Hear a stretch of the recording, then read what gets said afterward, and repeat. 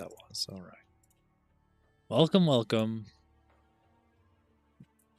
Seems to be looking like we are indeed live.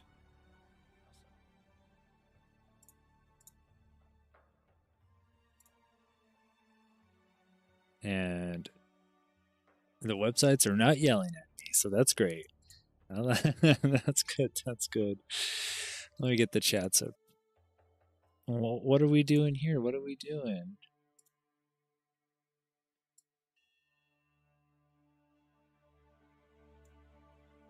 Oh, I stole my screen.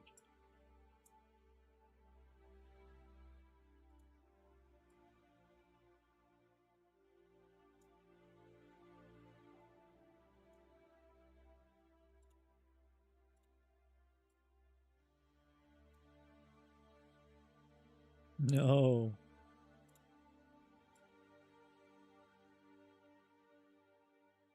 There we go. That'll do. That'll do. Now I can see everything.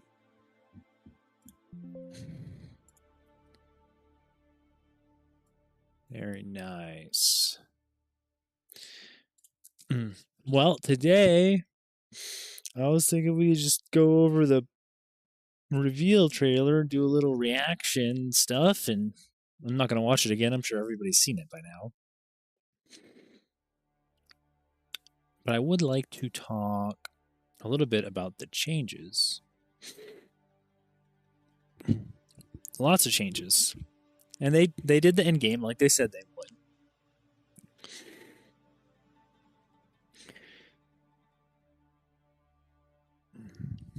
Start back at the beginning.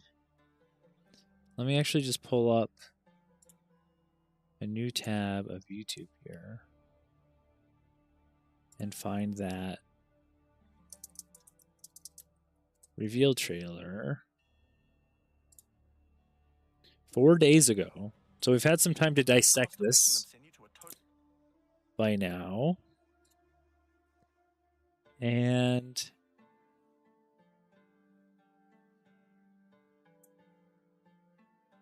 there's a lot.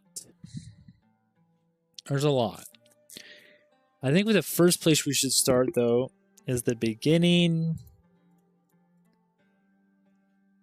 of where you're gonna play next season. Like, how will the start of your game be different? I know it's an in-game focused patch, but that's not the only thing that's gonna change.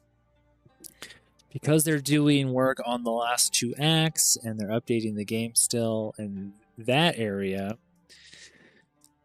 they're going to change the layout of the first couple zones, probably also to try to make the replayability a little bit smoother so you can find the ends of the zones a little bit better. They might get rid of a lot of the waterways, who knows? Some of the more complained about zones. I feel like this is going to definitely be the best season yet. It's going to be really good. You might, instead of playing for 2 weeks, I think the other seasons were really 2-week seasons. And if you're really good, they were just 1-week seasons if you get through everything that quick, if you really knew how to scale your character and get through the zones. For me, I think I played so far like 10 or 11 sessions. So I played for like a week and a half, so I'm somewhere in the middle there. And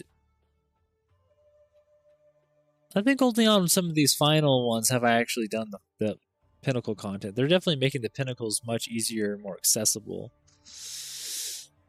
But you're going to have the easiest time through the campaign this time, as they're going to give you some waypoints, some more signposting around the game. Oh, this is the temple area. They got temples all over here. They got roads.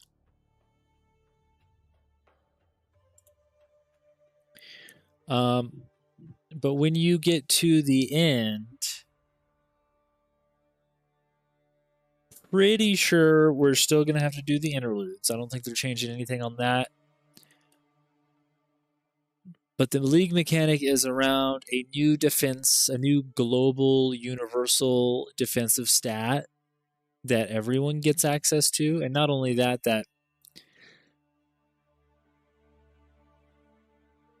it's about rune crafting of one of the cultures. It's called Kalgurin. I don't know a ton about the lore. I'll be quite honest. But the rune crafting is going to add a new crafting material called alloys into the game. They don't seem. They're basically duplicating another item in the game, an essence already. So it's not going to be super crazy. But they can add different types. Let's look for an example here. When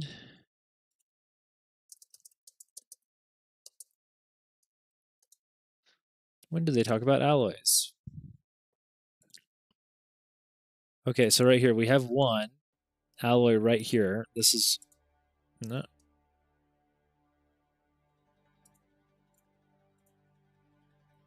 I'm mousing over them all. We have a swift alloy, so it is class dependent what it does, very much like the essences. But the shield or focus is very specific. It's only for totems. The expansive alloy. It's got one for minions, presence, mana cost efficiency. The Runic one, this is the one for the Runic ward. That's your new global defense. It sits below your health, and like how Energy Shield sits above your health bar, the Runic ward sits below your health, and you can also spend it on skills. Oh, and here we go. This is a Uthred's Siderius. These are the ones I was thinking of.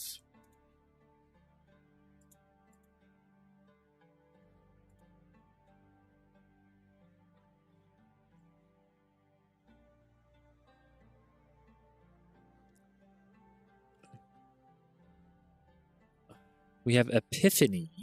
This is a rune. Okay, so these are different than alloys. These are runes. So there's going to be a whole list of runes to craft with also. These are like the fancy ones. They're the one of unique ones. It looks like some of them aren't unique, like this one. Martial Weapon Wander Staff when socketed transform all fire and lightning modifiers to equivalent cold modifiers. That's going to take up a slot, but if you get a really high roll of fire and lightning, I think you'd want to turn everything into lightning. You could turn all your cold. If you get one that can turn all cold and fire into lightning, that's pretty good. That's pretty good. To equivalent cold modifiers. Let's just see the math on what they call equivalent there. Well, here's all the runes. Warding runes for body armors. Archaic runes for weapons. And of course, you can get the crazy unique rune where you steal the modifier off of unique. So, you know, lots of socketables. Lots more items to memorize and go through and muddy the drop pool with and make it so you can't really... I mean, you're just kind of get what you're going to get, you know? If you get this one, you don't, you know, and you don't need maximum elemental resistances, or you get this one and you don't use a quarterstaff, well, you're SOL, you know? That's too bad. That is too bad.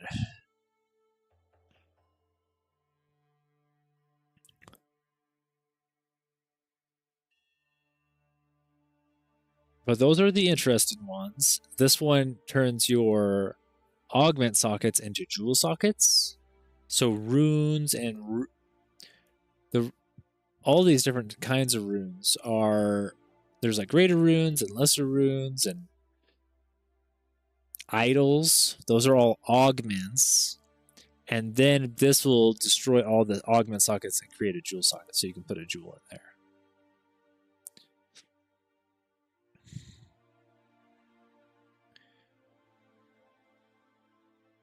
Which is pretty cool.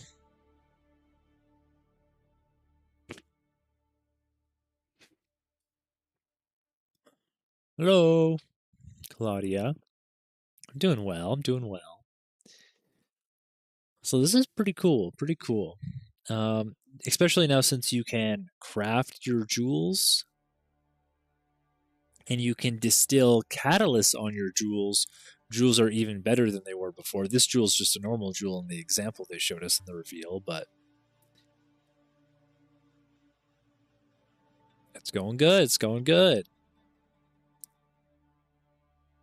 This is the named one, limited to one, but you can roll chronomancy modifiers.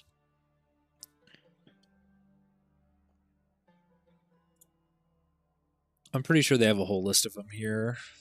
Maybe not. Oh, here we go. It lets you take a unique modifier and turn it into a rune. Pretty cool.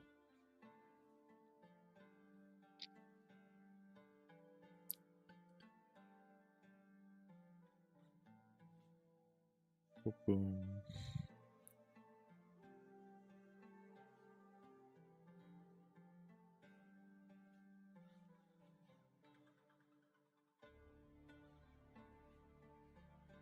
I play all kinds of stuff on the channel, Claudia.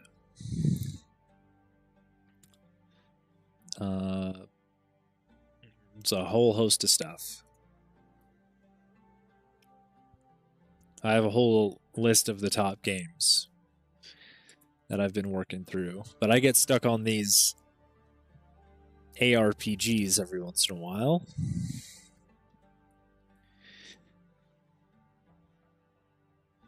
But yeah, that's the first mechanic that you'll run into.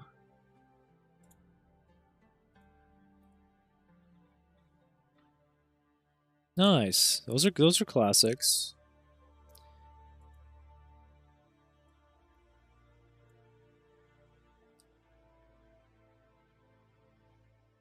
Got some cool new bosses.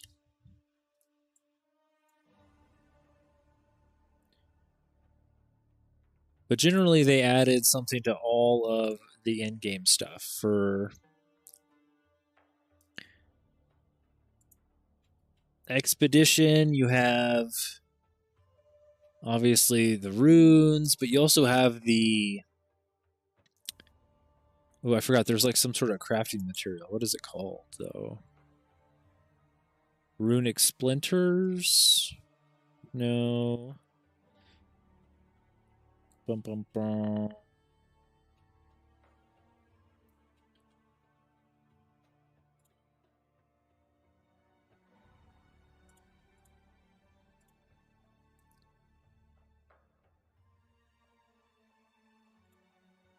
These. You get the artifacts and the coins.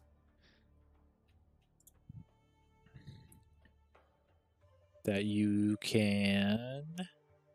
Well, it doesn't tell me anything about it.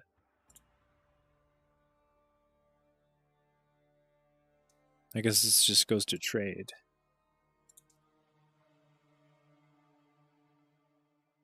You trade with Gwynn or combined items in the Recombinator, right? So it's crafting.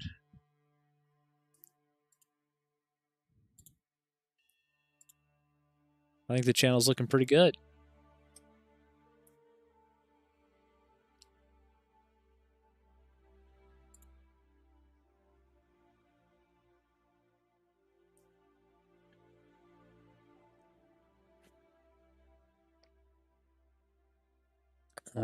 Should put a fresh coat of paint on everything.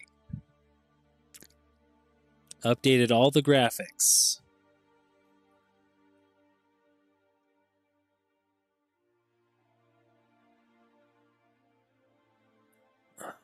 Yep.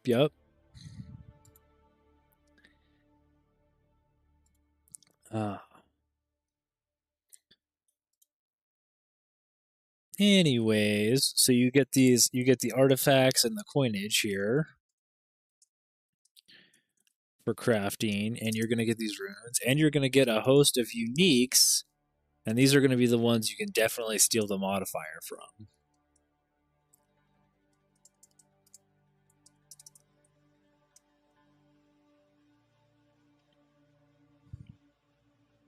Nice.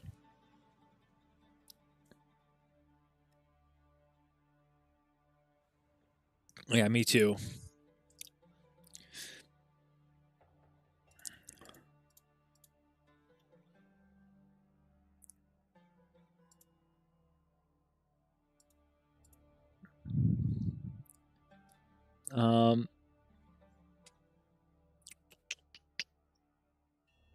So expedition, I think they added something useful to each of the in-game league mechanics.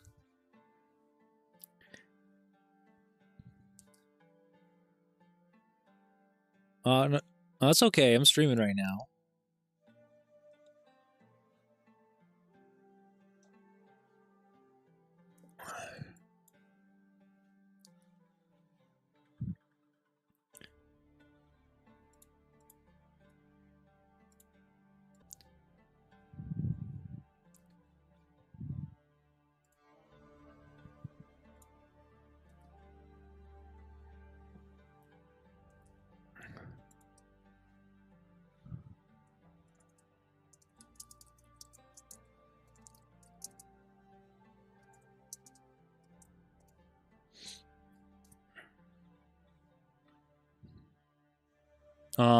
No, sure, none of that.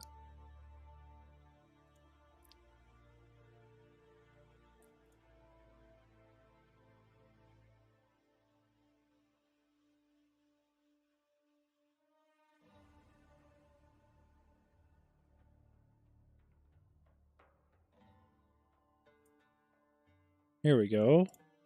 The Genesis tree. By the dreamer himself. We get the blood. They added these nice bars to the bottom of some of the mechanics, so you know when you're about to be done or if you're going in the right direction and stuff. That's pretty nice.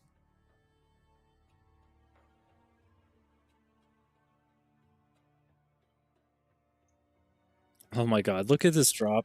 Look at these drops, though. What did he even kill? Is that a rare? I can't even tell. Oh, it's just the end of the breach. Oh my goodness. All the loot. And they got some new middle tier bosses. Can grow into an amulet. And these are the womb gifts. That's right, womb gifts. And hive blood.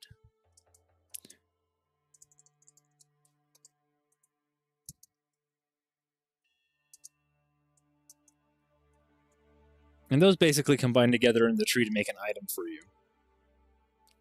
You can make all kinds of jewelry. That's what the jewelry crafting... This is basically what the jewelry crafting is. And you can uniquely change it on your tree with your skills, where you put your points at. You put the amulet womb gift into the amulet womb, and the tree will grow you an item. And then based on what points you put, you can make the item have basically very specific stuff. So that's pretty strong.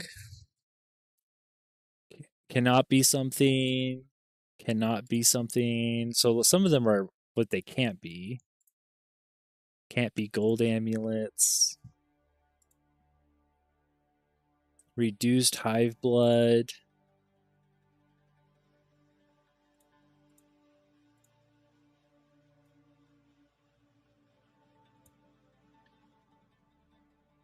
Lament, portent, or absent amulets. I don't know what those are. I don't know if we have those. A portent amulet. No, we don't have those. Are new. Those are new amulets. They're similar to probably these items here, like the biostatic ring or the kinetic ring. They're pretty good. You're gonna want some of these for specific builds. Previously, we just had a breach ring, which let you put more catalysts into it.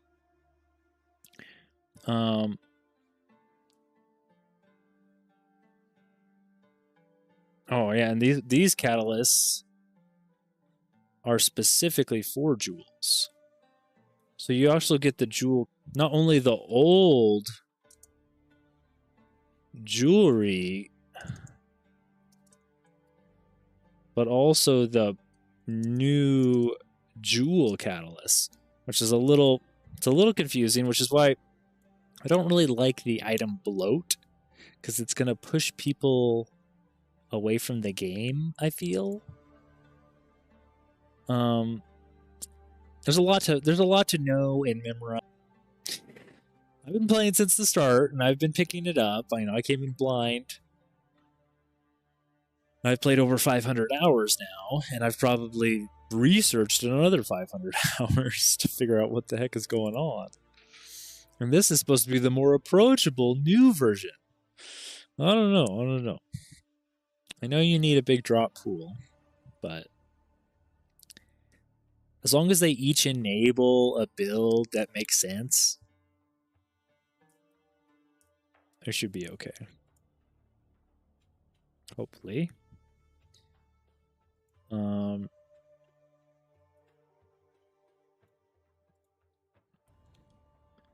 Anyways, that's breach. Anything else with breach? Well, there's another. You said there's new middle level bosses, and then there's like. It made it sound like for breach there's two extra stages of bosses. You have Zesht. There's also talk of the Keepers of the Flame giving the Chayula monk some extra points.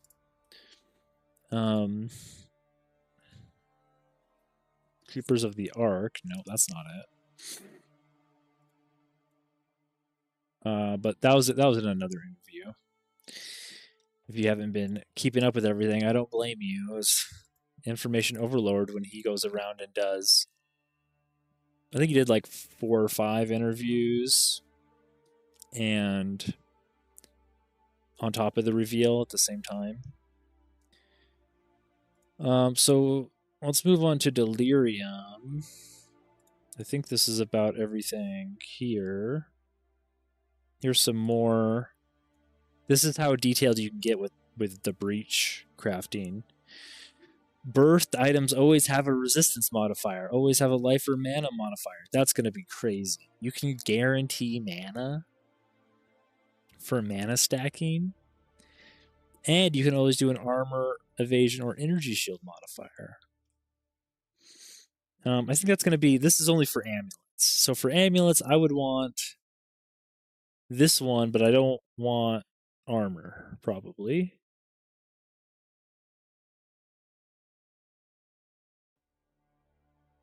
Oh, I don't give out my Discord. Sorry there, Beatrice. 83744757.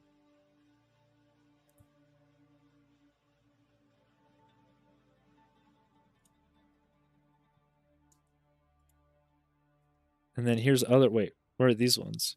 Elemental resistance modifiers on birth items have a minimum modifier level of 50. Oh, so it's locking in a level, minimum modifier level. So they're going to be really high. They're going to be like tier 2. I think level 50 is like tier 3 or higher, something like that. Pretty high up. We can see. 40, and 50. Not too hard to check. Modifiers on amulets. A minimum modifier level of 50 on elemental resistances. Oh yeah, it's gonna knock out tier 4. So you're just gonna have tier 3, 2. Specific. Pretty specific.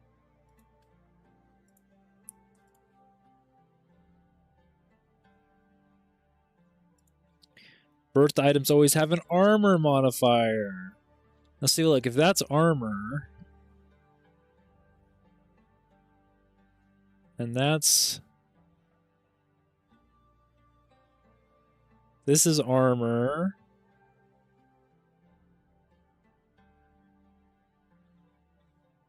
This... I don't see energy shield. I don't see how this could be energy shield or evasion.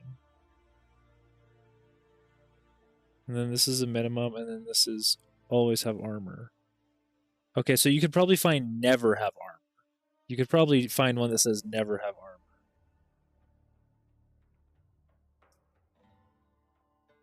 What was that one?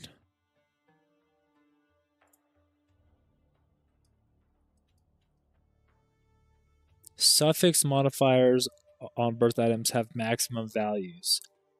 What? Okay, so that means that doesn't guarantee a max roll of, but you could also guarantee the top end of each of the rolls. So if you do, you're hitting a 1 in 3 every time you birth one. It's a 1 in 3 for a perfect roll at it. That's pretty strong, but not. Yeah, I'm probably gonna be able to craft some upgrades. You know, that's like legitimately making solo self-found viable strategy.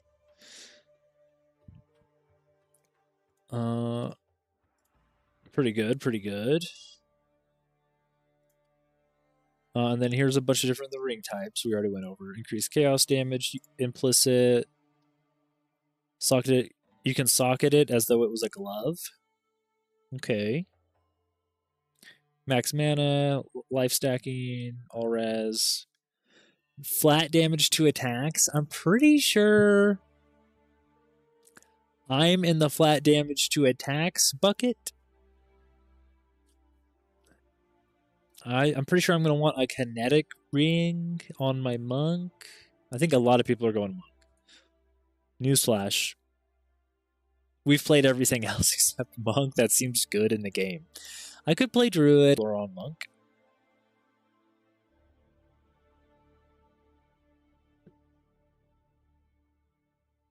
And I'll be able to trade a little easier. A little bit easier.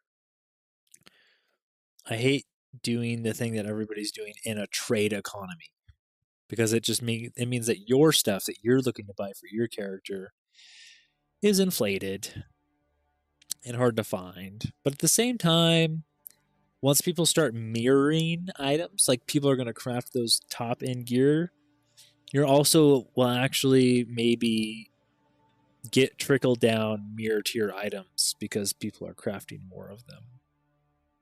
So kind of hard to say. Let me just double check the stream.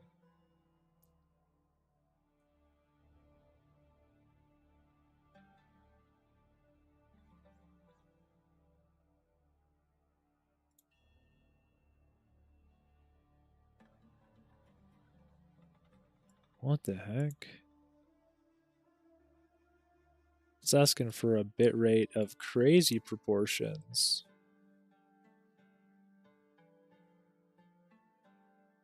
Oh shoot, is the stream in 4K?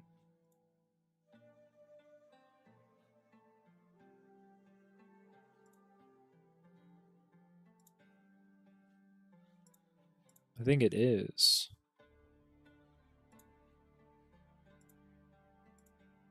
I did not mean to put it in 4K. That's my bad. That's why it's asking for... I did not mean to put it in 4K.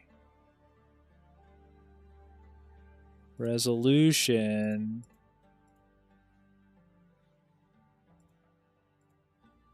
It did not scale down. 1920 by 1080.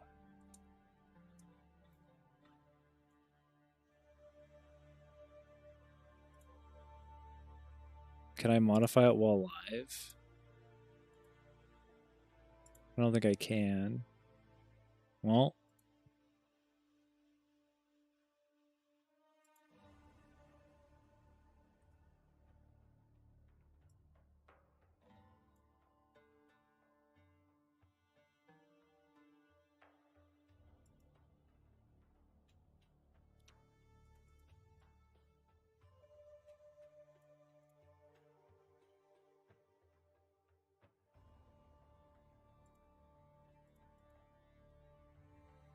Yeah. Huh. Now I remember why I didn't do this.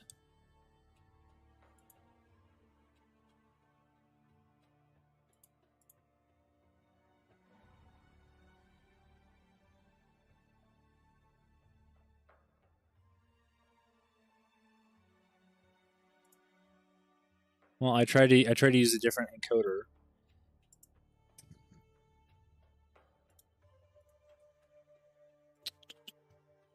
Oh well. YouTube's yelling at me, but what are you gonna do?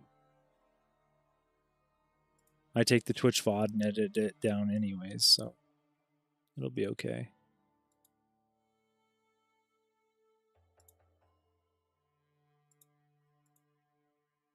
Nice, we got the follower goal. Thanks for following.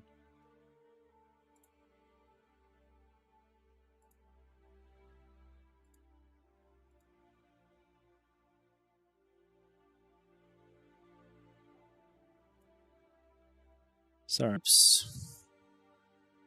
I feel like a lot of people are going to spend their time here at this tree. You have the stash here. Okay, we have a minion modifier, and this is for... I don't know what this is for. Did he... Is this for rings?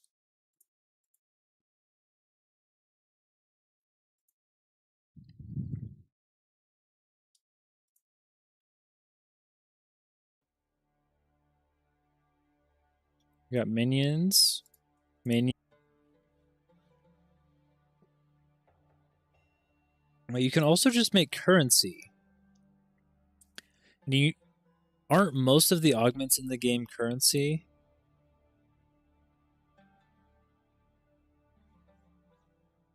Holy moly. Hello, Rose.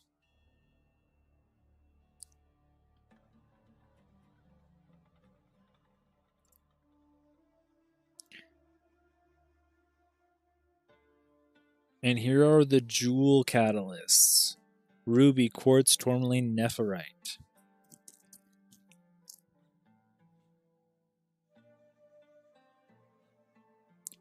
Okay. I think I understand. Jewel catalyst. That's different than distill. You can also distill the jewels, that's a different thing. We're going to do that. We're going to go to that later.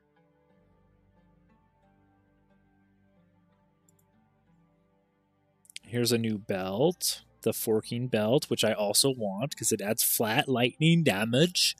And we like flat damage on attacking builds. Cold and lightning.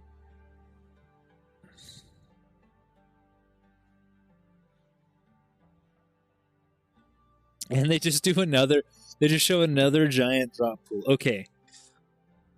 Look, everyone loves seeing the giant drop pool, kind of, but look how small your inventory is. You could even do it. Like, you expect me to read all this? This is like a paragraph of items.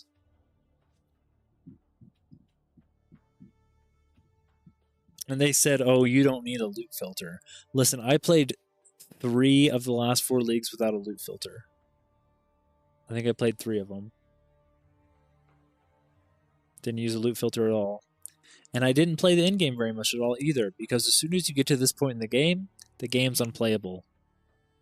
It's bad friction, as some people would say. I don't want to play Inventory Management Simulator. And I don't want to have it easier now, but like you also first have to sift through the items on the ground loot here, to figure out what you want to put in your inventory, because you're going to have to spend time loading back into your hideout and then putting that stuff up for sale. So we've, filter out a lot of it with the loot filter, sure, but you also filter, having a good loot filter is that part of the skill in the game. Is like, I know the meta of the patch, so I'm going to put a loot filter that filters out everything except for this staff that I'm not going to use, but the staff's really good in the meta, so I want to see the staff because it's a good base for crafting on, and people are buying them for a lot of money, and that's how I'm going to make some money to buy my gear. And it's like, okay, that's cool and all, but it's also super convoluted.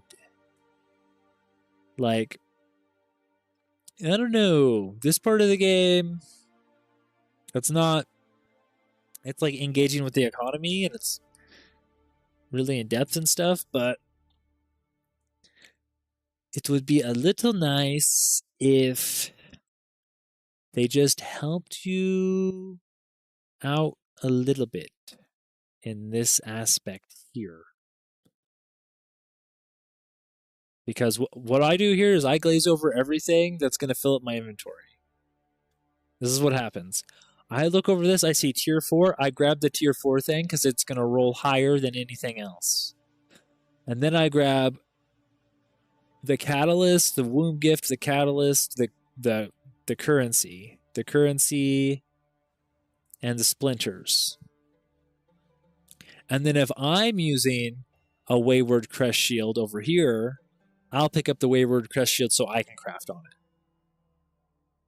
And then I also pick up the flask usually, because I usually just craft on the flask because you can use flasks also, so I might as well roll for them. Maybe I pick up the Superior Val Gloves, because those... I forget what the Superior one is. I think you can increase the quality on it higher. Or is that Exceptional? One of those things.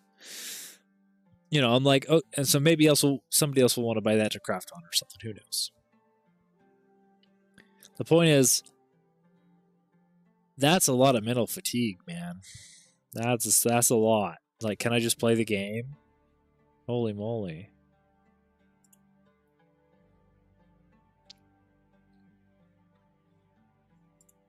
Oh.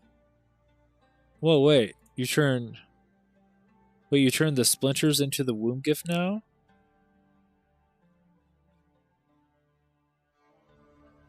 Oh, this is a Breachstone womb gift. Oh, okay.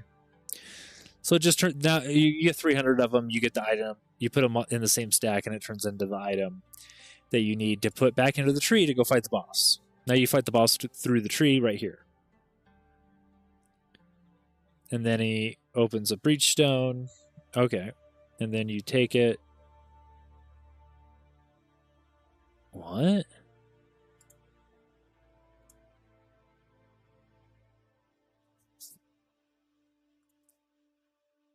And it reveals a breach stronghold.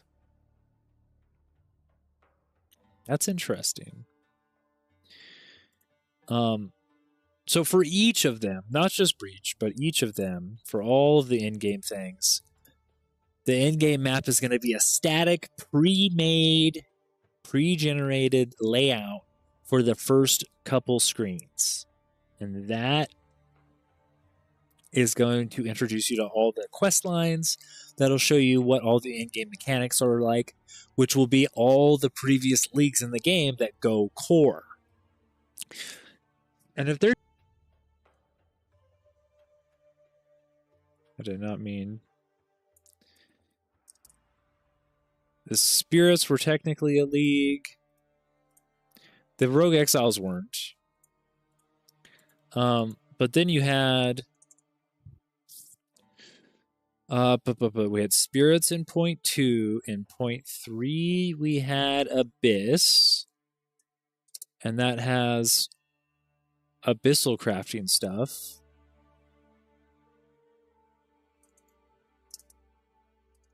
for desecrating for their own modifier pools. And then in point 4, the last of the druids, we had the temple. So we already have... I mean, the spirit's not really its own thing. It just like the rogue exile's not really. We have 1, 2, 3, 4, 5. They added. Did they really only add 2? We had 4 patches. They added spirits and a class, and the Huntress, and then they did the Abyss. Oh yeah, because the first league they didn't add anything new because it was the first league.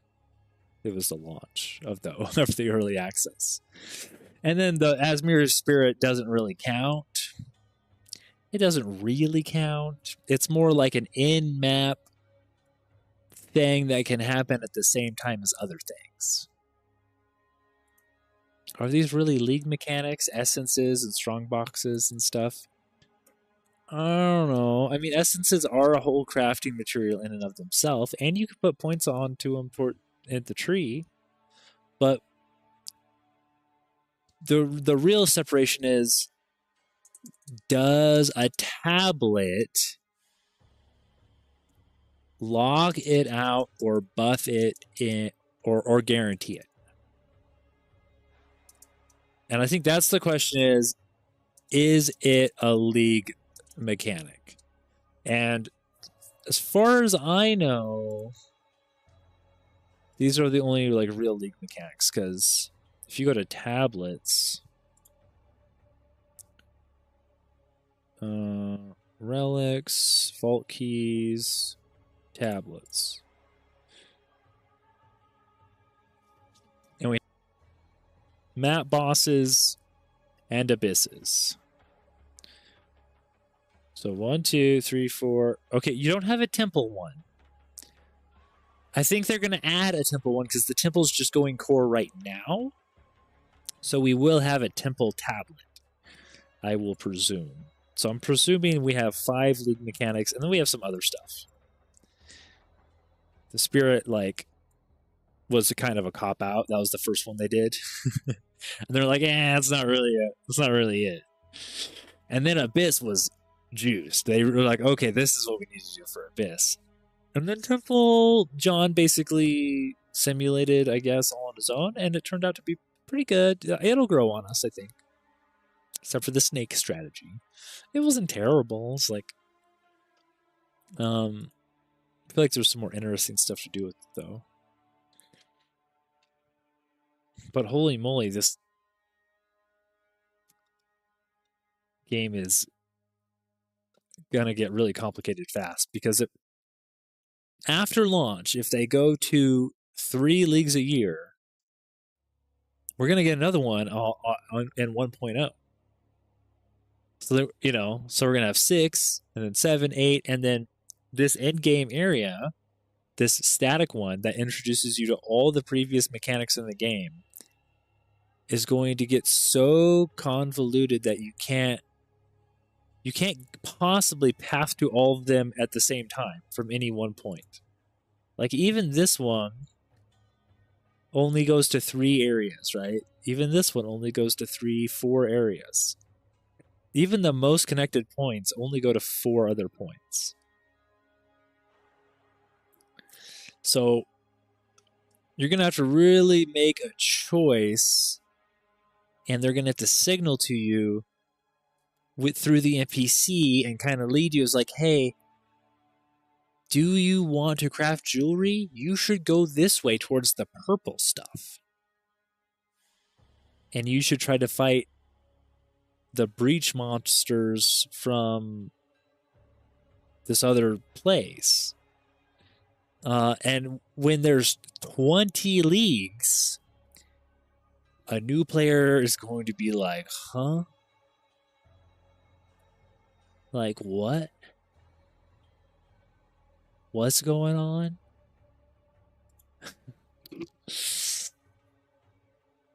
I don't know. I see why like Path Exile 1, is really hard to get into and it doesn't really make any sense and you're trying to figure it out as a new player is really hard.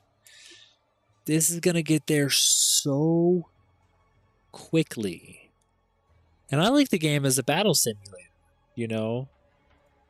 A battle simulator, a build simulator, a trade economy. That's all fun.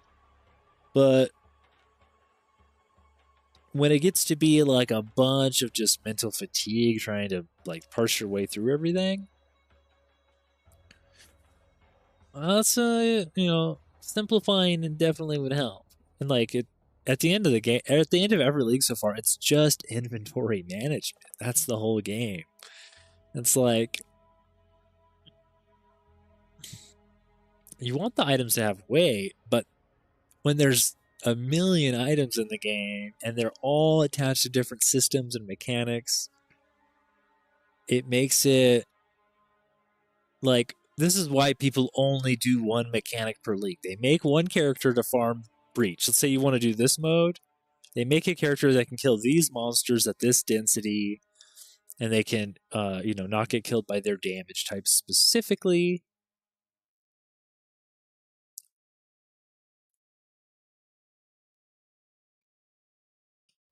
And this wave, what is this wave 1 of 7?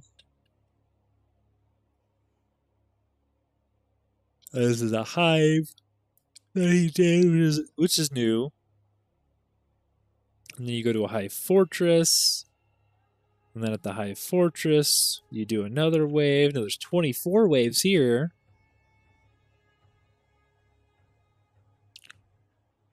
And then this guy drops a breach lord. Yeah? And they don't show anything else, but there's more. There's more to that. You can just freeze and hinder. Oh, is this a buff? Oh, these are buffs you can activate around it. Now, that's interesting. This one looks like it's burning the player, though. I wonder if it burns you or them. In case you need a little help, you're supposed to activate those when you need help. That's kind of cool. I like having a buff on the map. So you have to like area control around the buff so you can actually go click the buff when you need it. And then this is like a one screenshot of the new mini boss.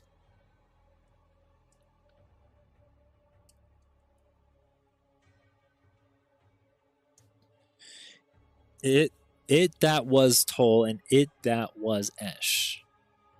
And it looks like he's messing up Esh right now with all these debuffs on him. Not a whole lot you can see from here. It's just mostly the guy like doing a lightning attack or something while the fighter runs around. It looks like he has no mana. He's getting his mana drained, it looks like.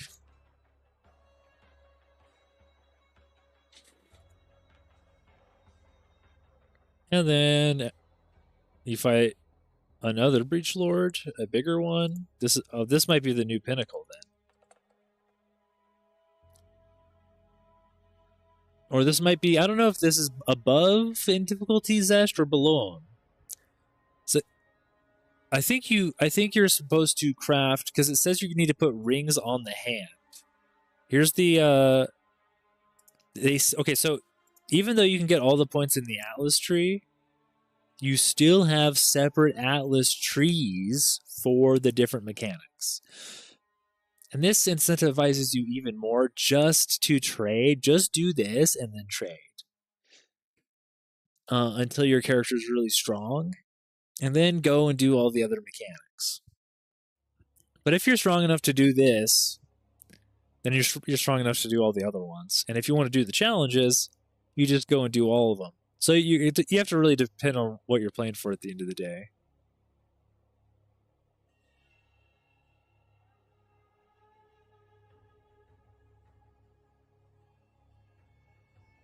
Oh, sorry. Sorry, Lord. I don't share my Discord like that.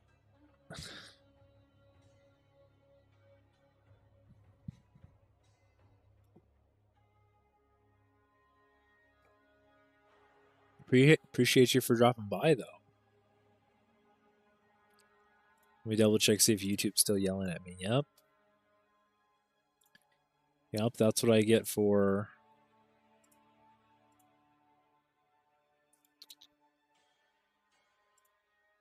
putting it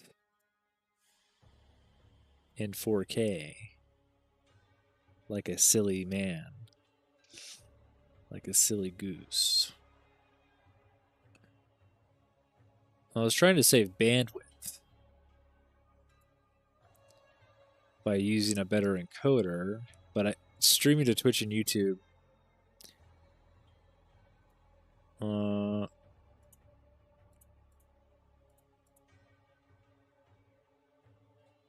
I'll figure it out one of these days. Anyways, you still have your specialized tree. I'm probably going to go for the challenges. I don't really care about getting rich because all that money just goes to standard anyways, and the way people really play the game is just playing in the new economy. So getting rich in a new economy is kind of whatever. It is, of course, fun to see how far you can push your character, and you need money to do that. Completing a breach just has 10% chance to add a hive to a nearby map. This is just a reactive hive seeding. Just an example. Aelith gains ability options which summon additional breach monsters. Oh, so this is Aelith.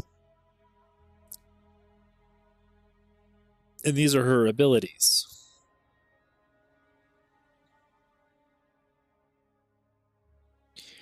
Oh, and wow, Provoke the Swarm's interesting. You get more monsters and you get more skills to kill them with. Oh, the bombardment is you. Oh, I thought this was something you were going to have to avoid. This is you doing that. That's cool. That's cool. Or I guess it's Aelith, technically. But, oh, that spawns magic monsters. Nice.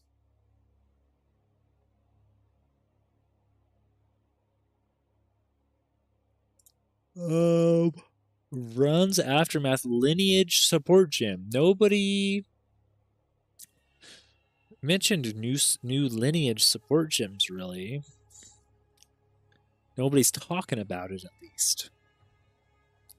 Supports war cries, causing them to destroy ice crystals and ice fragments. Supported skills empower additional attacks if they destroy enough ice crystals and ice fragments. Supported war cries cause ice crystals to explode. Supported war cries detonate your ice fragments. Supported war cries empower 3 additional attacks if they destroy at least 5 total ice crystals and ice fragments. Okay, so this is, you're supposed to combine this with that new hammer, probably. War cries are all strength skills. So it's some ice warrior hybrid build here where I don't know how you would spawn ice crystals unless you have a unique hammer or something. Oh, and look, study the chains. Run. You can put this on your tree if you want to get his lineage support. So you can spec into target farming the support gem from the guy that drops it. And here he is, Run Marshal of Zesht. So he's below him. He's a Marshal of Zesht. Okay.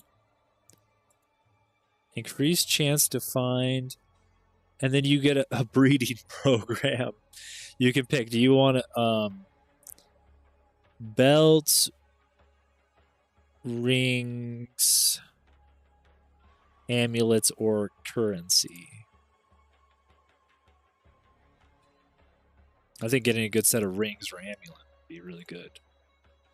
Killing Run will allow you to return his head to the Genesis tree to unlock the Grasping Orchid. Alright, so you kill Run, the Marshal of Zest, you bring his head back, to the tree, and then you have to fill it with rings.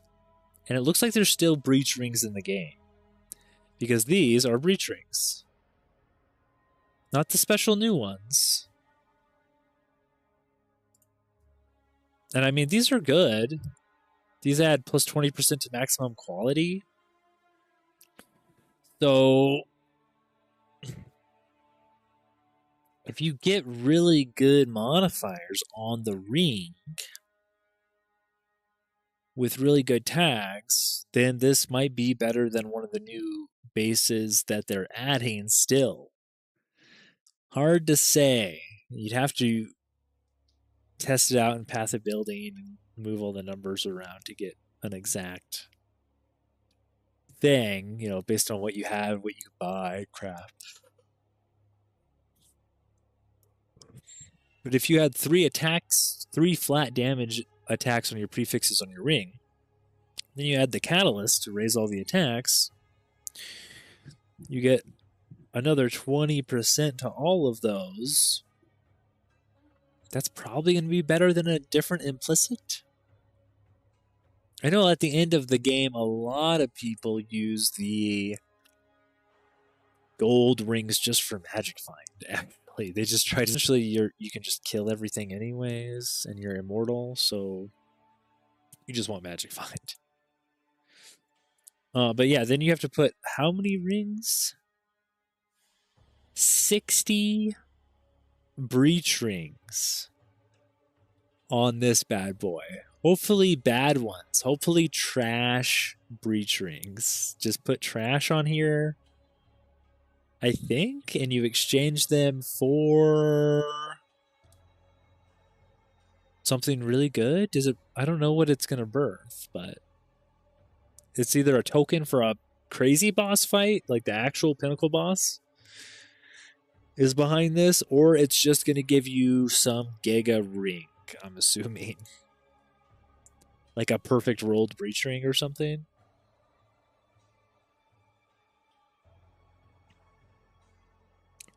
Okay, well that was like, we're an hour into the stream and we've got through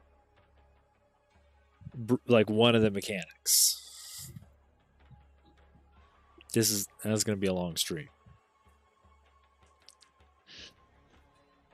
I think that's basically it. Because this is ritual. I guess we can just go right into ritual.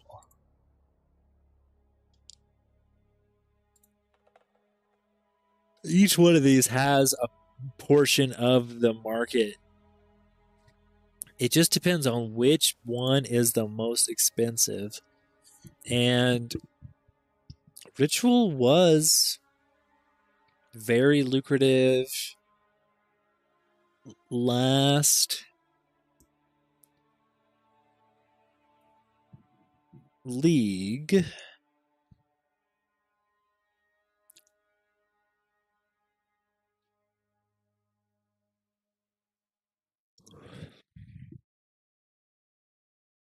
I mean, the omens, you need the omens to craft. Like, if you're not using an omen when you're using your currency, a lot of the times you're just doing it wrong. So, it is what it is.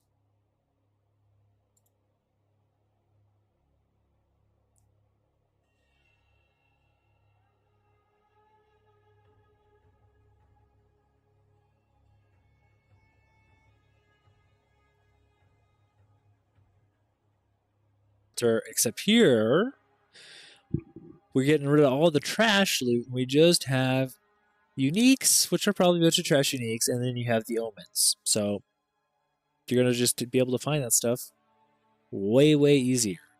Let me bring the camera up here a little bit.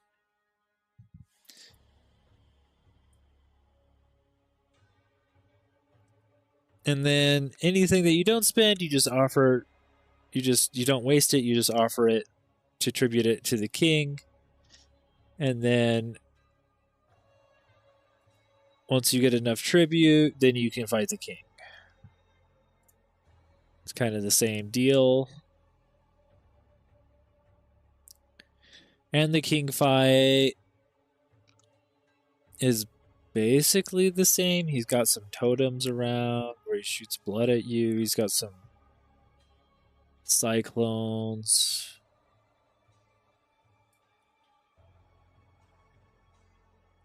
Okay, now when you save her, you unite this girl with her spirit.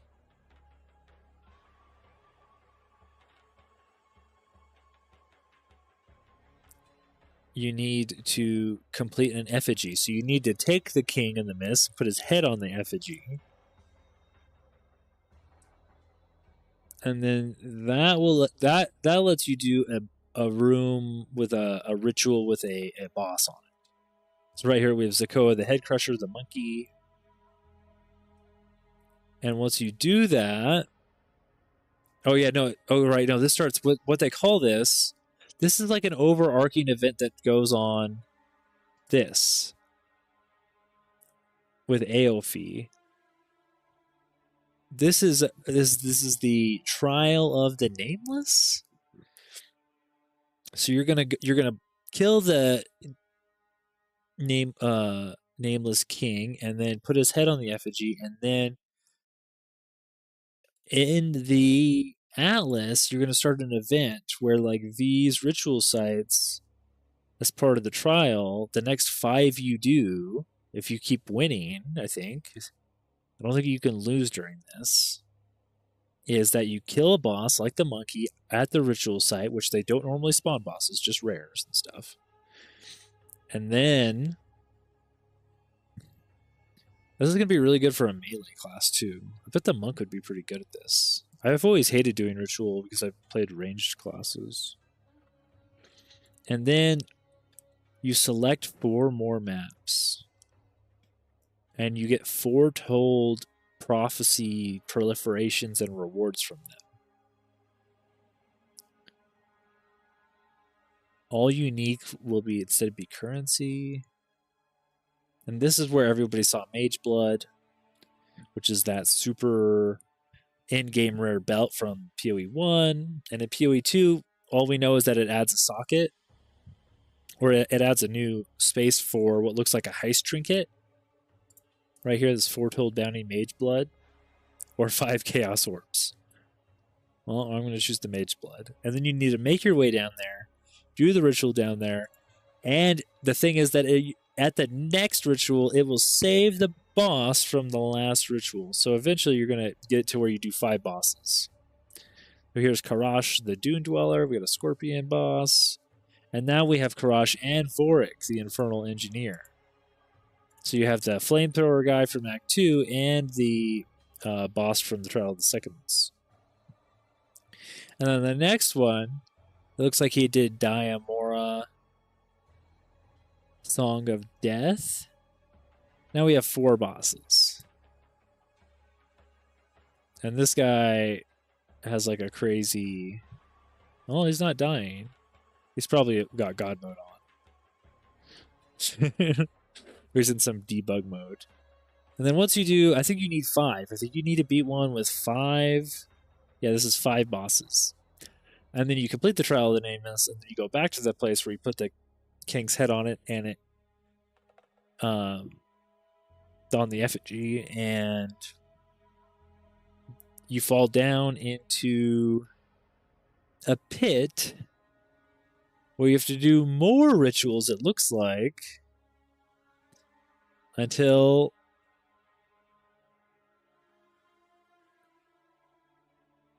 I don't know, maybe this is just like let's see what he says here. Do rituals on the Atlas, you can continue to give tribute to the king in the mists for another audience.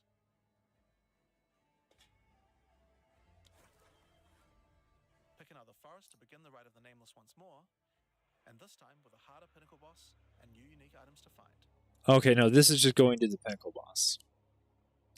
So this goes. So once you're here, once you killed the last pinnacle boss, and then you do the Trial of the Nameless, kill 5 bosses on 1 ritual zone. Then you go to this pinnacle boss, and they don't really show you it here, but it is. Maybe they show you some here. It's the bivouac. It's this guy. It's a big old cow. It's a big old cow guy.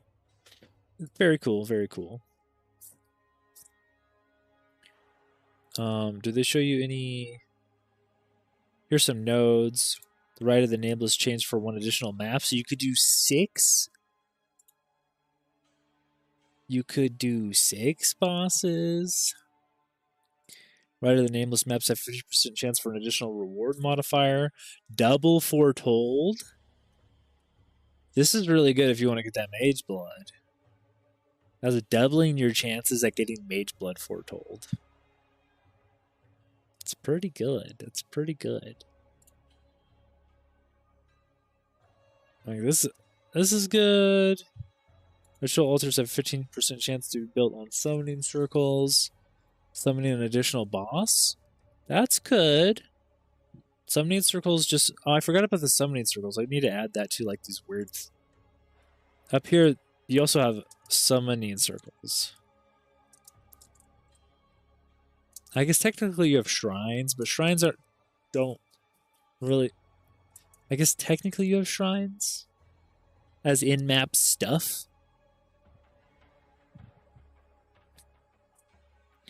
Yeah.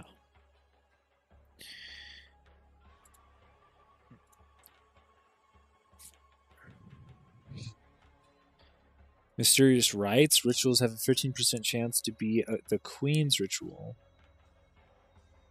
Adding favors when found.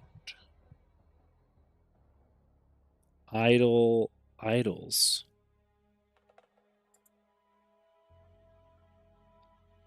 Oh, the Queen of the Mist. Right. I think that's a different... It might be a different boss entirely. That might be like a little hidden boss. Who knows? Didn't really show that. Don't think.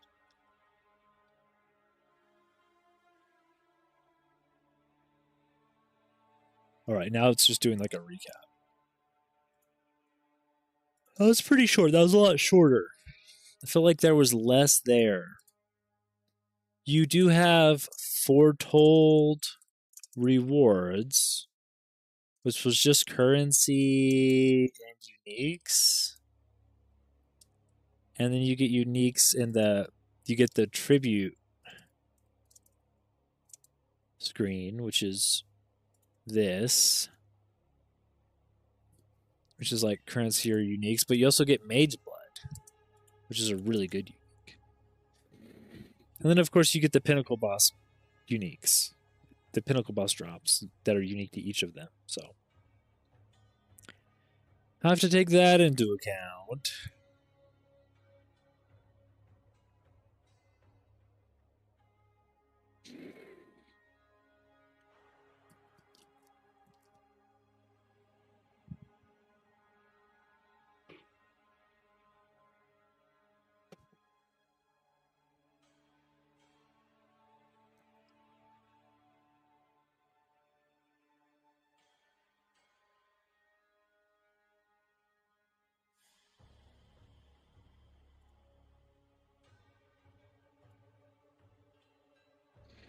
Let's see.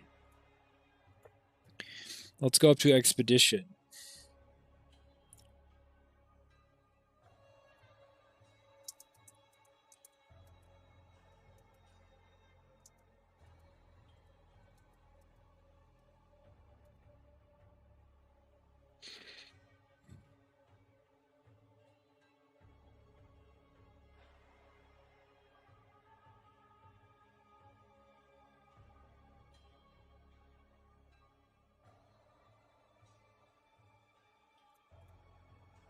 It's way earlier.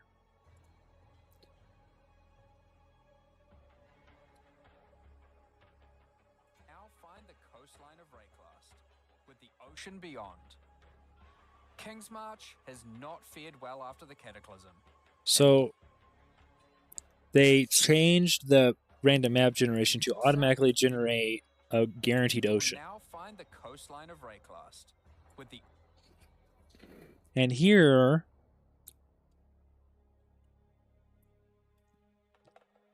These islands can be big or small, but they just generate stuff that looks like islands. he would like to launch a Runic for expedition, exploring the ocean. Previously, a logbook was a single encounter. Now, using a logbook, you can send ships to explore an area of the ocean to the southeast, uncovering a range of islands to begin your search for Gwenin. You can hop from...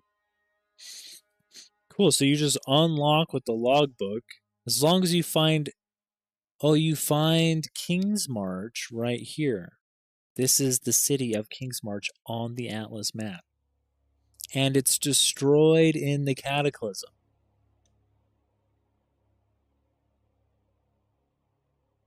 Oh, I noticed this one only has Act 4. Some of these have Act 5 in them. On a different build. If you go and you look at like some of the later ones. Interesting. But you find the city of King's March, which is Act 4.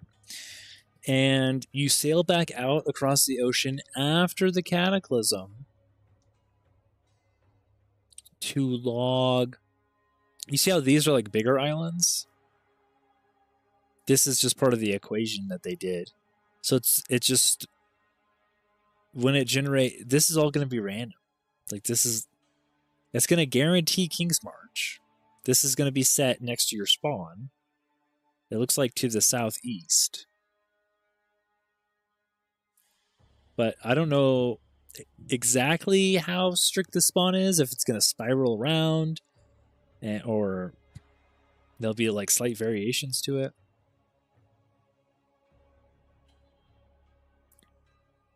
But they talked about how they did all this, and all this is still randomly generated.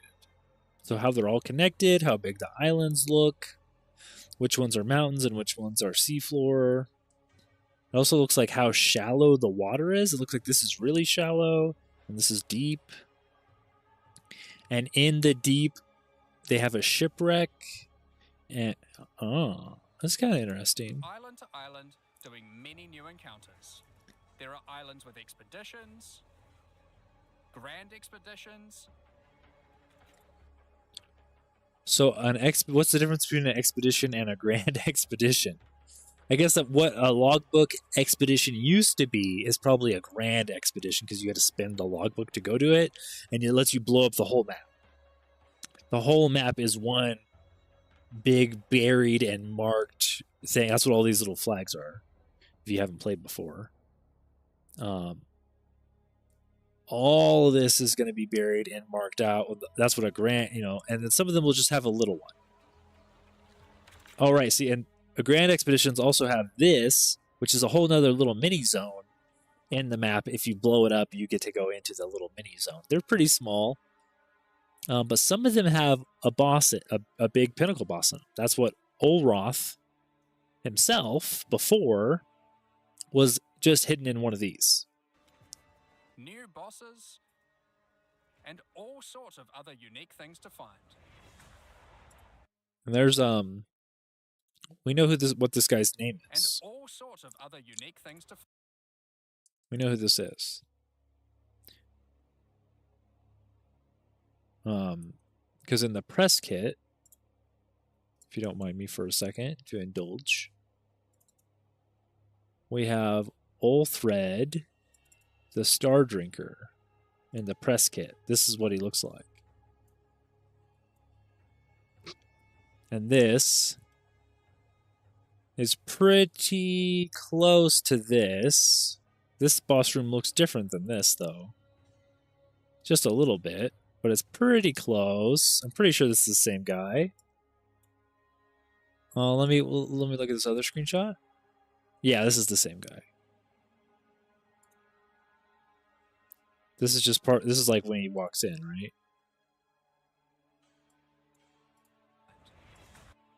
He's got a little scythe on him. This guy doesn't have a scythe in this picture. Maybe that guy had 2 arms and a scythe. This guy has 4 arms. And his runic spiral's unclouded. So maybe you need to kill that guy first, and it's like they keep spawning out of this doorway or something in this fight sequence. Eventually, you will find the island that Gwenin has been holed up on. It turns out that she has found the tomb of an ancient Kalgurin, Medved. While she Medved. appreciates you coming to her rescue, she is still keen to blow open the doors of the vault and take whatever you can find inside.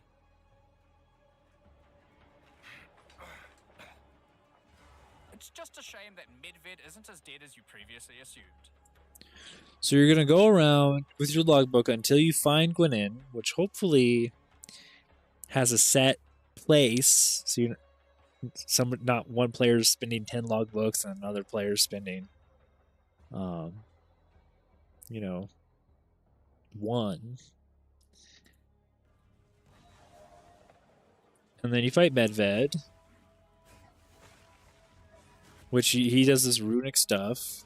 The runic stuff, by the way, if you've ever done Expedition, these runic attacks hurt. I don't know. Can we look and see what type of damage they are real quick for my own safety here? We have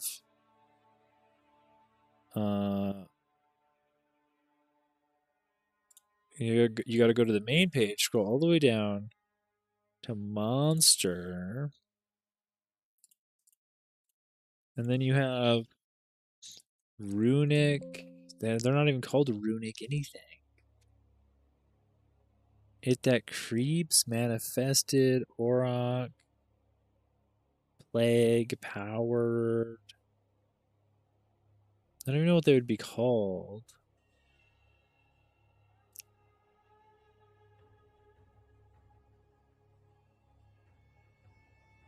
Twilight Order Priest? These are just campaign names. They rename them. That's the issue. These are what they're called in the campaign.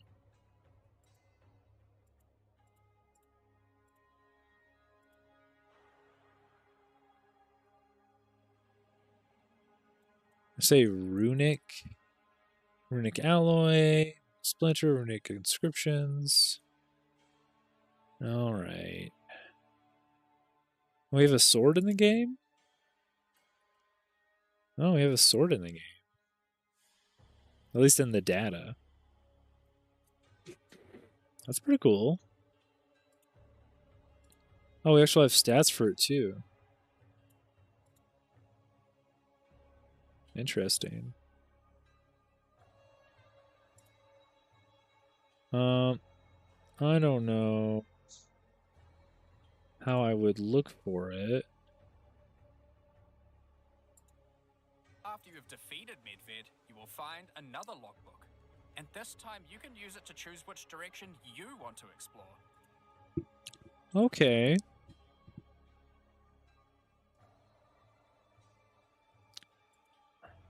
The ocean is vast and contains a huge number of new islands to find.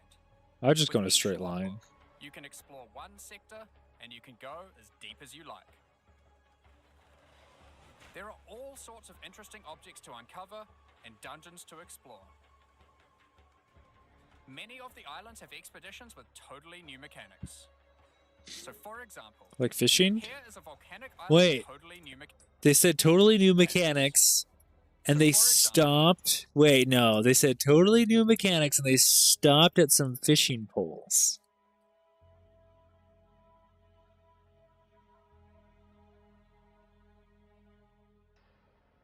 Did they do that on purpose? Is that a joke? Is that a long running gag? I don't get.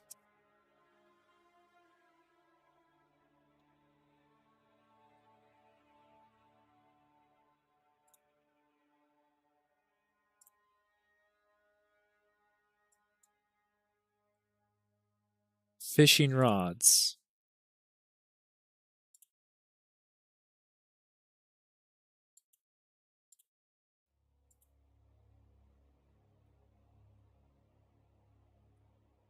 Increased fishing line strength. Owl feather multi-shot. Companion bear.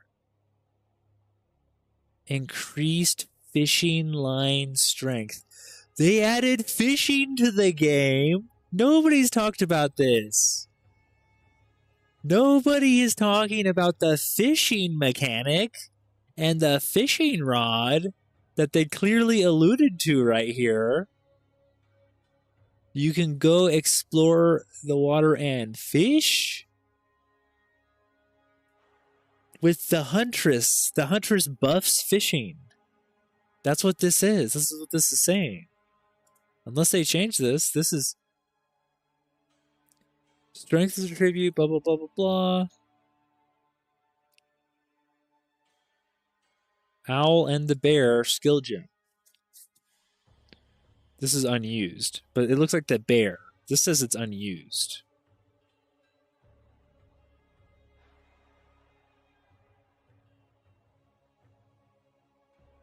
I don't know. This seems kind of weird.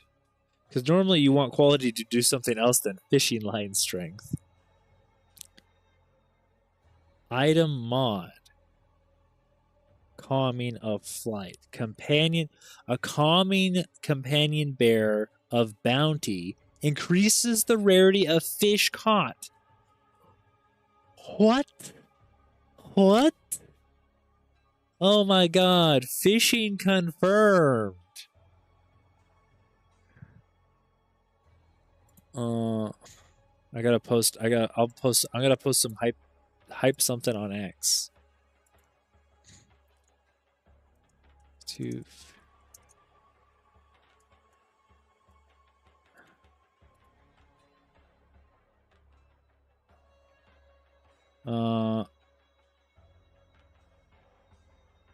Maybe I should just do a picture of the fishing rod.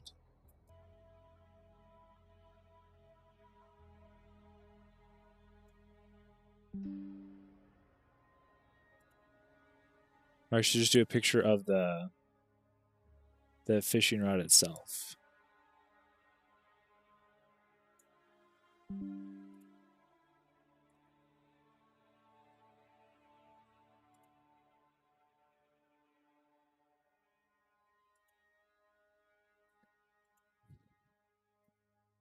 That's cool. That's cool.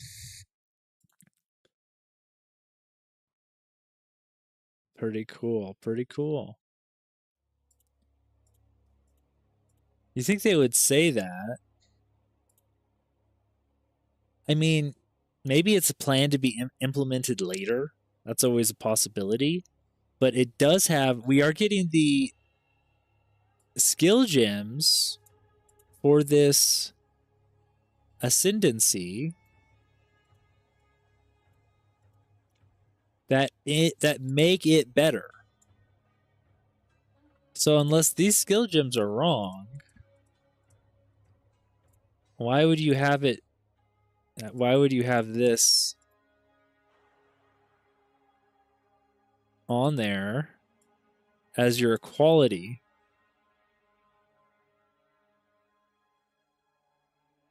If you can't fish. And they told us right here that you can fish. Look at what are these?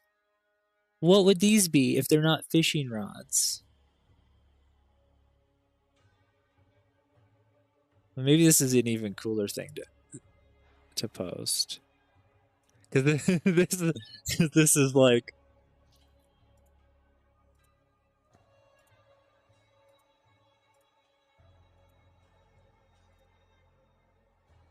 Oh, you can't edit posts? I could just delete it, huh?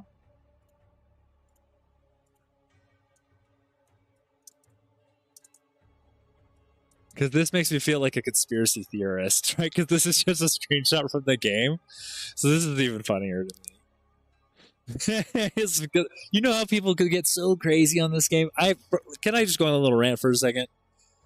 You guys have got to chill on your copium, like, reaching for stuff, right?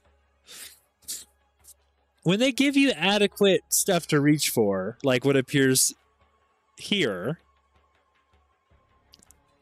and then it's backed up by in-game files and buffs on skill gems that have already been data mined.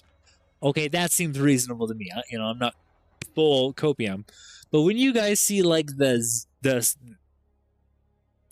reveal teasers and you guys are like, new class swords, I'm like, guys, you have to look at the totality of the teaser. It's about the league mechanics. I don't know if everyone's excited and stuff. But oh my god, watching how crazy amount of copium like people go off on their little rants is like is insane. It's insane. Cleanses corruption. What is this? Sentinel unique.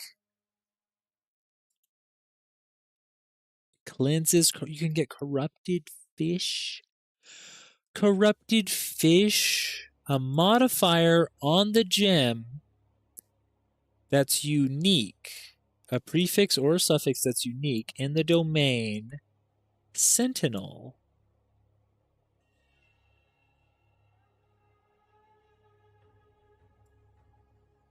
Interesting. I want a fish now.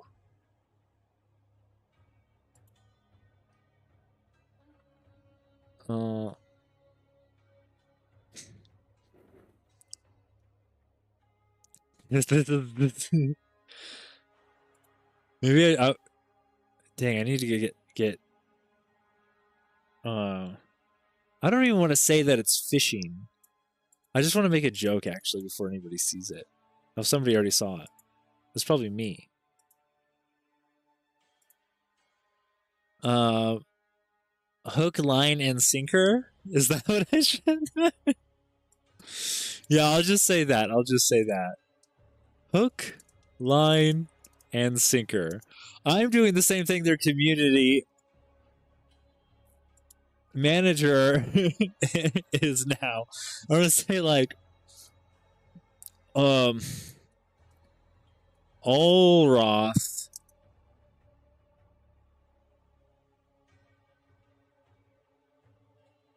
Oh, I don't even know. Like who was the NPC before? Gwynedd? And then the other guy was Medved.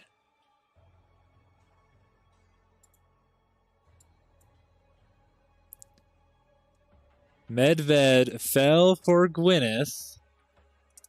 Hook, line, and sinker.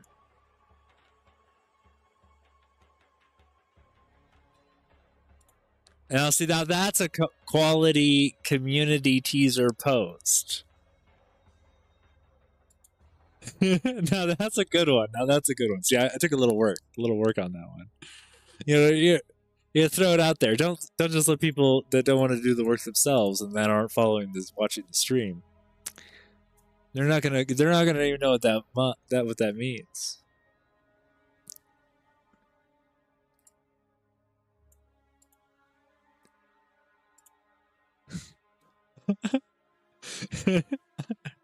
Now that's a good one. Now that's a good one.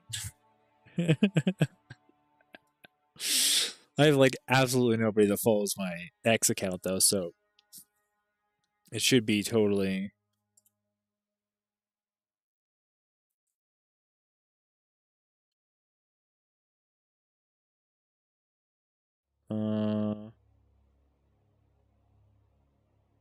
Yeah.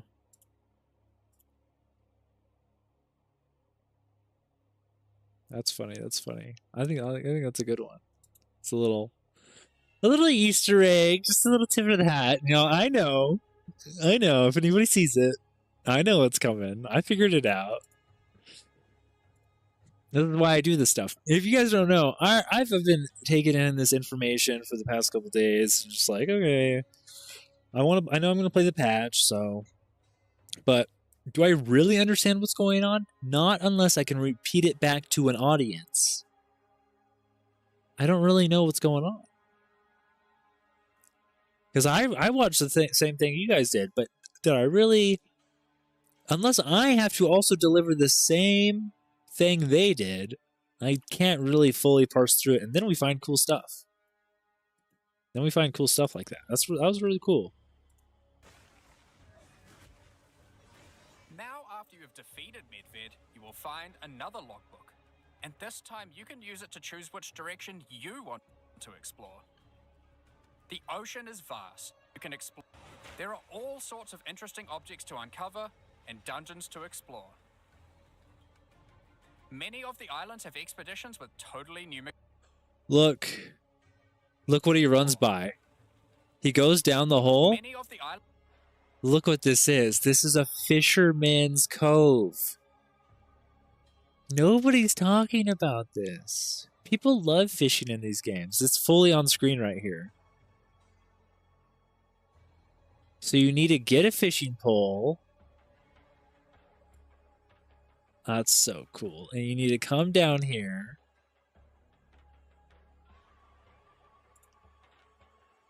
Who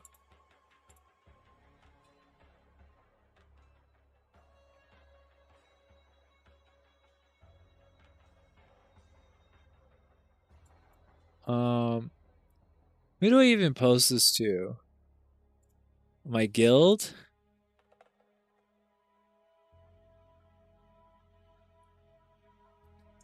Anyone hungry?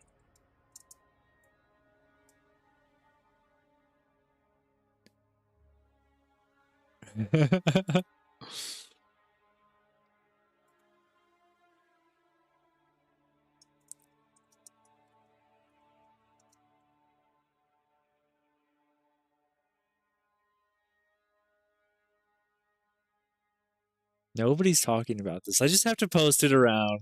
I just have to post it a little bit. I just have to seed. I have to seed it out there. When I figure something out before a community has gotten all the way around to it, oh my goodness, I just go a little crazy seeding this around in the Discords real quick.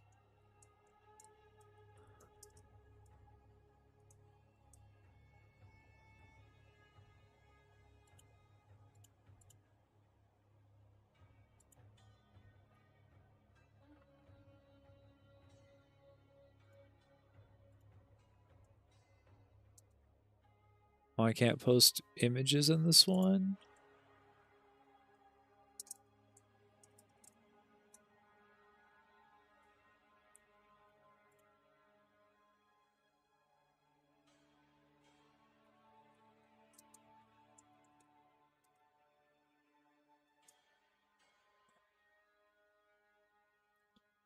Just do a little seeding of the thoughts. Let's see what people say.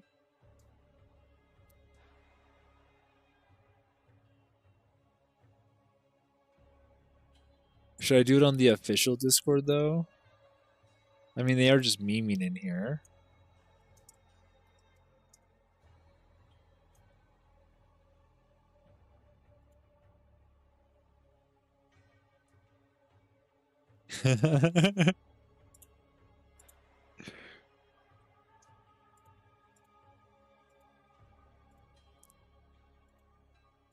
This one's a little harder to know that it's fishing, though. If I just took a picture of the fish, I didn't take a picture of the fishing poles.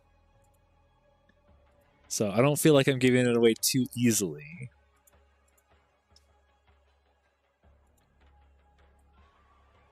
I might be the first person to figure that out, interestingly enough.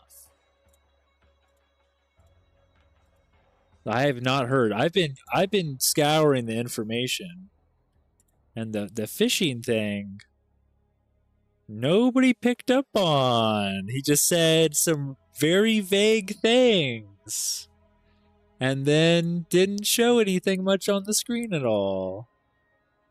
I'm sure people will figure it out tomorrow.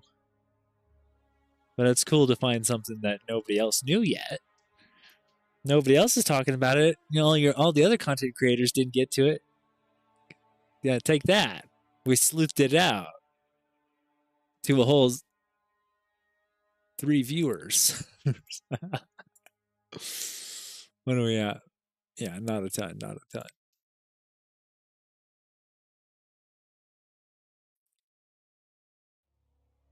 Yeah.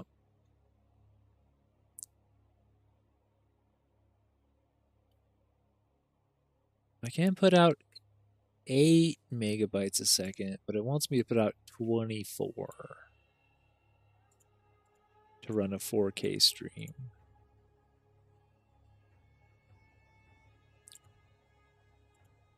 I wish I could limit it. No, it's just going to do whatever I send out. That's too bad.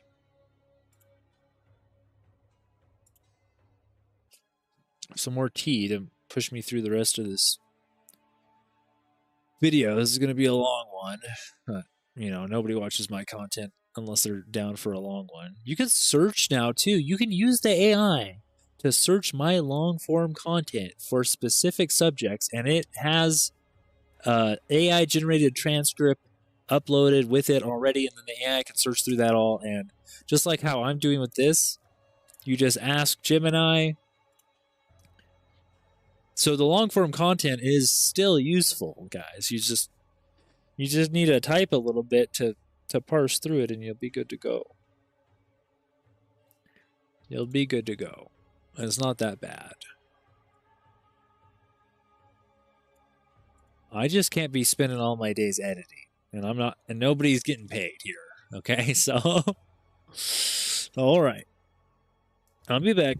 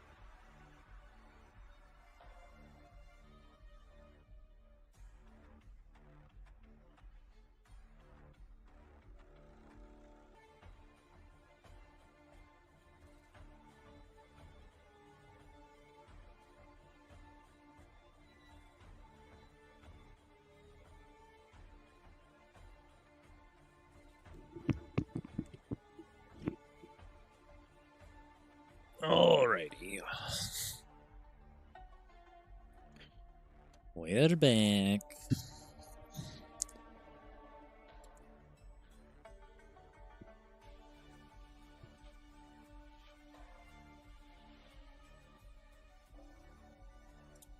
I'm gonna just double check.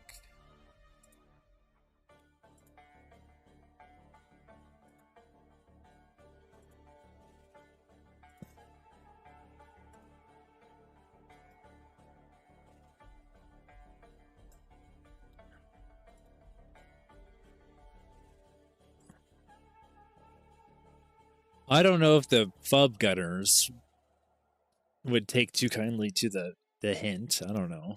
They probably don't care unless it's a mechanic that they can speedrun.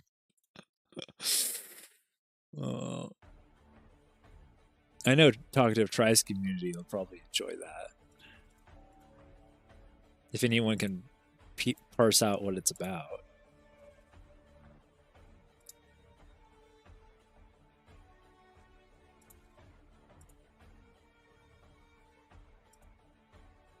Was it 2 people seen it? 3 people seen it? Or is that just me 3 times?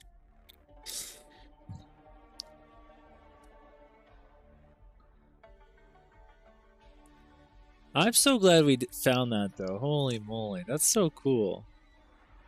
I like, this is why they were telling us so much stuff, I think. It's because there is so much hidden stuff in the game. They added tons of this hidden stuff. So when he's out here spoiling the boss fights and stuff in some of these interviews, you know, that does kind of suck, but there's just so much that they didn't get a chance to also say, or that they hinted at and they purposely hid like this. This is the purpose. Many of the islands have expeditions with totally new mechanics. So for example, here is a volcanic island with voltaxic sulfite. Blowing up the sulfite will unleash extra waves of enemies. What did he call that? He just made up sulfite? Here is a volcanic island with voltaxic sulfite.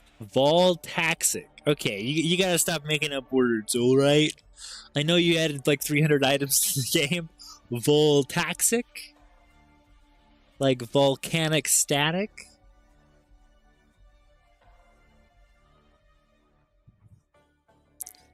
Come on, guys. Come on, come on. What are we even doing here? Blowing up the sulfite will unleash extra waves of enemies.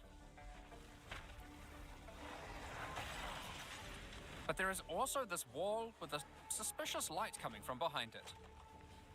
On blowing it open, a giant ogre comes out, and he is determined to eat as much sulfite as possible. Okay. You just get a boss. The more sulfite mounds that you have blown up, the more empowered and the more rewarding he will become. Oh, okay. Juice him up. These islands contain all sorts of little secrets that you can find and blow up. Free Oh, trap what was that? Like this is the stash cosmetic they handed out last league. And blow up. Free trapped wisps. Okay. Blow open root doors. Even what's a? Oh, this. Doors. Okay. Even raise ancient precursor technology. And of course, more bosses. Yay! There are more and further vaults to blow up, and one of them in particular is pretty important. The Tomb of Uhtred, the Star Drinker. Oh, this is Uhtred. Okay. So the other guy was like mini Uhtred with a sickle. And this is the pinnacle? Uhtred was responsible for calling down the meteors of Verisium, which the Cal... This is like the Marshal. So you have the Marshal, you have the previous pinnacle boss.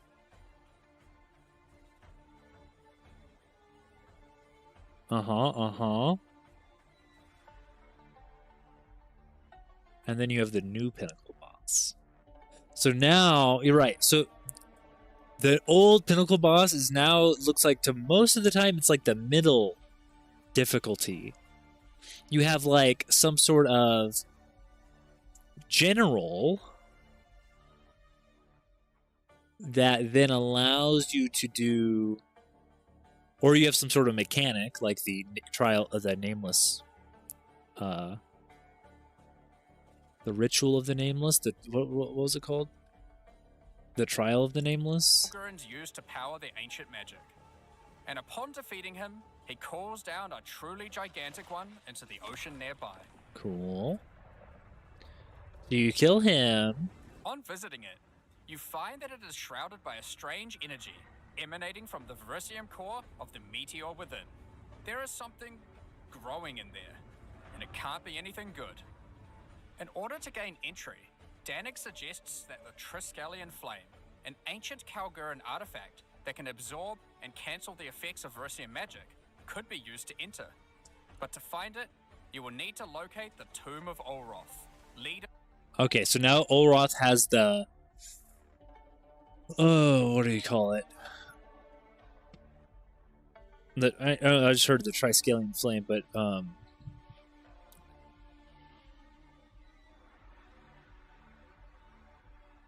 He has the very common, like, oh, why would I have to go kill Olroth? Well, he's got the item now.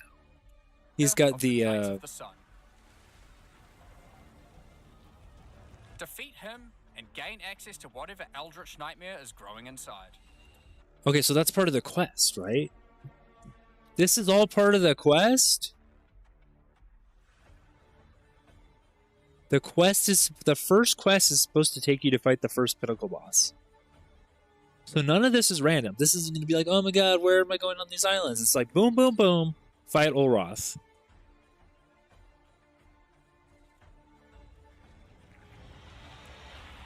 Now, we're not going to spoil the boss, but one thing you should know is that the Verisium that makes up the core of the meteor is of a quality that has not been available for millennia. And this is accessing the boss.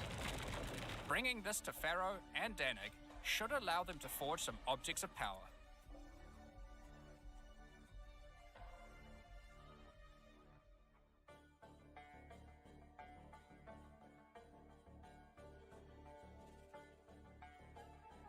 Okay, this is a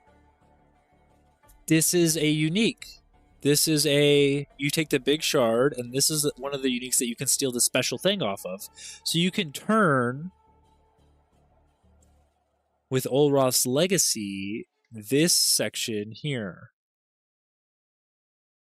One of these special ones. These are like normal modifiers. But like, lose all runic bindings when you shapeshift to gain an equal amount of unbound potential. Gain one runic binding on hit with spells. No more than one sheet. Second, this is that you could take that off of this, turn it into a rune, put it into another body armor, and then you have this rune that's helping you. Hopefully, it's good with your spell casting shapeshift combo gameplay. The creation of which has been lost to time.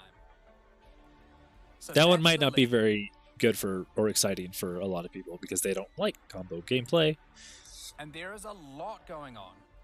To sum all that up, there is a new encounter with over 30 new monster types and over 30 new rune modifiers to enhance them.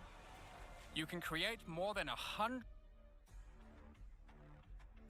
new runes to craft your gear, as well as dozens of other new currency items. And there are new quests added to the campaign to unlock even more new crafting options. New quests added to the campaign to unlock even more new crafting options. Nobody's talking about that either. That's probably why they are reworking the pathing in the campaign, because there's new quests. So they want to give it to you in a certain order, a different order. Okay. Rune forging armors, upgrading uniques. I feel like I'm missing something though. I wanted to say something back here.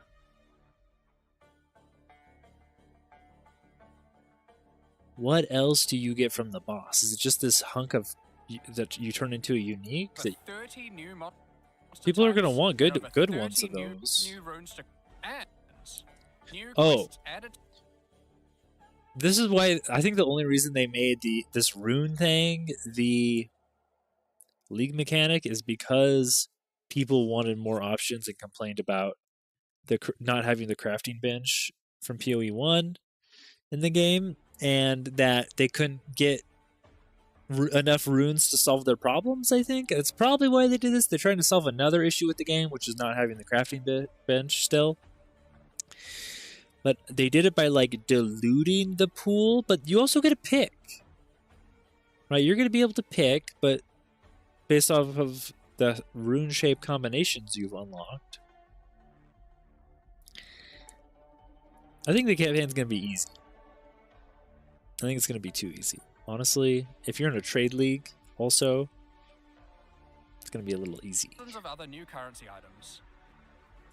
And there are new quests added to the campaign to unlock even more new crafting options. Rune forging armors, upgrading uniques, dozens of new Kalguran skills and supports, tons of new islands to discover by exploring the ocean, 5 new bosses, including a new pinnacle boss,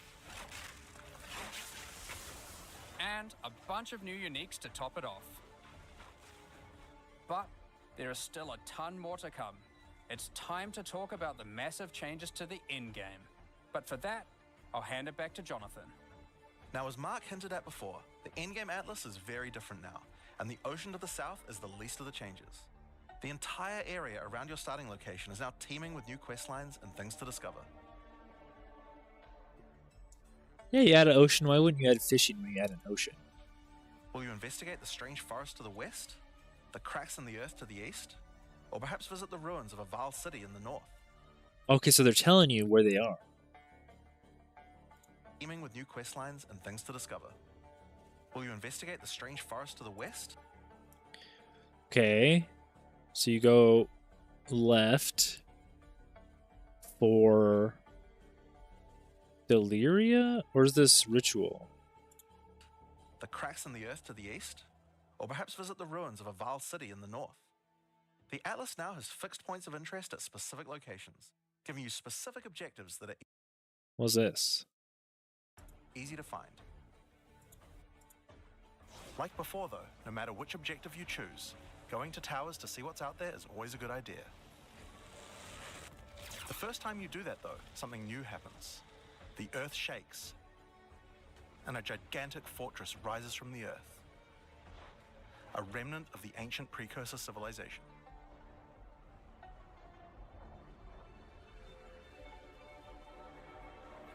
The cataclysm of the beast has caused an ancient protocol to be invoked. Should corruption ever take hold to this degree, the world must be scoured. What if we never do a tower? You never do a tower, then you never get the Citadel? They're like, hey guys, you're doing the freaking towers. You want to do the new pinnacle boss of all pinnacle bosses? You're doing the new tower. You will need to make your way into the fortress and activate the gates. Gain the keys to reach these ancient precursor weapons, and disarm them. Reactor, Cradle, Origin Spark within the Tower of Origins. Life itself, not as it was, but as they aspired for it to be. Oh, this is like a piece of divinity. But this will be no easy task. The fortress Constructs. has many areas to explore and many new things to find. Oh, You will power up ancient machines,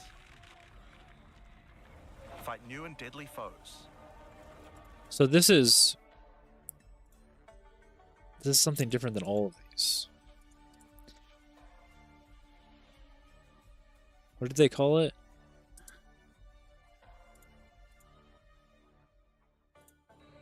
scoured and purged. Should corruption ever take this degree, the world must be scoured, and a gigantic fortress rises from the earth, The Fortress. a remnant of the ancient precursor civilization. So this is the generic. All right, this really should be Cataclysm of the 0. beast has caused an ancient protocol to be invoked. This is Should the corruption ever take hold to this degree, Arbiter of the world must be Ash. scoured and purged of corruption. You will need to make your way into the fortress and activate And the this is the gates. Arbiter Gain the keys to reach these Divinity. ancient precursor weapons and disarm them.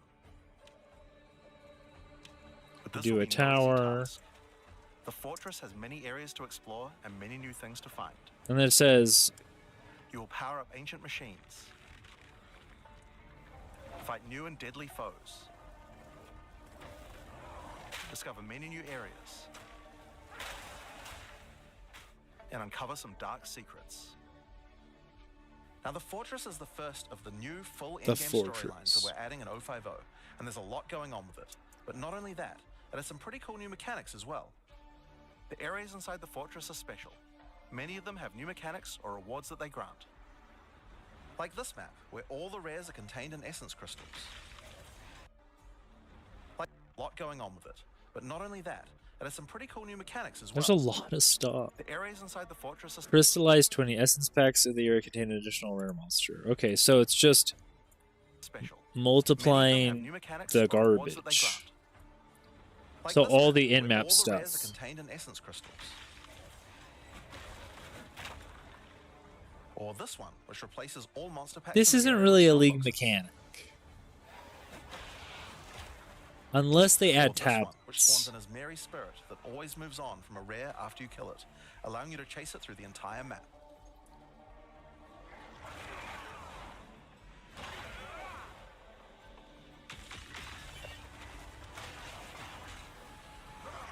Now, just like the normal areas of the Atlas, you'll need to fight the map boss of each area to complete the map. But unlike a normal map, the ones in the fortress each contain precursor nodes after the boss, and activating these Okay. nodes will give you points for the new and improved Atlas passive tree. Gather Now, we had an Atlas passive tree precursor before, but it was nodes. one of the areas of the endgame that just wasn't up to scratch. The Atlas tree now works quite a lot differently. We have So you're going to want to go in here even before you go do your league mechanic. This isn't even like optional. This is like the end game.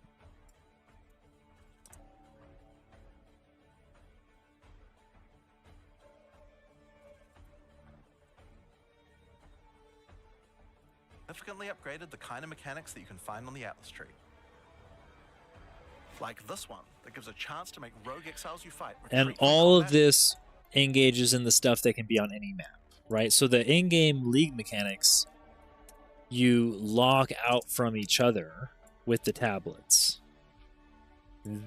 This storyline in the fortress multiplies the in-map mechanics that can stack and interact with each other. These also could be on any of these maps, right? You could have random essence or strong box or spirit on your Delirium map or whatever. But when you're going through the main in-game storyline, it has even more special maps. And my assumption is that you're going to be able to have more than one fortress, but I'm not sure. Every time you do a tower, it lifts and move to an adjacent map. a fortress? No, I didn't. Before They you didn't fight say them that. again, they'll upgrade their gear and come back with a grudge this time. There are also a lot of nodes that combine mechanics together in new ways, like this one, which lets Asmeri spirits possess strongboxes. All the regular monsters that come out of them are touched by the spirit, and the rares are all possessed, giving you some incredible loot potential. Okay, yeah. They can interact in more ways. That's cool. You get points from every single area you complete in the fortress, and unlike before, that means you can allocate the entire Atlas tree. Yes, this whole tree can be yours. This change is pretty important, since it allows us to be able to create many types of bonuses that we wouldn't have been able to create before. Like this one, which gives a chance for cities to be invaded by another faction. That's and can crazy. even allow it to contain 2 faction leaders, allowing you to get 2 crisis fragments. If we'd done this kind of thing in the old tree, that's cool. we'd have wanted to spec into it before running a city map, then unspec out of it before running anything else. With full allocation, we can have cool bonuses like these. Now obviously we still want to make sure that you have choices that define your in-game Atlas build. So many nodes in the Atlas tree are now multi-choice. Everyone will get the node, but which bonus you choose to use is up to you. Do you want your powerful boss maps to contain more essences, summoning circles, or rogue exiles? But there's also nodes that contain more unusual I think things. that's fine. So for example, on this node you can This one choose. seems fine. Do you want to give a People chance for complained shrines about to this, like instead everybody give gets the map bosses in the everything, but area, you don't making them really. more challenging, but dropping special It just means that your big notables, like your keystones, Would you rather give a chance to be given a shrine buff before entering boss arenas, making for an easier fight? you gotta pick. And most of them are an option of reward pools or Now, I could probably nerd out about cool stuff in the tree all day, but we should probably get back to the fortress. difficulty. Now, one of the really important things we wanted to do was make it so that all the boss fights in the endgame are now accessible with a quest line. That means that to fight the Arbiter of Ash for the first time, you don't need to get lucky by finding keys. They will be in fixed locations and there's a quest to get them. But the Arbiter of Ash is no longer the pinnacle of Path of Exile 2. For that, you'll need to travel into the very center of the fortress. So An you get incredible challenge the keys. So here you get the precursor nodes for the passive tree, and then you gather fixed key locations for the Arbiter of Ash. And then you travel, he said, to the center of the fortress for this guy. awaits you should you choose to go there. Okay, so this is gonna be After the fun. storyline, you still unlock keys for pinnacle bosses in the usual way. After the storyline, you still unlock keys the normal way. Exploring the world and finding the keys required to get to them. Uh-huh. But we have added a lot more interesting things to find out there as well. Oh, so the stuff you can also get after you do the fortress quest, the in fortress stuff is also going to be randomly generated around. So those are just mods on the nodes. There are now all sorts of mechanics that can spawn on maps in the wilderness. For example, some maps might spawn as a rogue exile hunting ground, containing multiple rogue exiles who are there to hunt rare beasts. You might come upon them in the middle of a fight and be able to take out both of them. Or a map of champions that makes all the natural inhabitants of the area into magic monsters. Or this one that causes all shrines in the area to release as merry spirits when used. That's cool. I love how thematic they are. Once you have explored and found your keys, you can return to fight the pinnacle in the fortress again. But this version of them will be harder. Okay, so it's going to be the same fortress. You can find new keys, but go to the same fortress. Gotcha. Not only that, you will have new unique rewards as well. Each time you fight him, you get the ability to activate one section of the fortress, and any maps that you didn't finish there will be automatically completed, giving you all the Atlas points. So if you're the type of player who doesn't want to explore the fortress, and instead just race out into the infinite, so that you didn't finish there will be automatically complete. Wait. You'll have new unique rewards as well. Each time you fight him, you get the ability to activate one section of the fortress, and any maps that you didn't finish there will be automatically completed, giving you all the Atlas points. So if you're the type of player who doesn't want to explore the fortress, and instead just race out into the infinite Atlas, you still have a way to get all those points. So that's the Origins of Divinity storyline. Okay, so they didn't say that you have to fight him on a harder difficulty. It's just, I think there's 3 tiers before.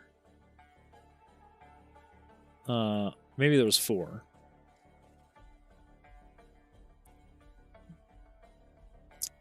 You just have to fight him with keys that you find.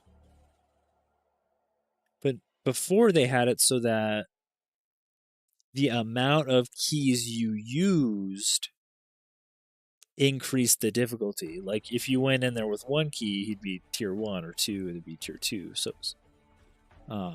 actually no, they had like different rarity of keys. They had like a low rarity and then a high rarity for the Arbiter of Ash. So my assumption is I would want you to fight a harder version to get a whole bunch of points like that at once. Because you could just go out and you could do Breach, and then you could trade for the keys, And then, I mean, I guess the keys are going to be expensive. Or you could find the keys yourself, and then you go back and do it. Then you could trade for more keys, because you want to fill up that atlas fast. Like, filling up the atlas is, if your character, if your character's playable, you're going to be able to advance a lot quicker. It's a huge amount of new content with a ton. And clear out a whole section of the fortress for your, what do they call them? Precursor node atlas passive tree points. Holy moly. I'm learning too, guys. I'm learning as much as you are. We've already been in this 2 hours.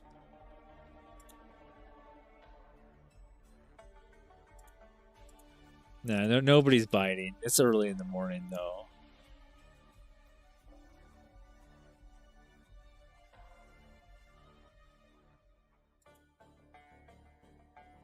No, nobody picked up on it. I tried to bait people in, but it's still early, though.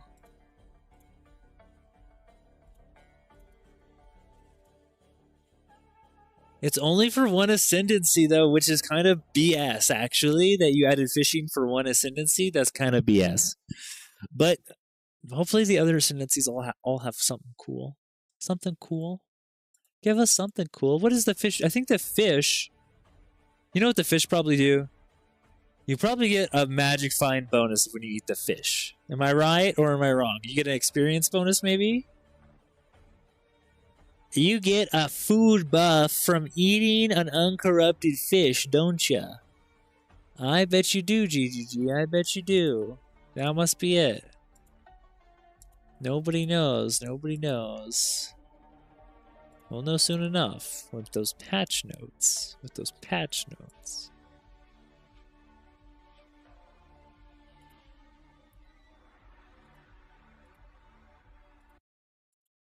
Oh. Video pause. Yes, I would like my music still, please.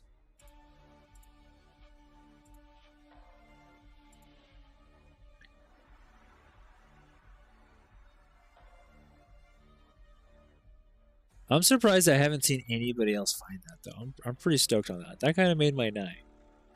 That kind of made this all worth it. Also, I think I've learned a little bit more just going over it. But let's continue. Let's continue. What else do we still have? So many things left to do. We went through Expedition. I need to put this in here now. Fishing. Fishing spots. Okay, so it just buffs it. They get a buff. It doesn't mean that they're the only one that can do it, but fishing spots plus rods. You probably get the rods here and the fishing spots. You also probably get the Olroth's Legacy.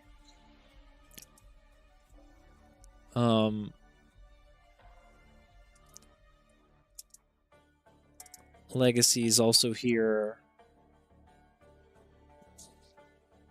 It's a lot of stuff, guys. Expedition's got a lot of stuff in it. So does Breach, though. If I go Monk, I have to do Breach. If I go the Huntress, which I'm not, I would do Expedition. And I'd do Fishing. That'd be fun. Delirium. We need to get to Delirium and Abyss. I don't know. Let's see. 100 new areas, 5 new bosses, including a pinnacle, with a bunch of new unique items. But not only that, it also completely revamps the Atlas tree, and includes a ton of new map mechanics that you can find both inside and outside the fortress. But this is just one of the new storylines. So let's talk about the next one now, Masters of the Atlas. Now earlier we talked about how the multi-choice nodes in the tree allow you to still have an in-game Atlas build, but we didn't think that was quite enough. You have an affinity class for your passive tree. I did not even put this on here. I didn't even put this on here. You have a whole Atlas master class. which is between Jado, Doriani, and Hilda. Why not an ascendancy class for your Atlas tree? This is pretty That's where the cool. Masters of the Atlas come in. Throughout Rayclast are many opportunities for those with the skills to find. One such You just pick the wrong hands. Jado will send you on missions to investigate strange occurrences on the Atlas and recover the artifacts causing them. And for each one you recover, he will gain more trust in you and teach you more ways of the Order of the Jinn. At level 1, you could Oh, he's from the Order of the Jinn. I was wondering where this guy was from. choose to massively increase the chance for rare and unique chests. Okay, so you pick and advance a master too. Oh my goodness, there's a lot of options here. The master, the mechanic, and how you go about it. Okay, those are like our choices. Because we could go straight around and we can clear out the fortress. Or we could run out and we could go out and we could do abysses and breaches and stuff. Which I always have the best time with, I think. I always end up making the most just by killing the most amount of monsters.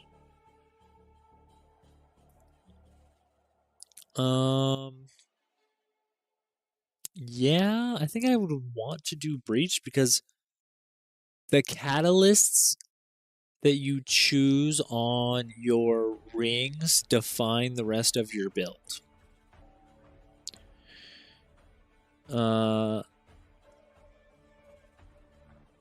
If you're going to do resistance catalyst, if I know I'm going to do attack catalyst on the rings on an attacking character, which you probably should, it's a little more iffy.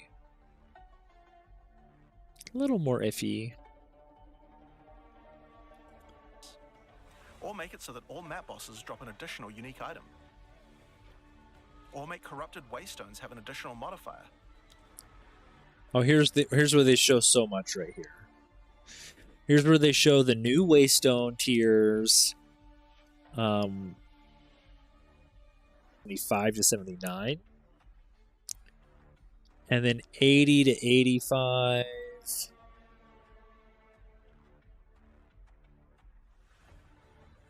I don't think... What's the YouTube stream look like? Are we doing okay over here?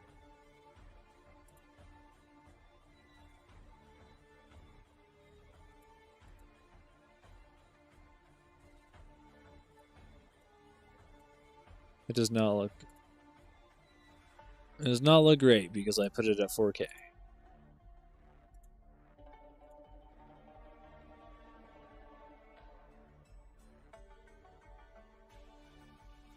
Yeah. I gotta go back to the old encoder because I can't do two encoders. Can't do two encoders very well. Don't like that at all. I don't know how to rescale the output with the OBS plugin. Or make corrupted waystones have an additional modifier.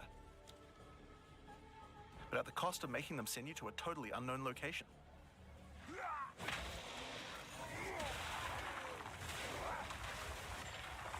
Each mission you complete for... So those guys that are complaining about, oh my god, Meyer sucks, I don't want to run Meyer.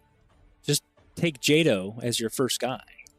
Jado will unlock another row of abilities and give you another point to allocate, letting you choose how you want to specialize. But their abilities.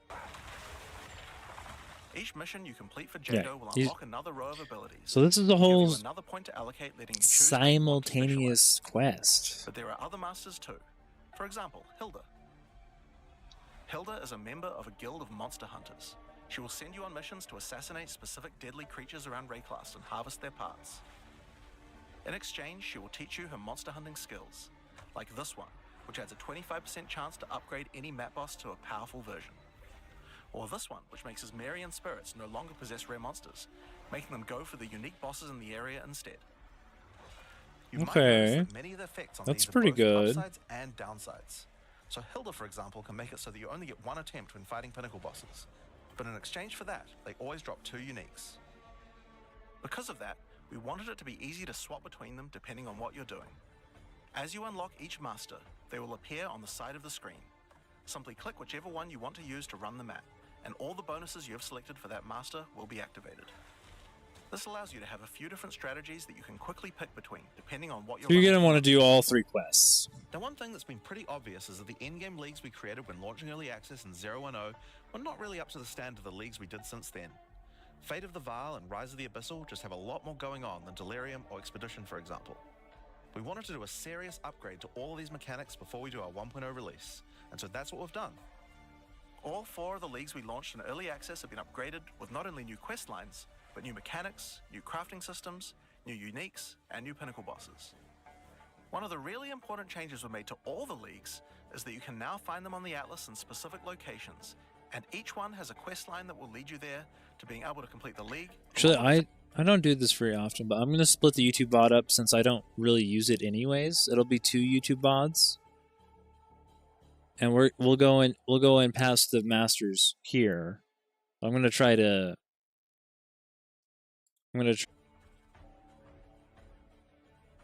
and see. That should do it. That should do it.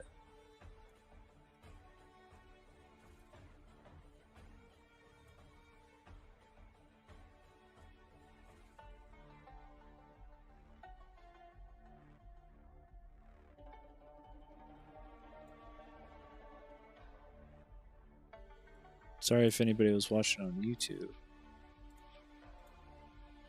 Oh, it's still at 4K. I totally switched that.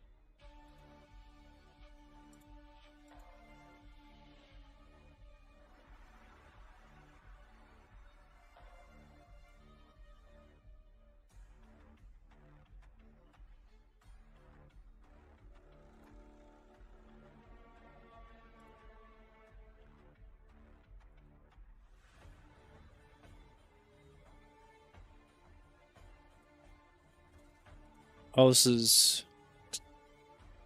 Nope, nope.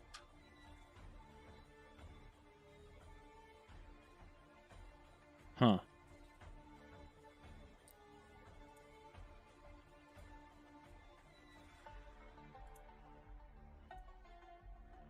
Well, it says the stream health is excellent now, actually. It's still giving me the option to try to do 4K, but I think it actually switched it. I think it's just a video player issue now. Okay. A little troubleshooting. Trying to get the most out of my bandwidth here, using a higher codec for YouTube because they actually allow that.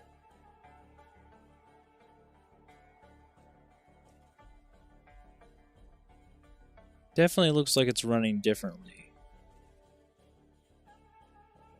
So that should be good enough. All right, let's get back to it. Where are we at here? Tree and its pinnacle boss. This is true even for the leagues that we didn't do major redesigns to. So let's use Abyss as an example. When you first encounter one in the endgame, you'll get a quest that leads you to the east, where you will find these mega abyss cracks in the earth leading away from the Well of Souls. All the maps along the cracks will contain abysses with special properties, and mapping along these cracks will close the Atlas scale abysses, giving you points for the Atlas scale abysses. So it's to the east, you do Atlas scale abysses. And they give you the crafting materials like always. Atlas tree. At the end of each Atlas abyss, you'll find an abyssal depths with the boss fight for one of the abyssal factions, giving you a guaranteed way to fight them. And after completing all 3, you'll get a key for the Well of Souls. Oh, so it's much easier to do this. So you get a depths guaranteed with one boss to go to the Well of Souls, allowing you to fight the Vessel of Kulamak. This kind of thing makes an in-game league so much more friendly for new players, giving people obvious goals and a guided experience to complete them. Alright, so let's talk about the first of the upgraded leagues, Delirium, and its new storyline, the Hare and the Raven. As you may remember, during Act 4 you were tricked into releasing an ancient entity from... Okay, so that one, they were pretty happy. Abyss is pretty cool. They didn't do much to it, I'll be honest. They just made it so that it shows on the map. and we guarantee the depths, and you can just do that, and you can get to fight the vessel really quick.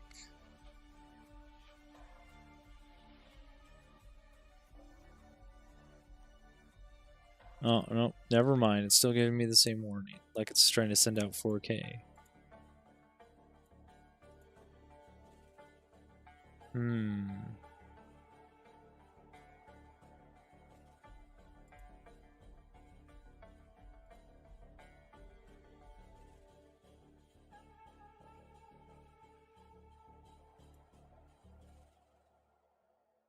Wonder if I did it backwards. Maybe I'll have to do that later. I'll use the plug-in to stream to Twitch because Twitch has the lower bandwidth, maybe?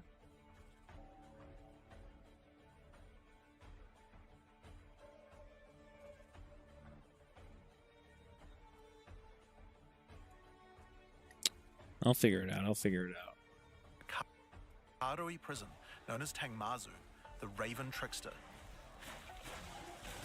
Tangmazu delights in breaking the minds of those who step through his mirrors, and when touching one, he will attempt to destroy your mind with twisted abominations generated from your worst fears. In Return of the Ancients, the first time you approach one of his Delirium encounters in the endgame, you will find Aldur locked in a trance. His mind is trapped in one of Tangmazu's delusions, and you will need to free him. So the first mirror, we save Maddox. Once free, Aldur demands that as you caused this problem, you should put it right. He asks you to travel west to the Withered Willow, the location he believes that Tangmazu first gained his powers. But Withered Willow, the problem. Once free, Aldur demands that as you caused this problem, you should put it right. He asks you to travel west to the Withered Willow, the location he believes that Tangmazu first gained his powers. But be careful. As you travel there, the Raven Trickster will attempt to break your mind. Each map around the Withered Willow features Delirium encounters. Now this is more than a simple quest upgrade. The mechanic of Delirium has been overhauled, and you are. You can see which direction leads deeper by looking at the fog, and the deeper you go, the more challenges you will face. By looking at the bar, you can see how long you have until the Delirium ends. And you can also see special encounters that you will face if you're able to go deep enough into the fog. At the end of the bar is always the boss of the map, but we now have a variety of other encounters that you might find as you explore the horrors of your own. Okay, so you can actually figure out where to go.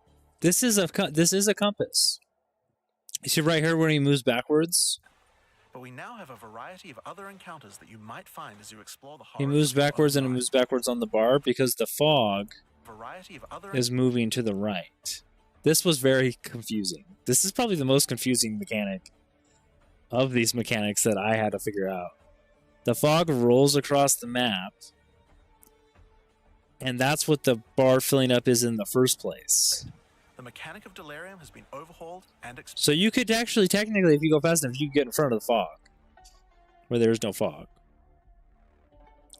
So right when you come in, now this is more mirror cracks, bar starts, you're at the beginning, it picks a direction towards the end, and then it starts covering the map, and that's what the bar is. But you're also in the bar, and eventually the bar probably, it starts clearing behind you. So your goal is to stay within the blue area and do all the things. There is now a bar that indicates how deep into Delirium you are. You can see which direction. And like forward on the bar is forward in whichever direction the fog's going. That's the confusing bit. Leads deeper by looking at the fog, and the deeper you go, the more challenges you will face. By looking at the bar, you can see how long you have until the Delirium ends. And you can also see special encounters that you will face if you're able to go deep enough into the fog. So he gets to the first one. The end of the bar is always the boss of the map. I don't see a special encounter. A variety of other encounters that you might find as you explore these guys? Of your own mind. For example, you might encounter a purple mirror shard. Oh, this is the first one, purple mirror shard. All the enemies to become more nightmarish. After hitting this, you'll notice the oh, so it was purple. What about this one? Does he hit it? I don't think he ever hits this one. At the end of the bar is Maybe it's not implemented in this build of the game, because this purple shard never lit up on this run. always the boss of the map, but we now have a variety of other encounters that you might find as you explore the horrors of your own mind. For example, you might encounter a purple mirror. Maybe it shard. has to be. Oh, it has to be on your screen. When it's on your screen, it lights up. And shattered will cause all the enemies to become more nightmarish. After hitting this, you'll notice the Delirium demons are enhanced, significantly more powerful, larger, and scarier in general, along with more rewards. Or should you encounter a red mirror shard, you'll be sent into the depths of your mind.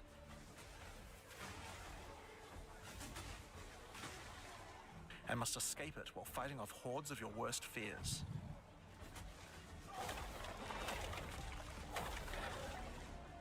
If you are able to do Oh, so... what? Wait, a red one? Sorry, I spaced out there. And must escape it while fighting off hordes of your worst It didn't. fears are enhanced or nightmarish. More powerful, larger, and scarier in general, along with more rewards.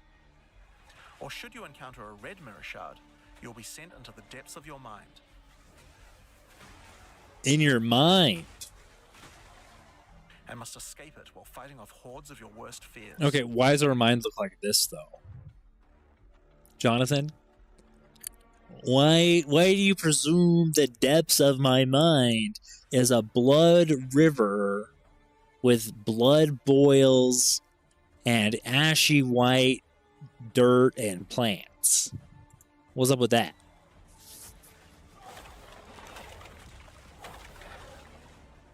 If you are able to do so, you will gain a powerful amulet with 2 instilled notables on it. That is insane. Twisted amulets in red. Oh my god, there's too much. Okay, so this is Delirium. Oh shoot, I was going down here.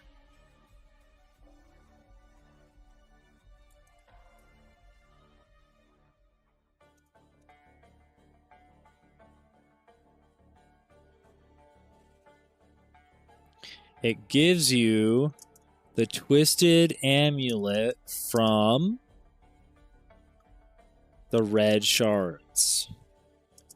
To double distilled well, it's not even distilled. This is the prefix.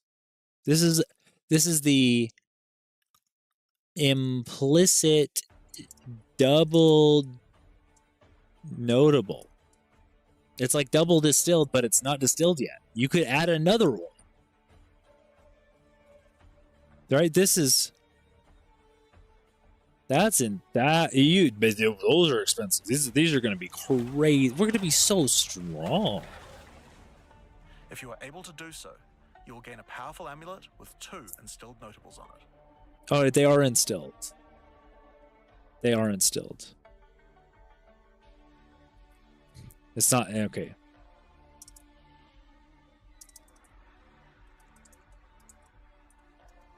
These are the best amulets. Wait, are these better than the breach ones? Why do we have breach? If this this has -1 prefix modifier allowed. So some people might want this one. Some people might want another prefix modifier. Let's look at what you're competing for. I can't believe there's fishing in the game. What the heck? Let's just look at what you're competing with for amulets. Prefixes. You are competing with Spirit, which enables tons of your Spirit skills. Your base stats, which are crazy strong. And Rarity. And increased spell damage. Those are all good, but I think you could sack one of these if you're playing. Which one would you sack? I mean, it's for double notables.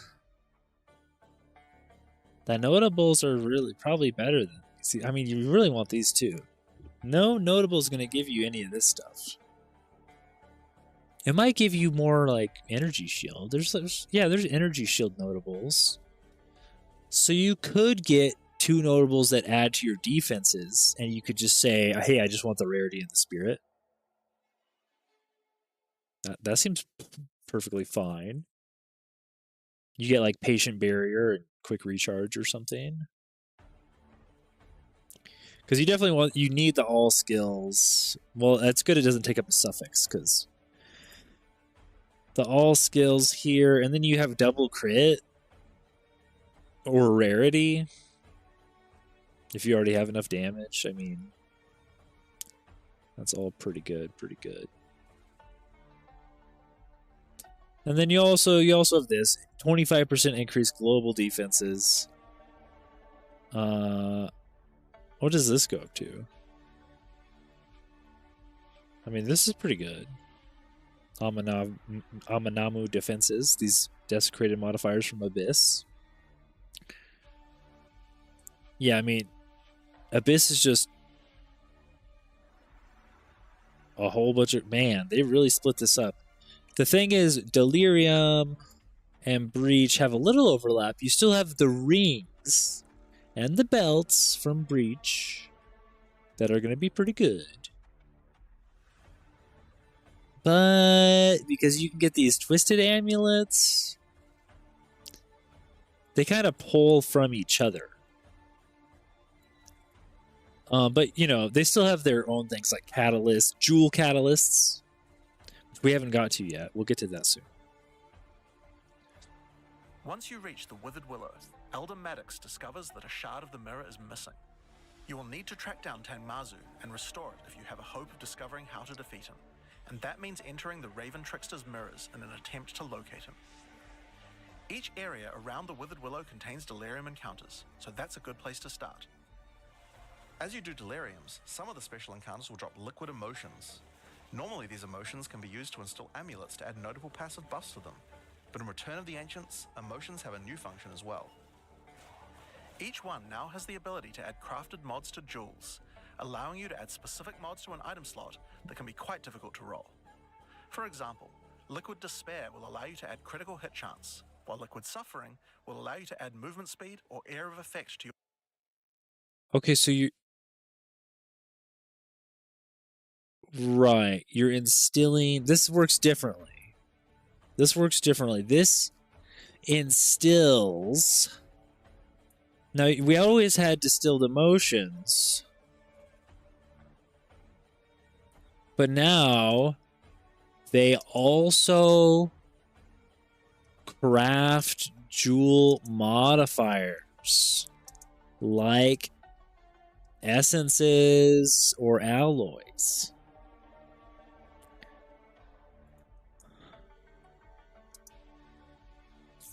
So you're going to be able to craft your jewel, and then you're going to be able to catalyst your jewel. Yo, we're talking some crazy stuff. Your jewels, but there are many more. Once you've done enough Delirium encounters, the location of a grand mirror, an entrance into Tangmazu's realm, is revealed, but it won't be that simple to enter. So you need to gather... Then you just do Deliriums to get mirror shards to fix a mirror to fight Tangmazu. Using his powers, he reflects the map box for a ridiculous empowered fight, then destroys the entrance into his realm of madness. Well, then you fight a reflected map boss.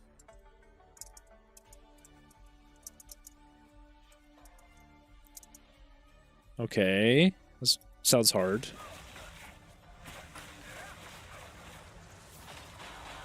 In order to find him now, you'll need to let the insanity fully into your mind.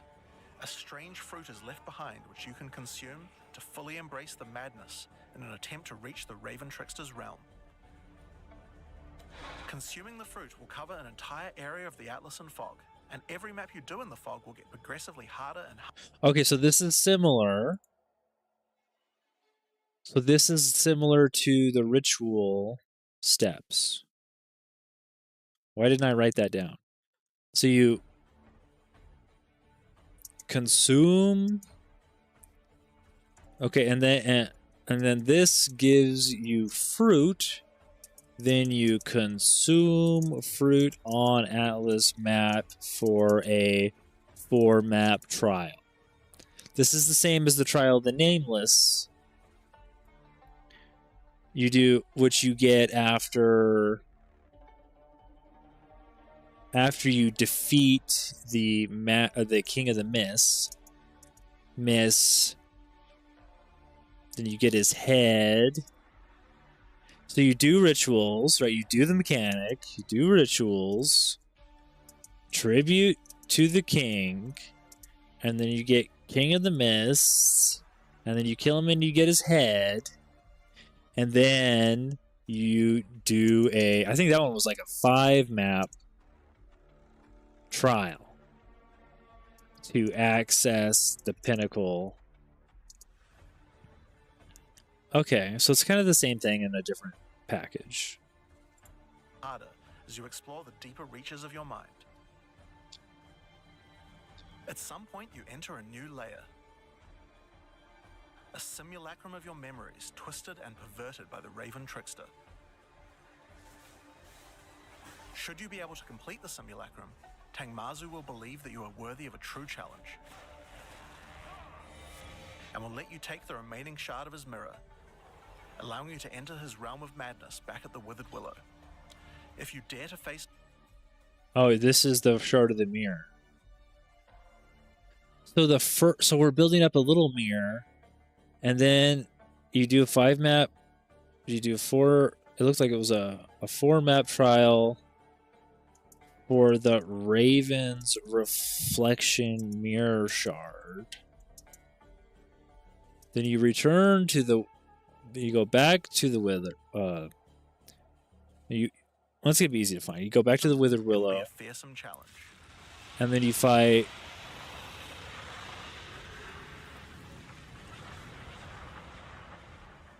So, be a fearsome realm of madness back at the Withered Willow. If you dare to face him, it will be a fearsome challenge.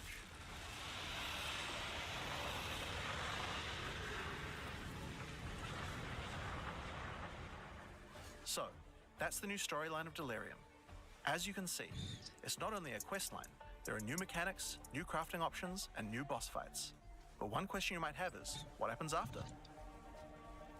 Well, once you've completed the story, grand mirrors will start appearing on the Atlas sometimes after completing Delirium encounters.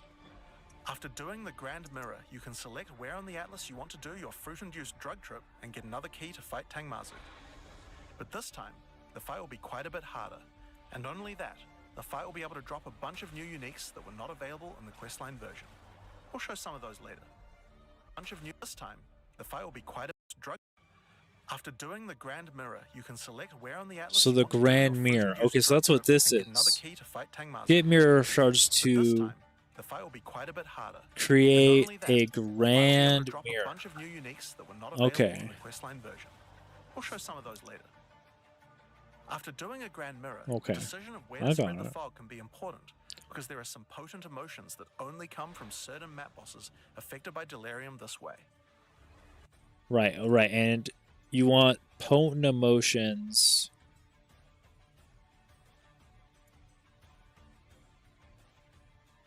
This guy's called Tangmazu.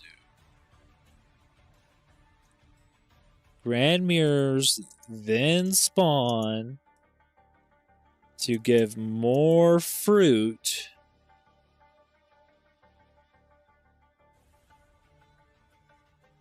and let you farm what are they called, like enemy, like potent emotions based on boss type. Like all of them can't get any other way. So for example, potent liquid melancholy is an emotion that can only come from human bosses. Potent liquid melancholy. Inflict elemental exposure on hit. No way. On hit elemental exposure. We're going to be so strong. I'm sure the scaling goes higher because we're going to be crazy. And allows you to add a variety of on-hit effects. Also, you might want to try instilling amulets with these emotions. They could have some interesting effects with some powerful notables that do not normally exist on the tree. Okay, all right. You can also instill. Okay, so they can. What is? Oh my god. They could have from human bosses and allows you to add a variety of. So now these. This is crazy. You have the potent emotions add unique modifiers to jewels and can distill amulets with new notables not on the tree. So this can be totally be balanced independent of the tree.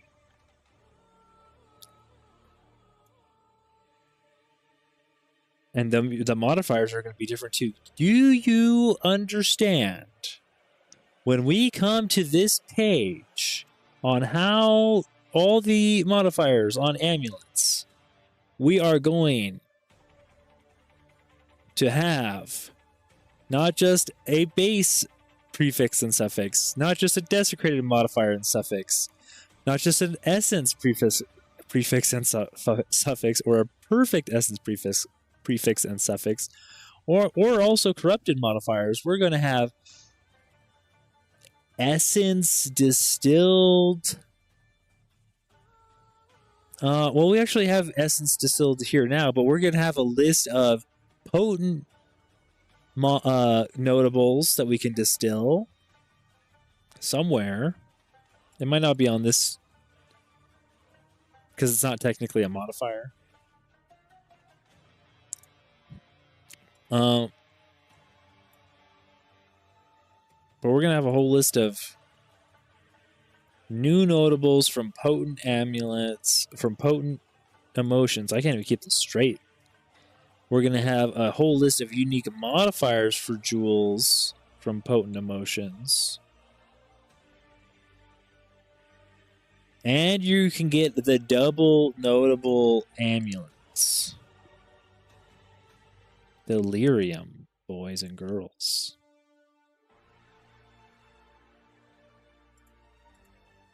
Here's the liquid emotions right now. So this, look at all this.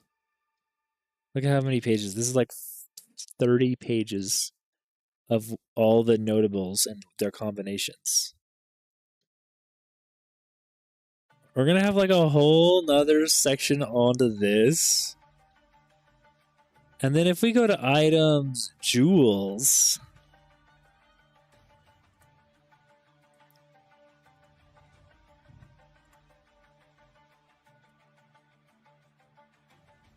Jewel modifiers, we're going to have a whole other section on here that's potent jewel modifiers. Not just corrupted. Immune to maim.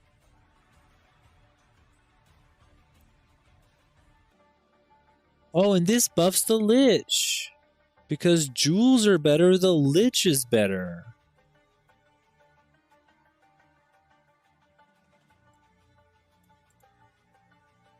Because they get a non-unique basic jewel with 100% increased effect and 50% more mana cost. Oh, yeah, that's a downside. They get a double jewel. So this thing for the Witch is now a quad jewel, man. They're going to have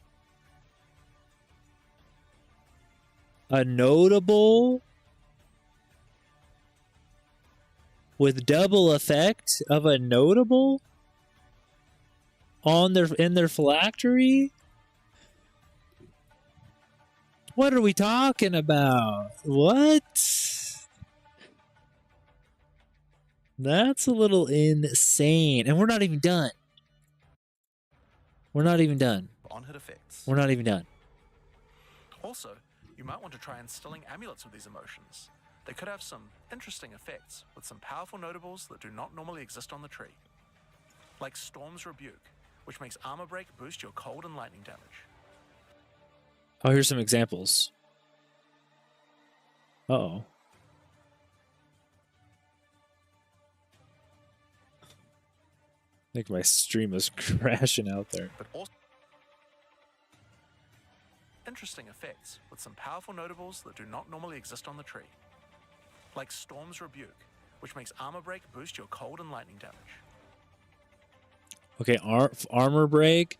So it gives you a reason to break armor on the monk.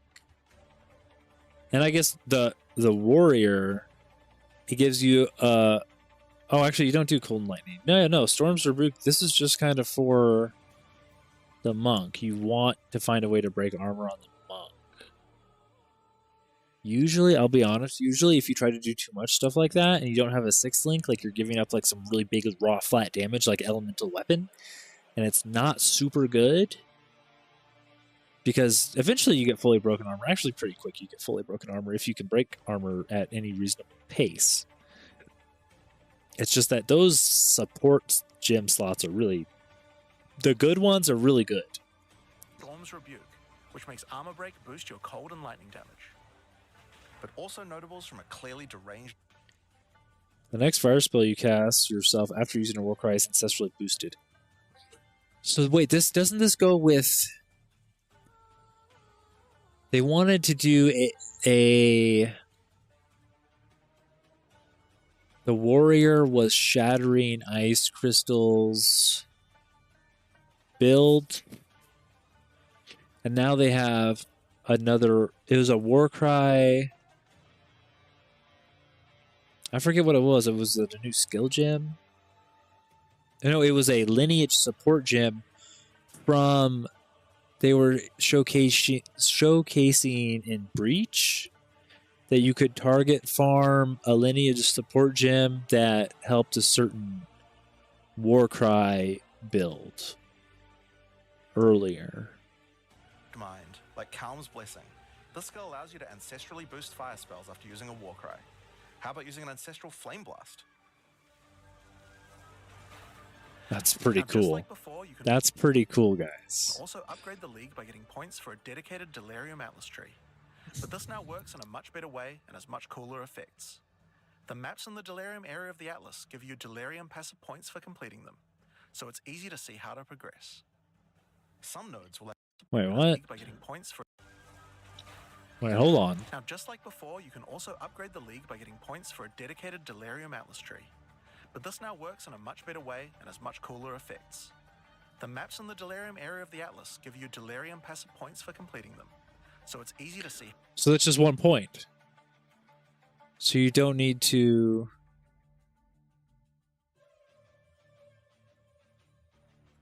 how to progress. Some nodes will add new types of mirror sharding. You don't need to do the boss to get the points. You just do the maps.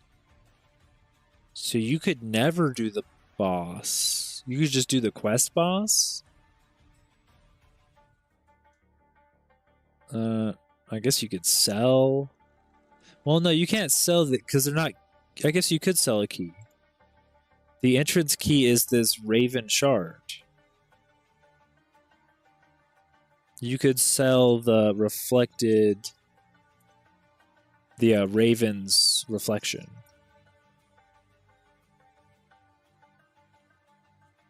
And you could sell the King of the Mist head.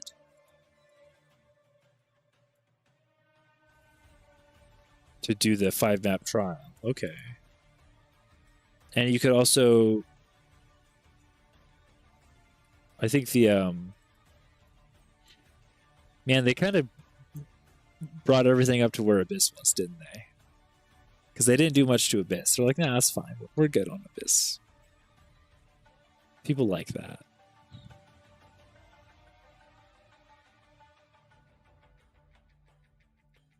Counters to your Deliriums. Like this one, which will pause the Delirium for some amount of time, allowing you to more easily get to higher depths. Oh, see, no, this is it. This is it. This is what I was talking about earlier. Eventually, if you're running out of time, that Like blue bar will sneak up and start emptying out behind you. So if you're struggling, you're going to get out of it. This is what happens, but you could never see it. So I never knew, right? Do I rush? Because if the Delirium Fog disappears, your boss is gone. Like if you didn't kill the boss, he's gone. Right? So this one, which will pause the Delirium for some amount of time, allowing you to more easily get to oh, see, look, he got behind out of it. higher depths. Or this one, which adds extra Delirium modifiers to monsters when you pick it up. There are also nodes that can What's add this extra one? Delirium modifiers to monsters when No, you pick it up. they get harder. Okay. There are also nodes that can add new types of drops, like this one, which modifies simulacrum encounters to add special liquid emotions, which can craft time-lost jewels. What? And nodes We have ancient emotions. We also have ancient emotions for, what do you say, crafting time lost jewels from Sanctum. And if you didn't look before, where I was over here, the Baryonic Ley Lines, the Disciple of the Rajda, uses time lost jewels have 40% increased radius. So if you go to items, and you go back down to the jewels, and you have the time lost variant, timeless jewels, that time lost jewel, this one. These are, oh, this is a unique one. This is against the darkness. This boosts everything in the area, right?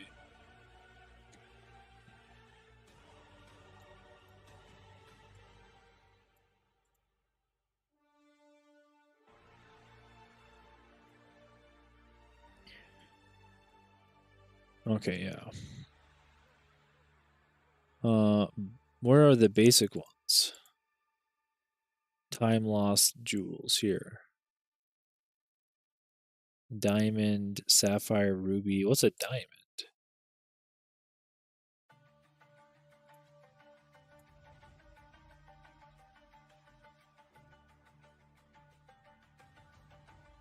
What are the modifiers not the same? Local jewel effect base radius.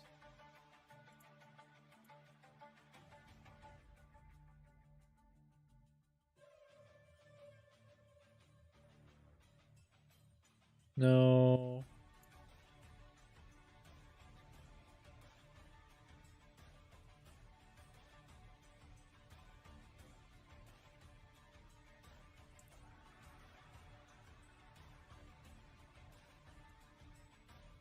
Holy moly, you're gonna have crazy characters.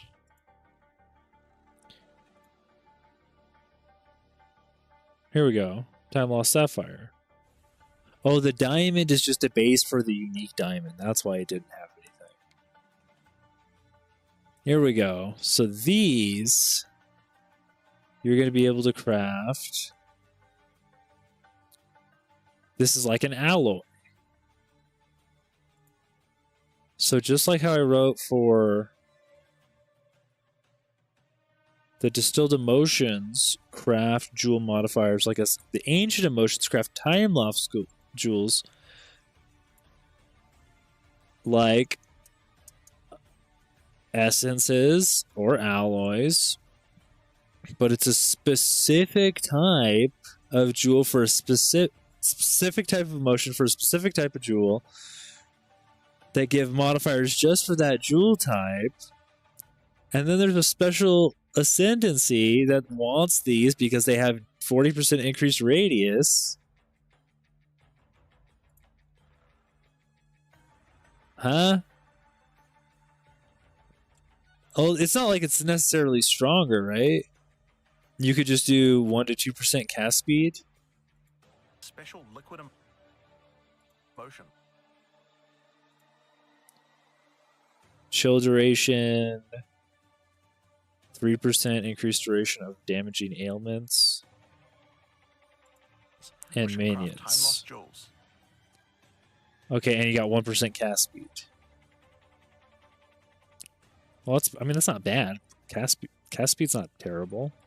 Modify simulacrum encounters to add special liquid But he lost chill duration, emotions, which can craft time. and he got 1% cast speed.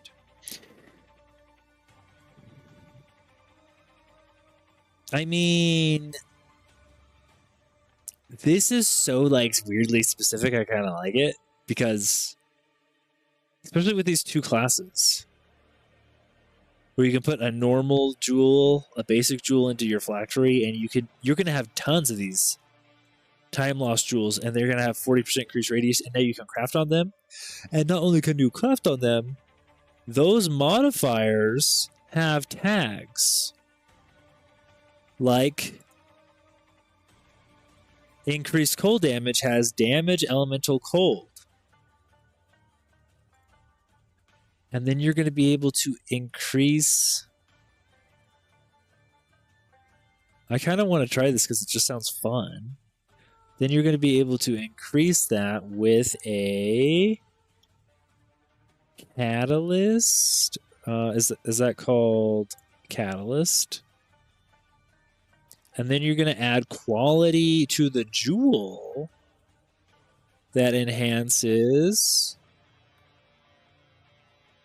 like the cold modifiers. Except it's not just a ring or amulet, it'll be a jewel.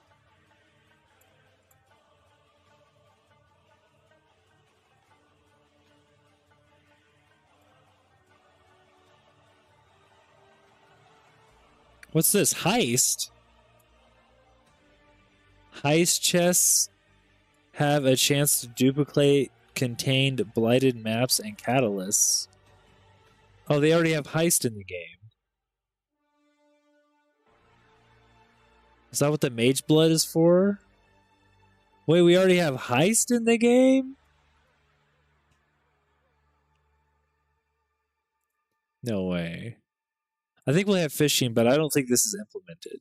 This is going to be in 0.1 or 1.0 or something.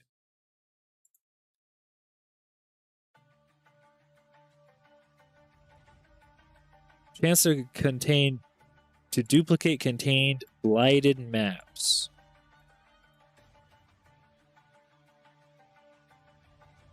Chance to drop double.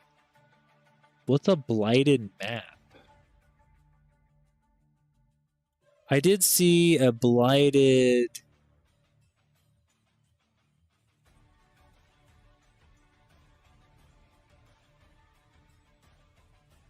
I did see a blighted... No, a defiled waystone. I think I saw a defiled waystone.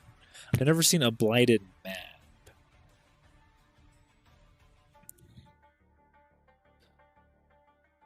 But this is interesting. Because now we have heist chests dropping catalysts also. Reward heist equipment reward 1, default 0. Metamorphs. They already have so much other stuff they're working on that's in the game files that is not in the game still. It's actually insane how much they're parallel developing.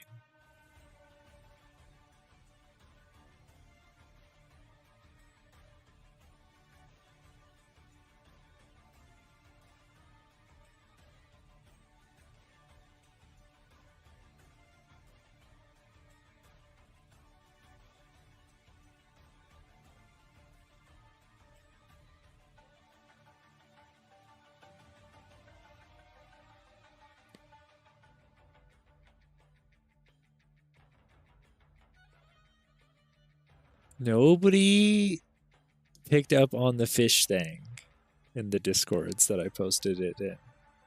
People are awake and chatting now.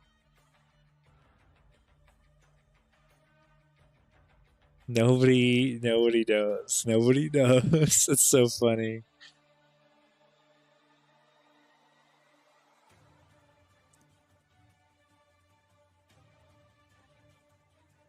That's so funny.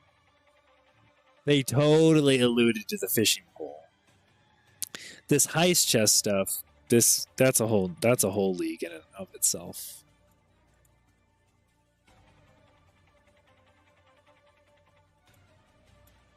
What I'm really finding here is that these jewels are buffed, and then therefore the classes that use jewels are buffed. I don't know if, well, I know the witch definitely used the phylactery, or the lich used the phylactery, but the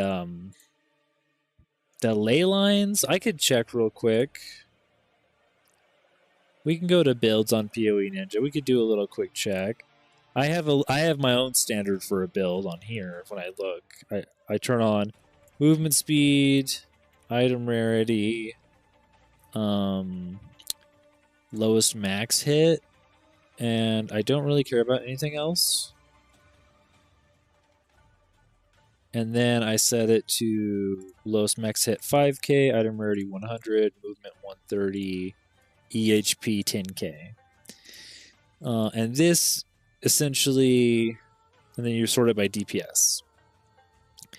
And this essentially, I mean, it takes it down to 6,000 characters. And, you know, if you can eliminate another 1,000, 2,000 if you bring that up. Or you can eliminate a ton if you bring the lowest max hit up. Because getting your lowest max hit physical from 5 to 10k is crazy difficult. Very, very hard. But that's the true test of tankiness, in my opinion. But anyways, that's another point. We could get the Disciple of Rashta up here. There are 358 of them that are pretty good here. Now we can see if they're speccing ley lines. They are speccing ley lines. The very first guy is... Actually, I can look at all of them in the passive heat map. And I can see about 47% of them have it allocated.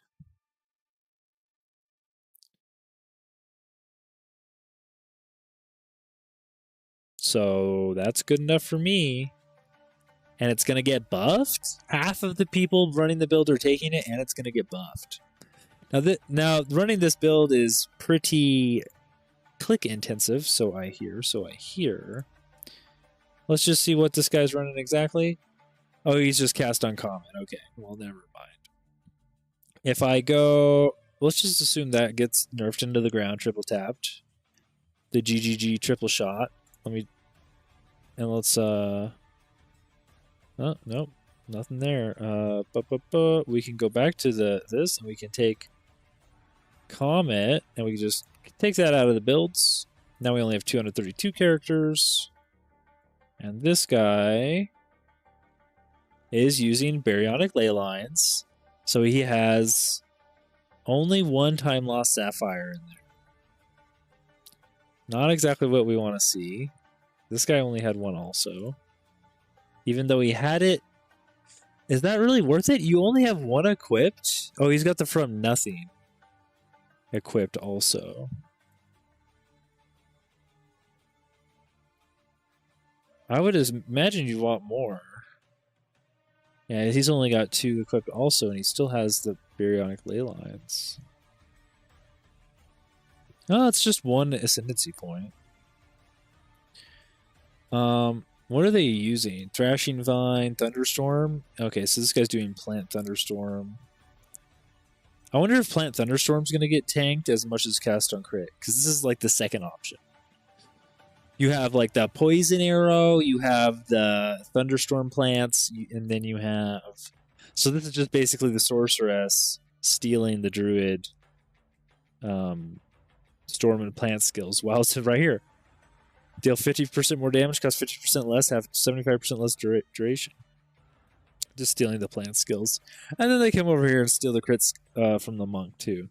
I have to say, the intelligence classes are eating good.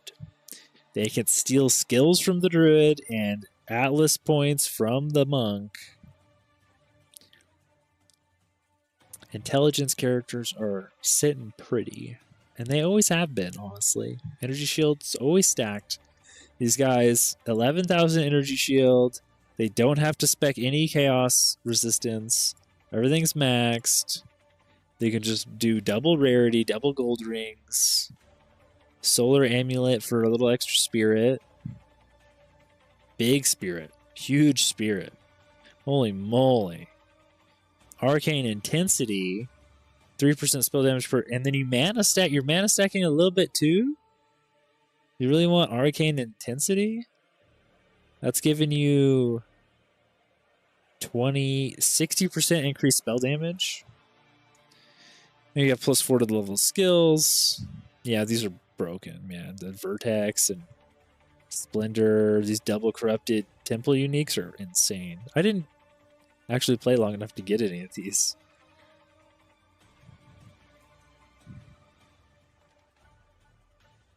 I just called it good eventually. But yeah. This build, except for like maybe the armor or something, pick the Lich up. A little less of the Liches. Only 100 Liches here that meet our criteria. And they obviously have to put this jewel in there, but could you imagine this has spell damage, chaos damage, and cast speed. I'm pretty sure. I don't know how big of a deal this actually is. I'm going to try to gauge it. Because it could not be as big as I think. Spell damage. Chaos damage has damage and chaos.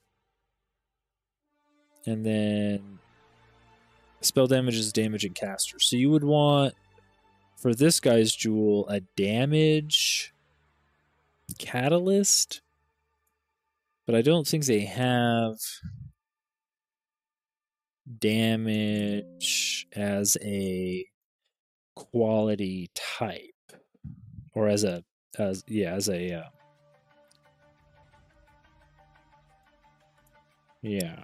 grouping here. You would have to have a different gem in there.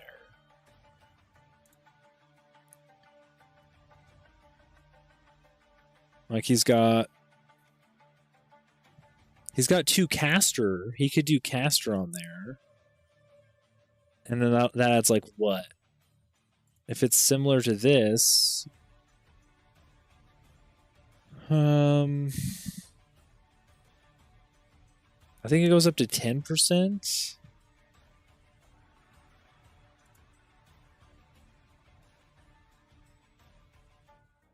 %. Right, and the breach rings go up to 40. So you get 20% more, and you're doubling it. So it's kind of like 40% more. So you're basically turning these into like breach equivalent tier like items. It's actually not that many stats. But like, what would it be on this guy?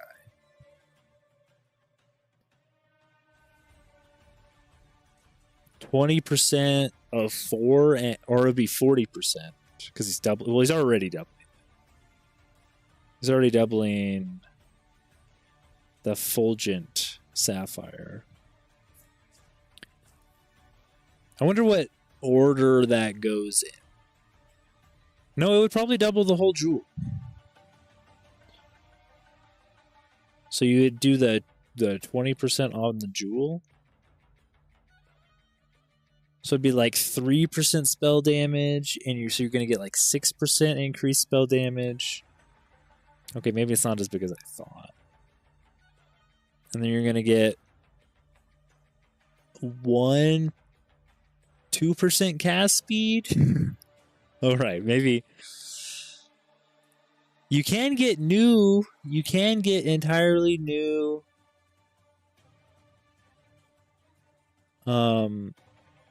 modifiers, unique modifiers from the potent emotions.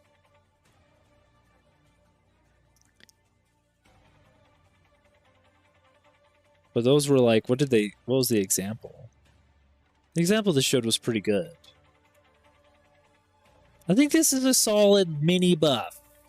I mean, it's gonna buff everybody, but it's good. I mean, these guys are gonna double the effect of the buff for one jewel, and then if you looked at that, the disciple of Rashtas were just using one time lost jewel. Maybe they use more than one.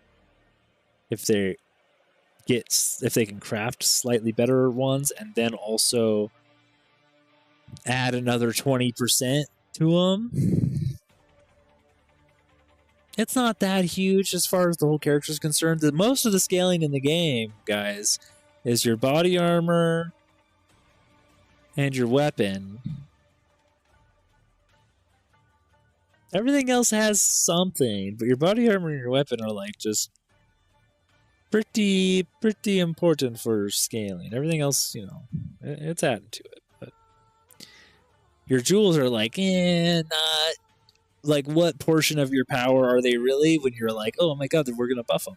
And then some of the ascendancies use them better than others. It's not a big deal.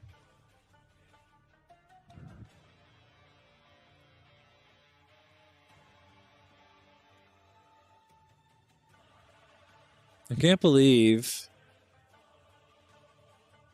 nobody on the Discord. I mean, it was pretty hard. It was pretty hard to parse out that a picture of fish from the screenshot is going to be alluding to fishing. But I did my best to tease everybody.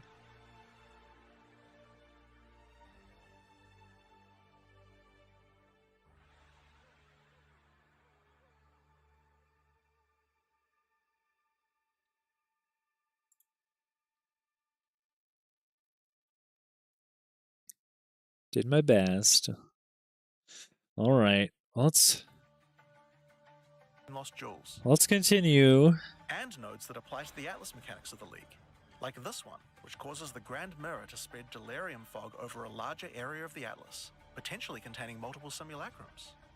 Alright, so that's the changes to Delirium.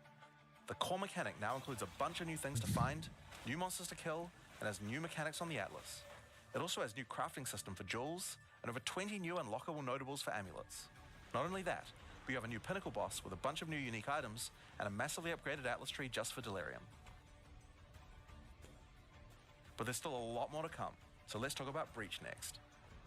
When you first do a Breach in the endgame, you will find Aldur, one of the Keepers of the Flame, an ancient order of monks dedicated to preventing the Hiveborn from entering the world. As you seem to be a... Now, this is where you get your Chalupa ascendancy for your Monk of the Chiula. Keen slayer of demons, Aldur would like to recruit you to the order and asks that you travel to their monastery to the south. Okay, so this is to the south. I think this is what I want to do. I think I want to play... I don't even want to play the martial artist, really. I want to do Breach. And Alith recruits you to monastery to the south. On the way there, you'll start to encounter more breaches, and will notice one of the first changes to the breach mechanic. You still have to kill monsters as fast as you can to keep the breach open, but now you can visibly see how much time you have left to keep it open. Oh, okay, so look at this. Now it's a double bar. This is where you're at, and this is it closing. So if you can't kill them fast enough, it's going to close on you. And how each kill extends its duration. Once you've reached the monastery, you will learn more about the Keepers. In the 25 years since the events of Keepers of the Flame in Path of Exile 1, the war with the Hiveborn has not gone well, and they have managed to establish a foothold in the world nearby. A gigantic area has fallen to the Scourge, and the Keepers are unable to get inside. Inside the monastery is the Genesis Tree, a powerful asset to the war effort, stolen from the enemy and gifted to the Keepers by the Dreamer himself. Using the tree, Alith could create a breach stone and penetrate the Hiveborn foothold, but without Hiveblood, the tree has withered. To get Hiveblood, you will need to take advantage of another new mechanic of breach. If you can keep the otherworldly portal open for long enough, the breach will stabilize and will enter a new phase. The Hiveborn will send their toughest miscreations to defeat you, and the breach will not close until you can annihilate them, dropping Hive Blood that you can use to restore the Genesis tree. I want to do this. I want to play Chiyula Monk. I think the martial artist will be good, but I did the math. It was only a 12% more damage buff on the gloves, which is good. That's good. But I feel like I'll be able to craft some crazy stuff with the Chiyula Monk that the world has never seen. Because we literally have the order of them here.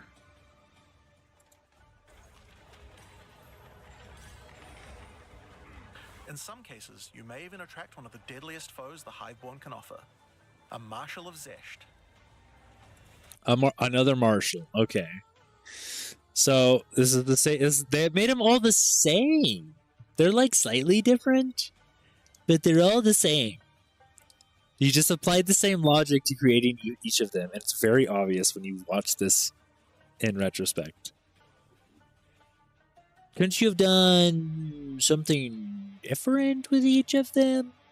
I guess it'd be kind of hard to balance them, but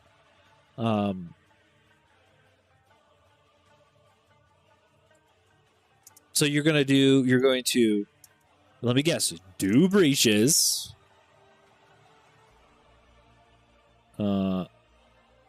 And then find a Marshal and kill him. These monsters also drop womb gifts, and if you take these to the Genesis tree, they can be used to craft items to help you in the war. And they drop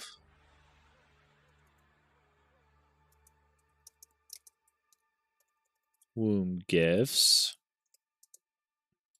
against the Hiveborn. Given that 25 years have passed, items to help you in the war against the Hiveborn. Oh yeah, they just craft the items. Given that 25 years have passed since the beginning of the war, the tree has grown and withered many times, but with each cycle it learns and expands its abilities. When you first open the Genesis tree, you will notice these holes into which you can place your womb gifts. Each womb gift can be used to create a different type of jewelry and must be fertilized with Hive Blood. I'm just going to make crazy rings. I'm just going to make and sell crazy rings. So for example, you can place this amulet womb gift into the tree that you can't get anywhere else. Right, they have 3 new base types of amulets. Right, jewelry crafting with 3 new types of amulets. So Delirium has 1. It's the double notable one. But this one has different implicits on it, and you can still instill it once and have 3 prefixes. So it's not directly obvious to me which one's better. I would imagine, from what I can see, I mean, nobody has an option to do it right now, but some notables are crazy strong. If you roll a GG Twisted Amulet with 2 like crit notables or like double armor notables or something, forget about it. That thing's expensive. Like this one, which gives you an entire spirit skill for free. A spirit skill.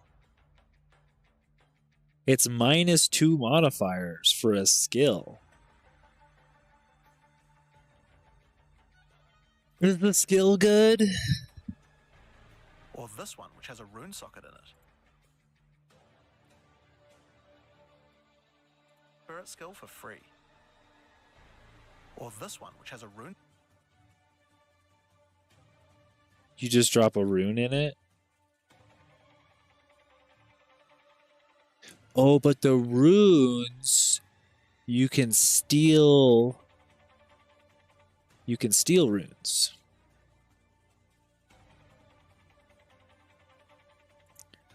So one gives you a skill. Oh, it's not just amulets and rings. One gives you skills for -2 modifiers, which is not a great trade-off unless that skill is crazy. And that's going to be your skill for clearing. One gives you and then you have I already forgot. What was this one? Socketed? What? Socketed jewelry.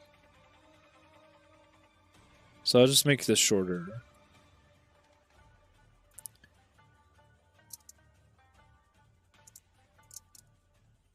Oh my goodness. Socket in it.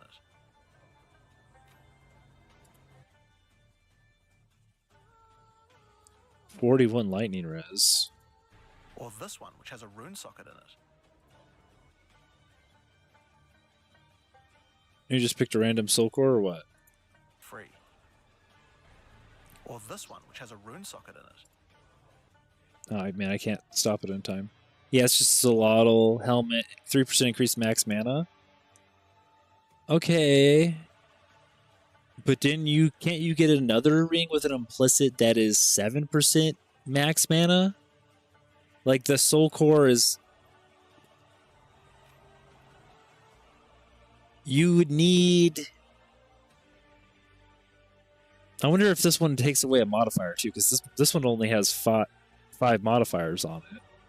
But it could just not be fully slammed.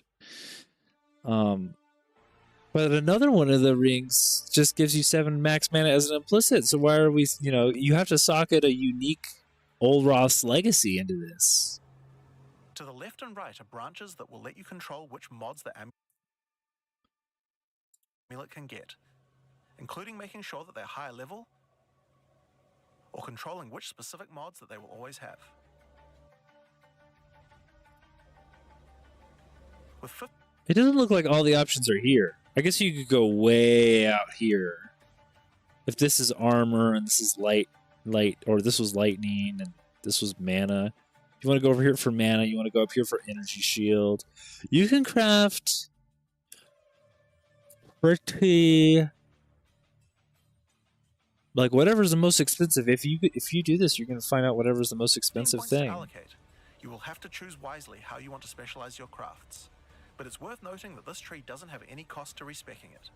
You can enable or disable the nodes at any time by clicking on them. Oh, it's free to respec.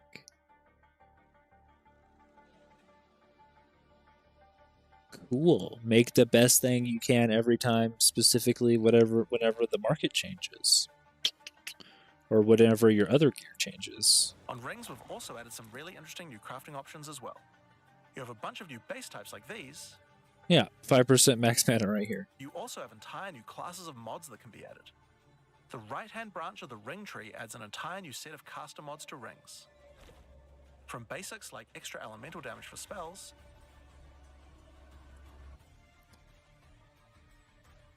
increased spell damage.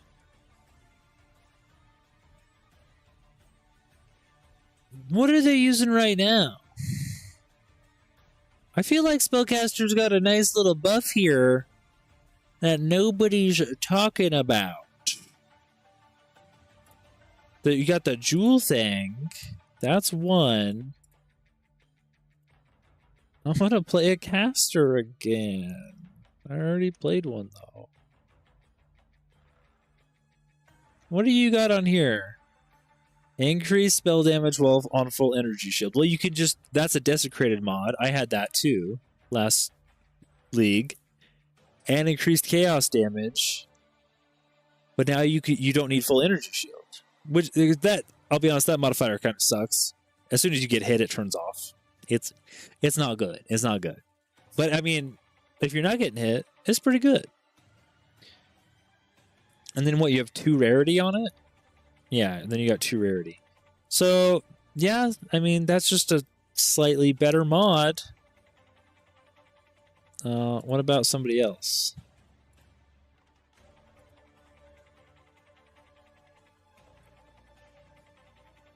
This guy's just got mana, and he's got a lot of mana. Yeah, I would like to actually use... this guy's using Hex Blast. Ravenous Stormcast, Bolt Convalescence. I think they said they're nerfing energy shield a little bit too, and they're also nerfing the monk. Despair. I should have used despair. I didn't understand the math of how your damage would scale.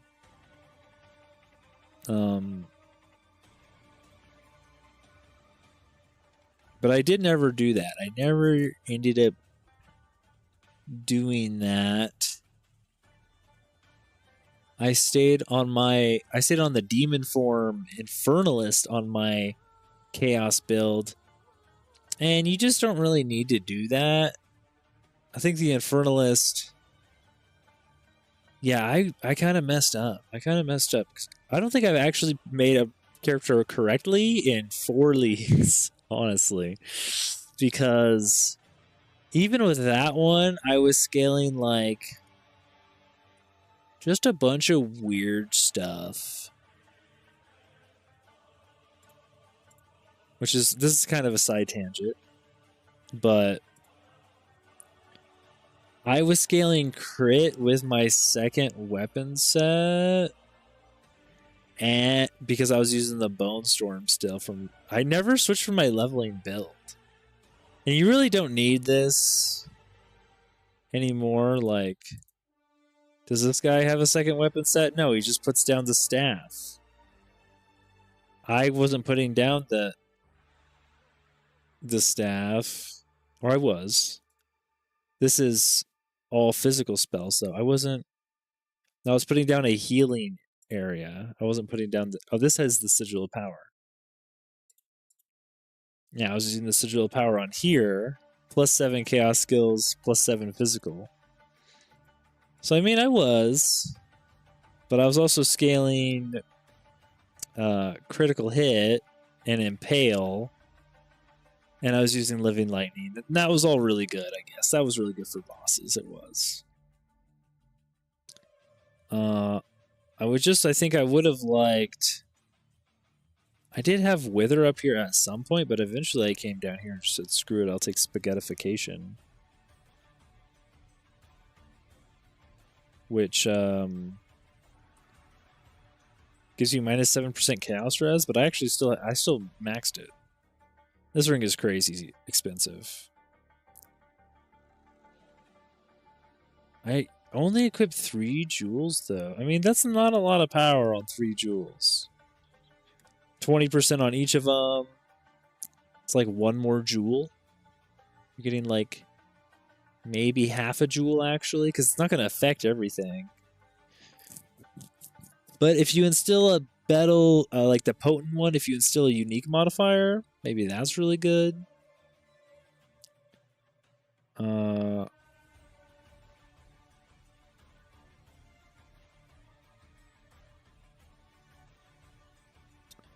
Yeah, I do have 50% more critical damage bonus on my passive tree here, and that's affecting both weapon sets, and I don't really need it to. But, you know, it's whatever. I got a bunch of extra spirit. My max hit was only 7k, though. So, I mean, I still kind of failed on this build, and I didn't do a ton of damage either, but max hit 7k for your health, only 5k energy shield is not the right thing. I think the thing is with the body armor, it's very hard to get the spirit and the high defense. Those are very expensive. Kind of makes me want to play the monk that doesn't get spirit on his body armor.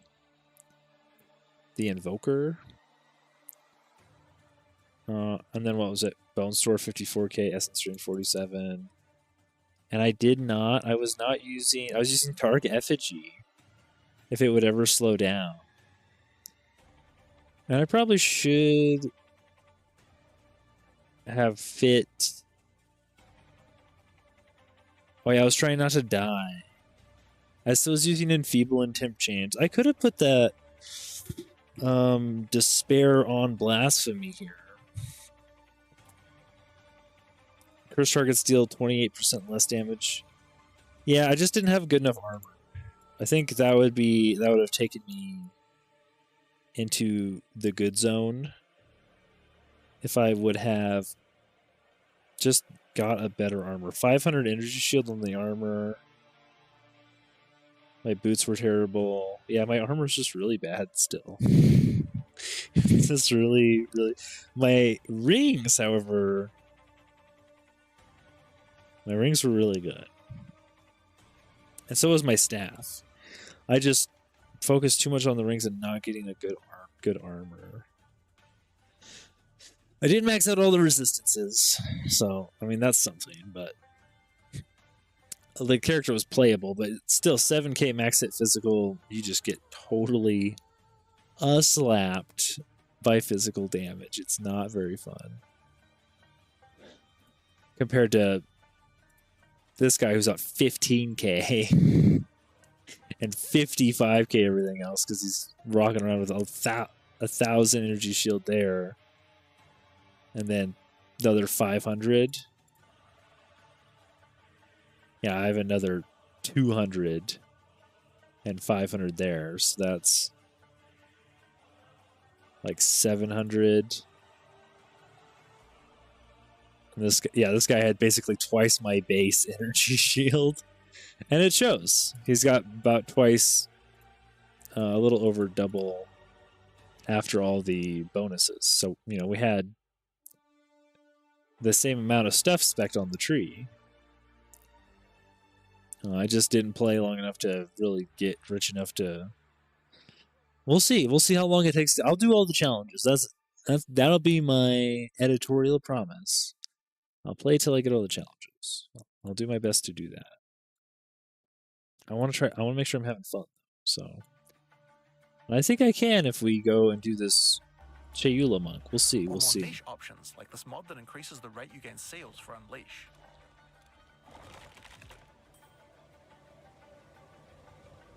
What was it? Increase seal gain frequency. That's another caster mod. We're still on the caster buffs. And that's a suffix.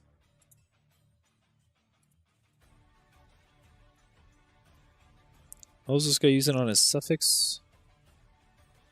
Cast speed, rarity, all res. Yeah. Those are all good. I don't know.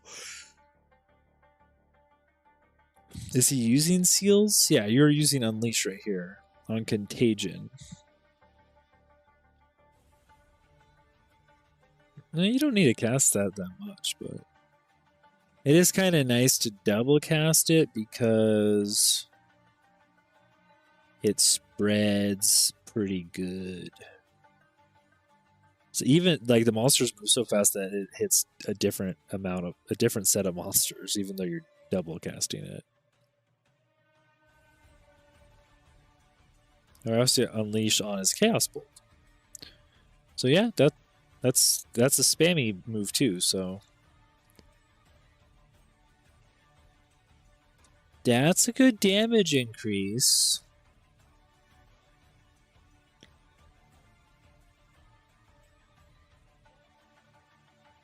You know, you have to keep weighing your options at this very top end.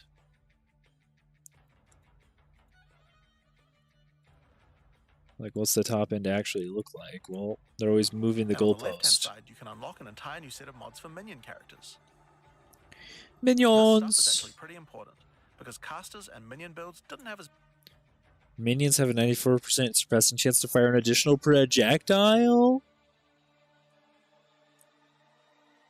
Whoa.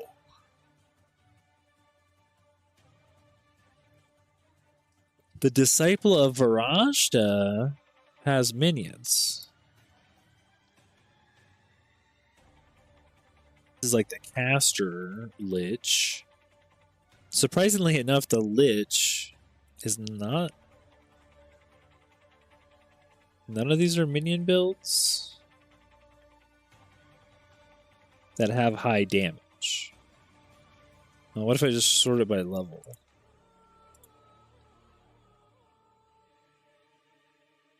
Like, what's this guy doing? Furry Mammoth. Yeah, this guy's a minion player. Companions move speed. You got to level 100.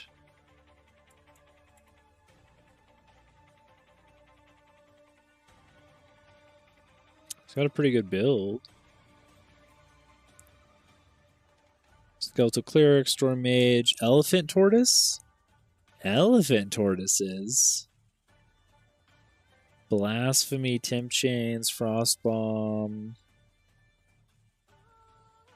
This is just for the elemental exposure? For your Storm Mages. Because they're casting lightning spells. Okay. And this elephant tortoise has like an aura, I bet. This companion. Okay.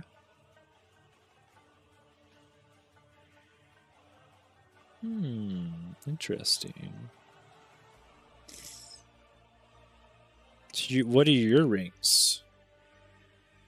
Dex? You just have flat dex on here? You don't need 189 dex. There's no way.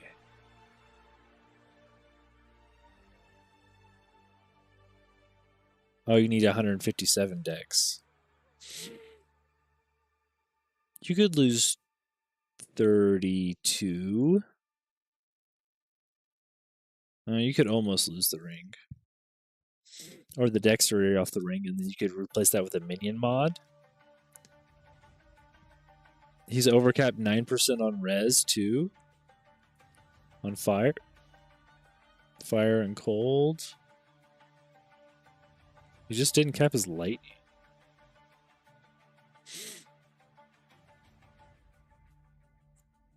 What is this? He's got 2 rarity on this one, it looks like. Yeah.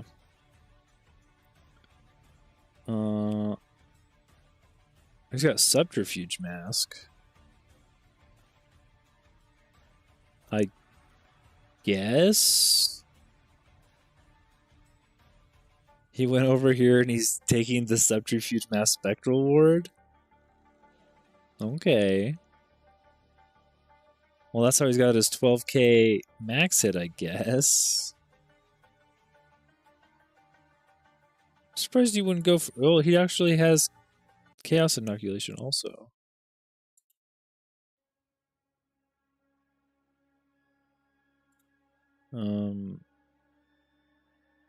That's interesting.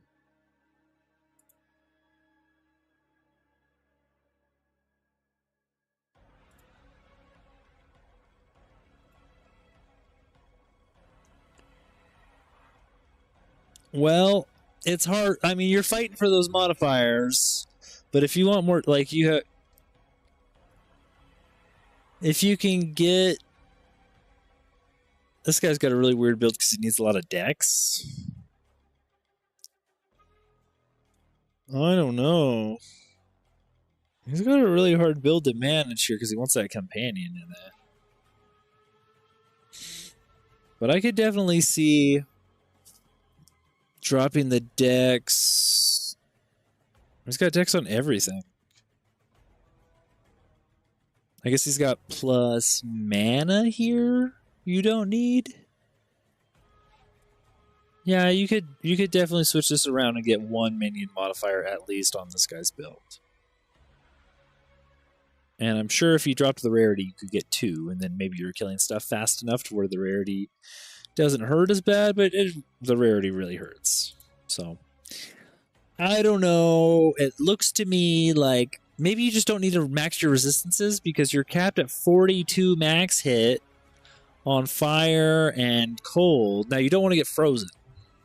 But you have your Nascent Thawing Charm, your Nascent Hope Thawing Charm, where, you know, it just makes you immune to freeze, right?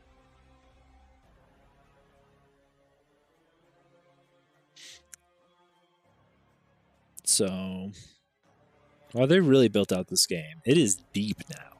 Like, it was a fun little early access game now. Now it's a full game. I can honestly say they finished the axe. This is a full game now. It's so deep. Like, it was pretty deep when you started adding the charms and you have the flask and, you know, what we had before. Now you can upgrade all the jewels and catalyze all the jewels. And they have a ton of variations of base types. Tons of different ways to craft on them. That's looking pretty good. Looking pretty good for Path of Exile. I'll be honest. The devs really Slots with cooked. interesting item crafting compared to attack builds. The Genesis tree narrows that gap. There are also trees for belts and currency. I won't go over them too much here, but there are also... One thing I don't kind of like is that if you're a caster and you want to do those things and you don't want to do breach, then you need to buy them. Which I guess, I don't know. Shouldn't you just add those things to the base pool? Like, I get if you wanted to have... If that's the reason, if it's because casters and minion characters don't have modifiers in the base pool, you still didn't add their modifiers to the base pool. You forced them into an in-game mechanic they might not want to do. Right? They'll be in the economy. Yeah, they'll be in the economy somewhere. And we have asynchronous trading, so even if they start playing later, you could maybe find somebody in somebody's shop. So I was just saying, like, if the reason you're adding the modifiers to the pool is because certain builds aren't accounted for, but the pool is gated by a certain in-game mechanic, that's not the reason that you do the in-game mechanic. The in-game mechanic is about the play style. And I'll be honest, they all feel kind of similar. They're a little bit different, but... sorts of goodies in these two. Like being able to create new catalysts for jewels. Yeah, catalyst for jewels. Fire, attribute, defenses, caster. So they didn't add any new type, like, catalyst quality groups that I can see. These are the same things we've had. The tag system for modifiers. Like that, I don't see damage on here, for instance. So you're probably only going to hit... This means that your jewel, just like your rings, you're going to want to stack the same modifiers on it so you can, because you only get one catalyst. So you're going to want a caster jewel. Or a fire jewel that gives you plus fire damage, yada yada. You potent emotion instill a fire thing on it, or an attribute thing on it, right? And then you have all attribute things. You want at least 3 out of the 4, right, to make sure your catalyst is doing work, because it's 20% per. You have 4 modifiers. You get 80% value because it affects each of them. And this is a small portion of your character, but it's the cool little nitty-gritty stuff that helps you fully flush out and fully feel like your whole character build is, like, done. So it's all... Yeah, guess what? It's kind of that weird completionist thing in the player brain that says, oh, guess what? I have a perfect jewel because the catalyst perfectly applies to it. It's kind of the same thing... I went off of PoE Ninja. PoE Ninja. It's kind of like the thing with my ring. This is like the perfect Mind Grip Breach ring. Quality chaos modifiers plus 40% because I have 40% increased chaos damage and 33% increased chaos resistance. I only hit 2 things, but they're 2 really good things for my build. And similar over here, I got chaos damage and chaos resistance on this ring and hit it with the chaos modifier, so I get as much increased chaos damage and chaos resistance as I could off of the ring. But this one is really, this is the breach ring. This is like the perfect one. Really happy with this ring. And it had 40 cold dress on it too, which is just great. Am I overcapped? Overcapped 28% on lightning. Yeah, we need to throw that away. Yeah, just throw this ring away. Was it the boots? Yeah, it's just like the boots. You don't need... I think I really wanted to overcap it because I had max also. I think max elemental resistances is just a trap, guys. If you're dying to 7k physical and you're worried about capping this out at 24k or 25k instead of 24k, don't. Don't do that. I've been making that mistake for 4 leagues. Do not do that. All that matters is your main defense and skill levels and your main damage here. It's kind of hard to scale it. You want increased spell damage and increased damage of a certain element on your staff, though. Literally easier to scale damage on attacking classes, I would say. I would say casters really have to rely on lowering elemental resistances. And I feel like monks still can, but they don't have to. I don't really see any monks casting elemental lowering stuff. They still do some physical damage. You have to like look at this skill they're using, but not all of it's converted, so it's hard to say. I've never actually played one yet. I kind of do want to do the Chalupa. Oh no, I ruined my rarity, movement speed, lowest max hit. I think that's all I care about. And these are just like the bare minimums to have a playable build, in my opinion. And we go, what's the Chalupa doing? He's commenting. And we gotta take comment off of here, man.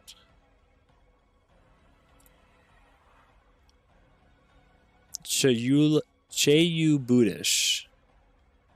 He's just casting. He's not even attacking.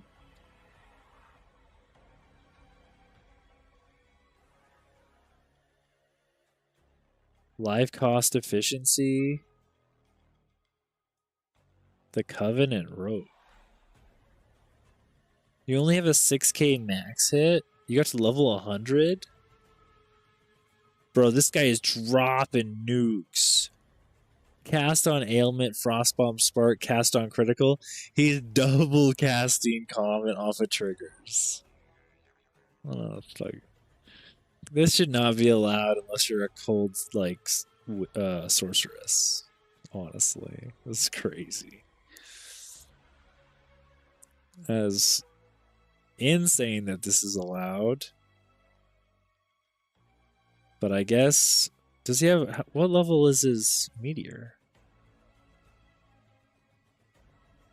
Level 21? Level 21? He's not even using the Vertex. This is a weird build. You got to level 100 on this? He's got Wrath Pith, I guess. But he's not... He's not stacking health or mana. Honestly, this looks like a pretty average attempt at just using the OP Comet triggers.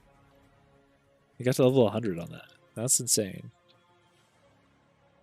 But if we don't do the Comet build, this guy's on Stormwave. And Stormwave... It's only a level 20? I guess it doesn't show on the gem. I think it's probably at least 26. He's got a +5 staff here.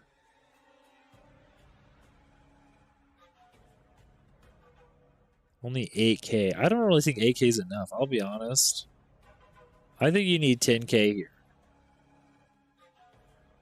Which only leaves you with this Flicker Strike guy.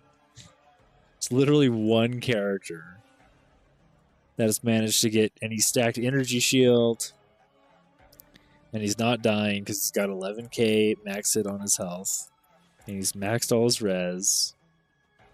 And this guy is using Whirling Assault, which is pure physical. And then he's also using Charge Staff, which does... It doesn't tell... Oh, convert 80%. So it's doing 80% lightning. Flicker Strike doesn't convert. I think this is going to be what I base my guy off of. And he's got triple attacking rings, double leech. Yeah. They said there's only going to be allowed one Sorceress of Leech. They're going to nerf leech. That's fine. I think unless you're doing mind over mana, mind over matter, and using your mana as health, and then leeching mana, I could see that getting out of control. Apparently it's already out of control, but you're dropping like they're gonna cap it too. It's out of control because they're dropping tons of triggered meteors that do billions of damage, and then they're leeching off of that. So they're gonna put a cap on the damage at like 1 million damage, and then you need to get leech percent. Which I think is fine. I don't know. I don't think it's a dead modifier. You don't need leech physical damage as life when you're converting physical attack damage 70% into lightning. Like if you're just spamming the Whirling Assault to clear, sure, which it looks like you are. And then you mark a corpse with a Profane Ritual. And then you're triggering Profane Ritual.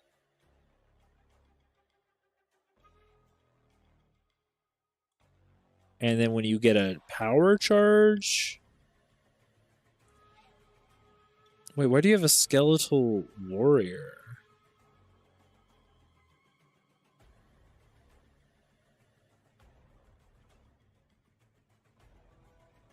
Sacrifice...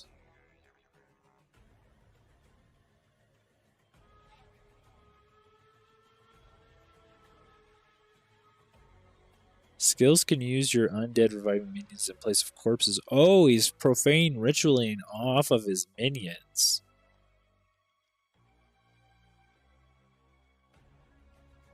Nobody talks about this build.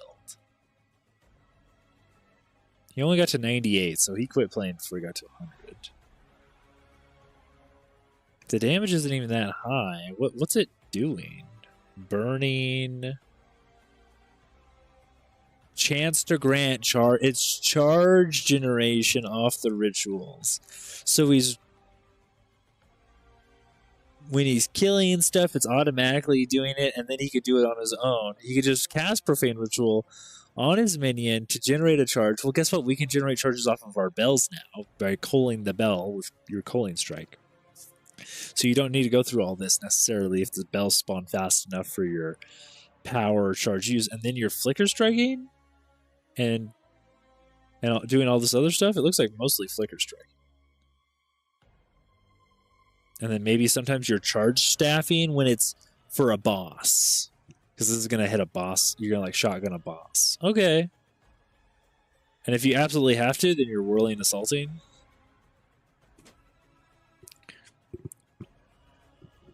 Alright. Okay, I see what's going on here. How does that relate to the changes? Well, equality of jewels. I don't know how I got on that. Or a belt that gives lightning damage. Jewels? Or a belt that gives lightning damage. Once you've done enough breach encounters, you may finally get a womb gift capable of birthing a breach stone.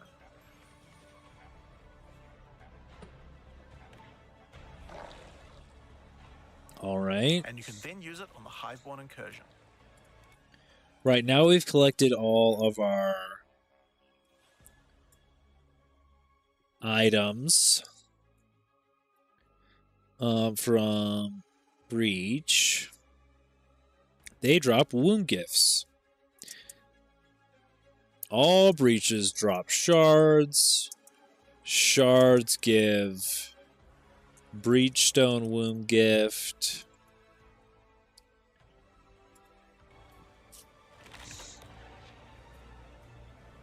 Once used, the true extent of the Breach Demon's foothold becomes clear.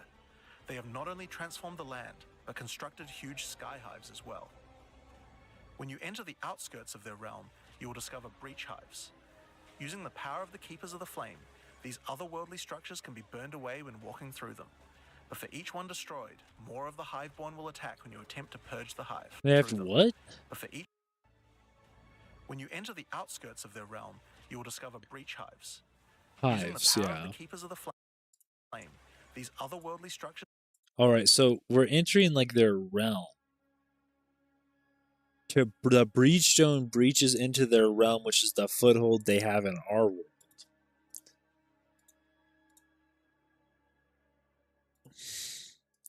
Use the Breachstone to enter their foothold on the Atlas and destroy their hives.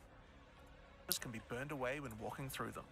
But for each one destroyed, more of the Hiveborn will attack when you attempt to purge the hive.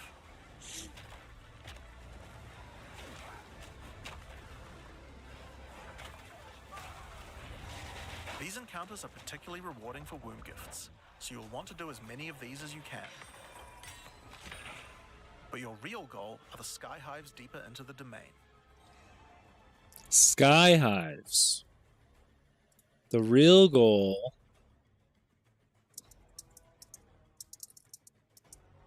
Okay, so they're not going to spawn on the outside maps. These twisted creations are securing the demon's entry into our world. Okay. Inside the very center are the Breach Lords Tool and Ash, and you'll need to defeat them if you want to get rid of the foothold once and for all. Alright, so this is, again,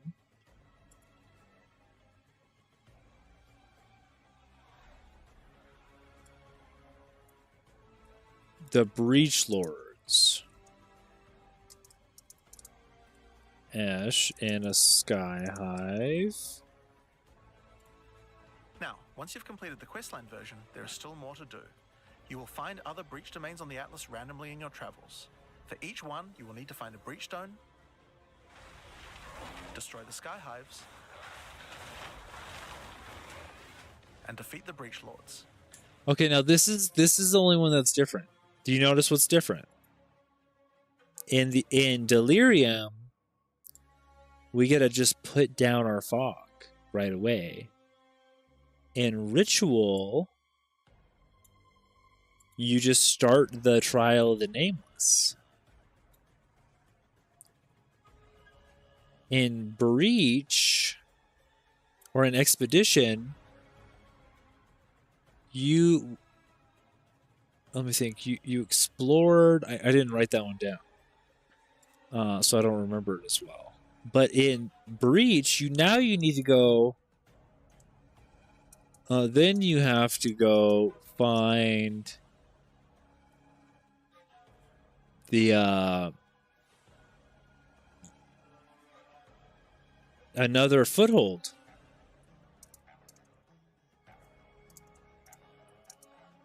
To use your Breach Stone. So, if you don't find a foothold, you can't use your Breach Stone. You could go around and not find one, which is still a little gross to me. It's a little gross. I don't like that. I would like to maybe use the Breach Stone to spawn it. These encounters is what will give you access to fight Zesht, the existing Breach Pinnacle boss, which you can access. These encounters is what the Breach Lords. And doing these encounters is what will give you access to fight Zesht, the existing Breach Pinnacle boss, which you can access by communing with the Dreamer himself inside the monastery. While completing the... Oh, you get to talk to the Dreamer? That's the Dreamer. Okay, and then these next breach will let you fight Zesht instead of Toll and Esh. Questline for Breach. You will also be gaining points for the Breach Atlas tree, and there are a lot of cool new options here. This node will cause Breach hives to spawn outside of the Hiveborn domains on the Atlas.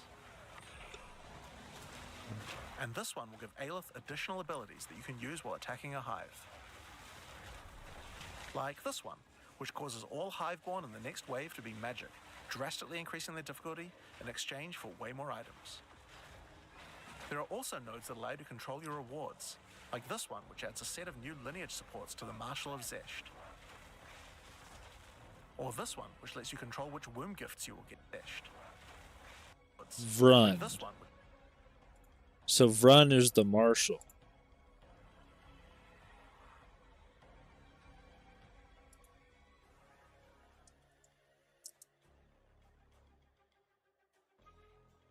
And so he just spawns in normal breaches, this Marshal guy. It's not even like a boss. Well, he's like a... I mean, he's a boss, but... but... a set of new lineage supports to the Marshal of Zesht. He's not a... Or this one. He's a weird level of boss.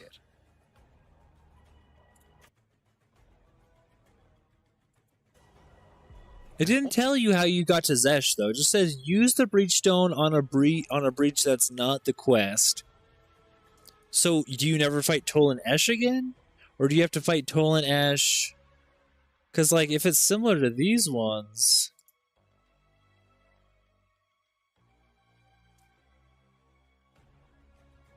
You need to fight Toll and Esh to get the Breachstone, but you don't. You just get shards.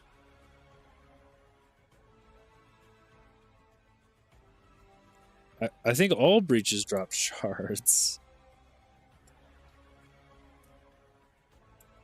So you never fight Toll and Esh again? Or they're just going to be random, like a random map boss? Also some nodes that affect the Genesis tree, like this one, which will cause Zesh to drop his head, which when returned to the Killing Vrun will allow you to return his head. Genesis tree will grow a grasping orchid on the side of it. You'll have to experiment to find out what this thing is good for. Putting rings on its fingers seems to make it happy. Grasping orchid, right? Okay, and then yeah, right. And then you spec because they didn't say what another. They don't have a new. That's the new pinnacle. Then, well, how they love secret stuff around this purple stuff. Then you spec a node to get Vrun's head. What did they call it again? Good for. Will grow a grasping orchid on the side of it. The grasping orchid.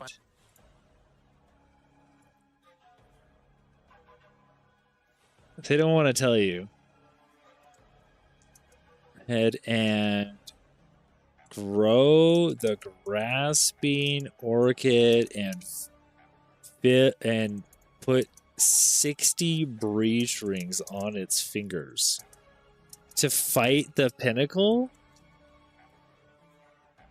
boss. I don't think it might not be a pinnacle boss. It might not be a secret pinnacle / get an item. I don't know which one it is. They did add Toll and Ash, but they didn't really say how you would fight Toll and Ash more than once. It is a little different than these.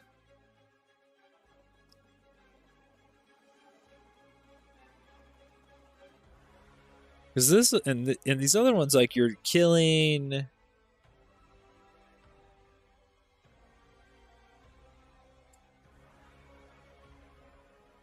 You're doing simulacrum. You consume the fruit to do the simulacrum, and then the simulacrum drops another thing. And in Breach, you do get Breach rings from doing Zashed.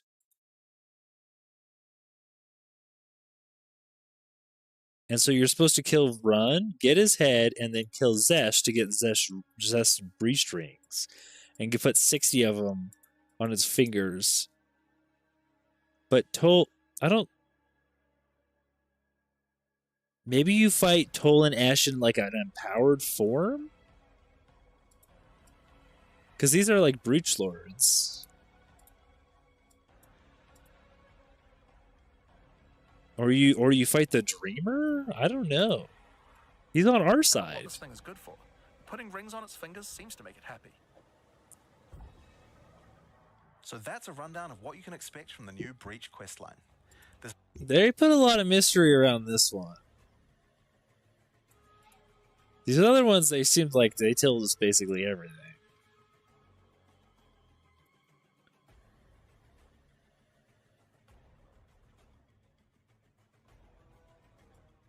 I mean, the Abyss is like absolutely. Actually, the Abyss is like the worst one now. It used to be the best one. Now it seems like the least interesting. There's a new stabilization mechanic for breaches, hive encounters, and hive-born incursions on the Atlas. But you also have a I don't like. stabilization mechanic. So that's a rundown of what you can expect from the new Breach questline. There's a new stabilization mechanic for breaches, hive encounters, and I don't like having to find these little buttons. Reveal Breach Stronghold, consume Breach Stone. How do I guarantee that I'm finding these at the same rate that I'm getting Breach Stones to use on them? You can use tablets, and you can put breaches in every single map, and you could do every single map breach, and then you could just end up with a bunch of these Breach Stones and not have anywhere on your map to use them. I think you just have to go in a straight line and try to find these little hand icons, which is honestly a kind of a letdown compared to the other guys, right? Delirium guys, they get to just throw that stuff on the map. Ritual guys, the rituals just spawn on the map whenever you start the trial. And the expedition guys, I mean, they're gonna be fishing and like you just do the whole. I think you do the whole expedition area for the logbook. Actually, I don't know. I guess you have to find a logbook to look further into the ocean map. So you don't get to do. I guess you could just put expedition on tablets and do normal expeditions, and then. But you always get to use them, right? You always get to use them because over in the ocean part of the map, as soon as you find the King's March, all of the map opening parts is the whole ocean side of the map. There isn't, unless there's a whole breach side of the map, breach is the only odd man out that has to randomly find stuff like the citadels. Like if you want to do higher tiers of Arbiter, you have to find the citadels also, sure. Or if you want to do higher tiers of the divine, the Arbiter of Divinity. Did it tell you? You can find new keys and you go to the same fortress. So yeah. Those new keys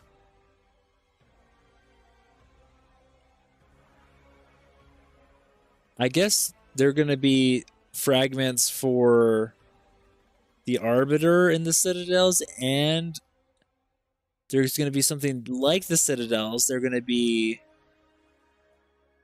the fixed key locations. There's going to be something like that is equivalent to a Citadel. A key location and a I don't know if they're both going to be called Citadels. Because they're kind of tied to the generic storyline. Hard to say. Alright, so let's talk about the Rite of the Nameless storyline next. When you first complete a ritual in the endgame, Aoife, a lost spirit, will appear. She appears to need your help, but isn't able to communicate more than a few words, beckoning you to come to the Wildwood. Like the other leagues, Ritual now has a place on the Atlas to call home. The Wildwood could be found to the west. When you first arrive there, Aoife's spirit will... Maybe if you just keep going west in like a pie shape, it will keep... guide you in. where you will discover that inside the Wildwood, spirits can take physical form. Being that type. Aoife has been bound to this place by the King in the Mists, and requests that you free her. But in order to do so, you will need her body, currently in possession of the King. To reclaim it, you will need to gain an audience with him. Inside the Wildwood, there are many ritual encounters to complete. Like before, in each area, triggering rituals will resurrect the nearby bound monsters to attack you, and killing the monsters will give you tribute. In addition, each ritual you do in the area will add the monsters from the previous ritual, making the encounters much more challenging the more rituals you complete. Once you've completed them, spend your tribute to get okay, I think we've got in order to prevent the Bodark from entering the world. Now, as this is one continuous ritual, the encounters in the next map won't start from scratch. They contain all the monsters that were gathered from the rituals of the previous map as well, making them harder and harder. And that includes the map boss too. Oh my goodness. Affect the Rite of the Nameless, like this one, which extends its duration. Well, the rite of the Goals with obvious Nameless. progressions that you can see how to. It's a rite, like a ritual. Okay. Get his head, do the rite of the Nameless. I keep calling it trial. Finish. Bum, bum, Each bum. in-game questline has a progress bar that you can pop out from the side of the Atlas screen at any time. This shows you how far through you are, and buttons that will take you to the hubs for them. Overall, it's just a way better in-game experience with a significant number of fun objectives to complete. But just in case you didn't have enough goals, we did have one other thing that you might want to complete this league. These are called challenge leagues after all. Where are all the challenges? Well, players are opening the out showing anyone 2 challenge counter and Return of the Ancients. Completed. This is a pretty cool So in statue the you can first get. piece of the hideout or in the forums, we'll be able to see your prowess. In addition, you'll get a stat. So, okay, there is the Cartographer, the Vanquisher, the Artisan, 50-50 Reliquarian. This is identify 50 uniques. The Rune Seeker is... It's probably defeat the boss on every difficulty, isn't it?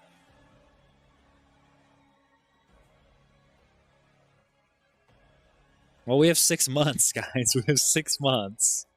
No rush. The Cartographer, 232 maps, maybe?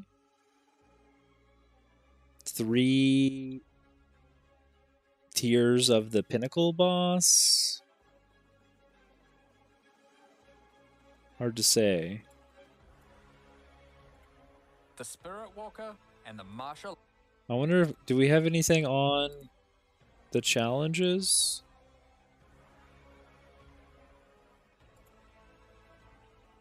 That's okay. Nope. Nope.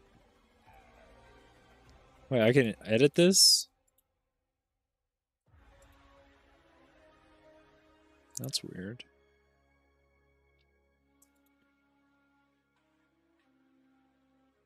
Very strange. Let me check social media again and see if anybody's picked up on my... Nobody's picked up on... People are just talking. Okay. Nobody's picked up on the fishing.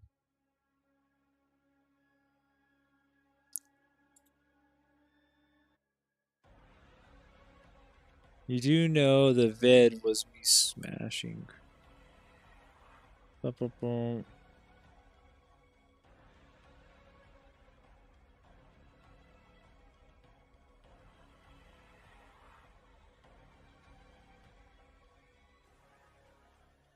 Druid.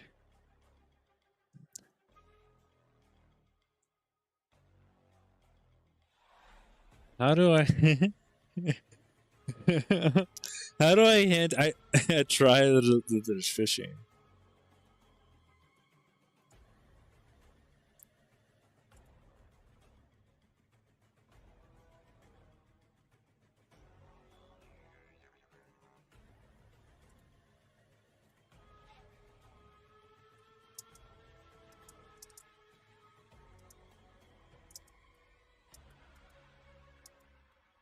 How do I hint at him? I'm trying super hard. I know. I love try streams. I'm just gonna post. I'm gonna duplicate the X post in there. So I don't know how I can hint any harder. That's it though. If they can't get it now, they're on their own. They're on their own if they can't get it now.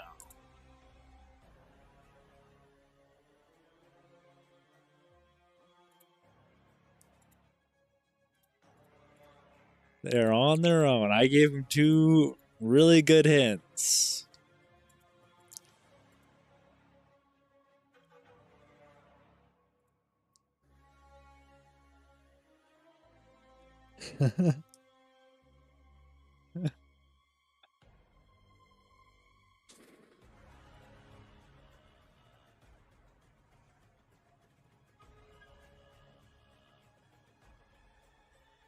They didn't get it. They didn't get it the first time. Well, help them out a little bit more.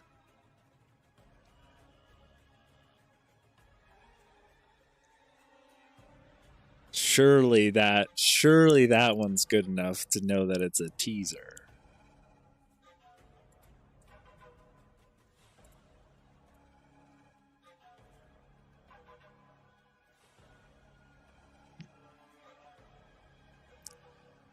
I can't believe. I mean, that was kind of subtle. I mean, the way they hit it in the video. I don't really blame people for not getting it. What is this? Oh my goodness. X is that's enough X for one day.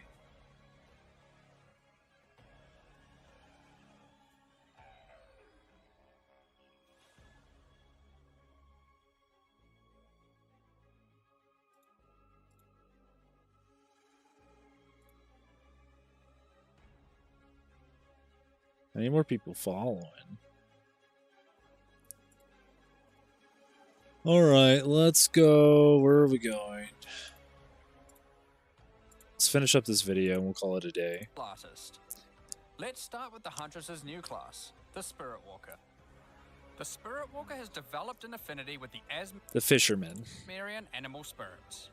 She is able to infuse the power of multiple spirits at her choosing.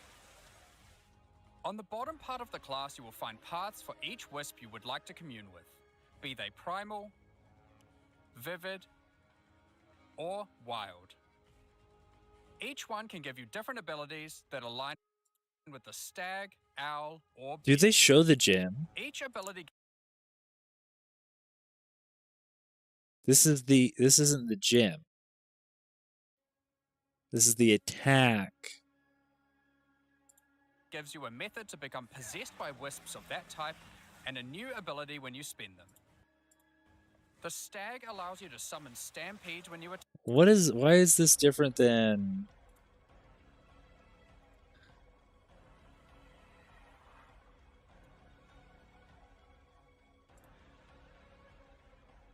companion bear minion gem? Bear with me. Owl feather multi-shot.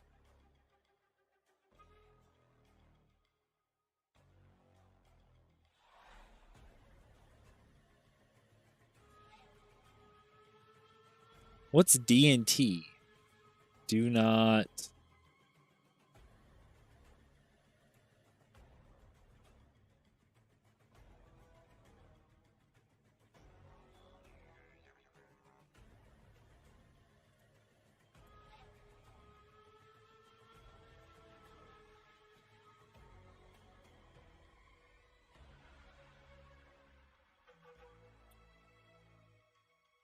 Wasn't this what the bear does? It's Warcry, slams, and mauls. Claw on hit, audio, mammal, beast movement. Not dex, not ends, red blood. Uh-huh. Attack. The owl grants boons in the form of their feather. Primal bounty. So this is like this is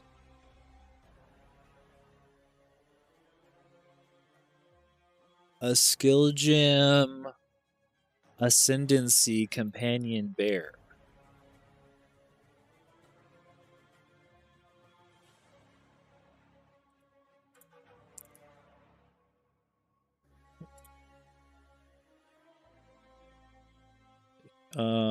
Unused.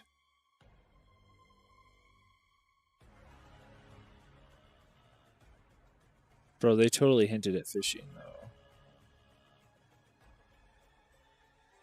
I don't know if the skill gems will have this line, or if this will be hidden, or something. Or if this is like, this is on the skill that you're going to get. It's not on the offensive skill. They're showing here the offensive skill. This is a trigger. Extra projectiles and enhances the projectile speed of your next skill. And the Wild Protector Bear. Companion, maim, leeches life, periodically roars.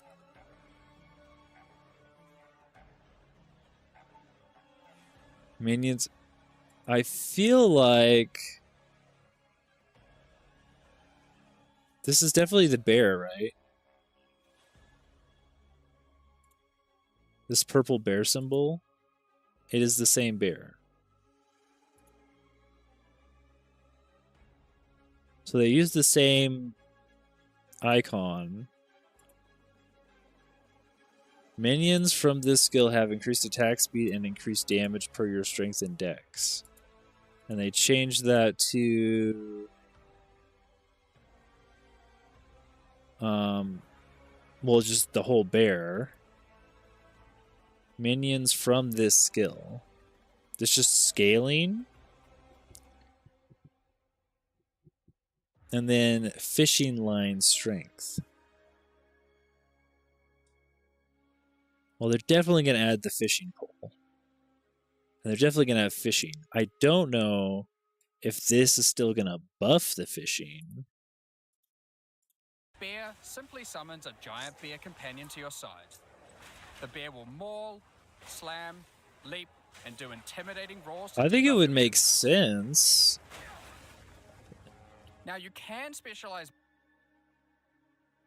Gain a Vivid Wisp when Vivid Stampede ends. Stags deal 20% more damage for leap. Stags have 20% more shock magnet. Ooh, shocking stags. The Morrigan's Guidance. More into each of these. Dodging can expend up to 3 owl feathers, granting Primal Bounty 100% more empowerment effect per additional feather expended. Gain owl feathers 50% faster. The Macaca's Gift. But if you want... What? How do you say that? Mahachas.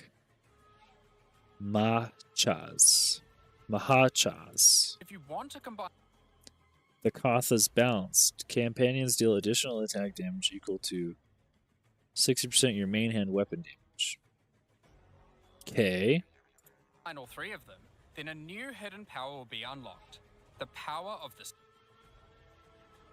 The Bear Spirit gains Embrace the Wild. Vivid Stags leap towards enemies. Central Projectile of Owl Feather empowered skills leave a trail of soaring ground. Sacred Unity.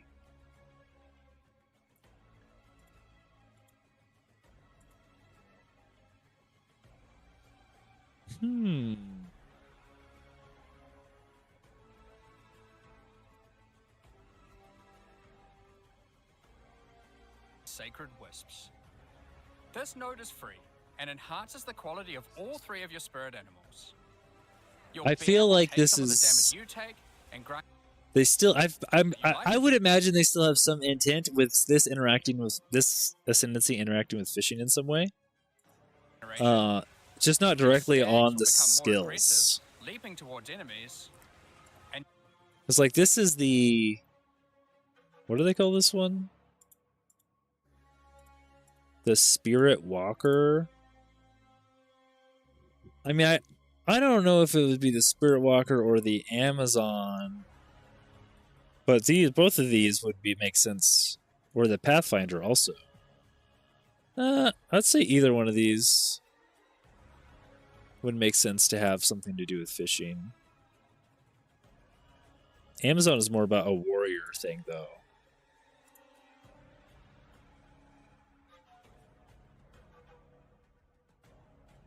Do a little spear fishing.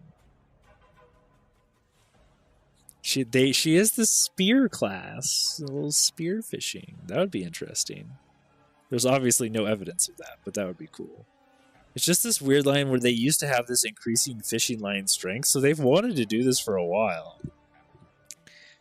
And now they finally have it in there in some form. She's probably just slightly better at it than everyone else, I would imagine. Your owl-empowered skills will leave a trail of soaring ground behind them. But that's not all. Soaring ground grants 30% increased evasion rating and 40% increased damage while in full life to your ally standing in. I don't like the full life stuff. I'll be honest. I don't like the full life stuff. Man, my stream on YouTube is just going really bad on these settings. I think it's because I'm not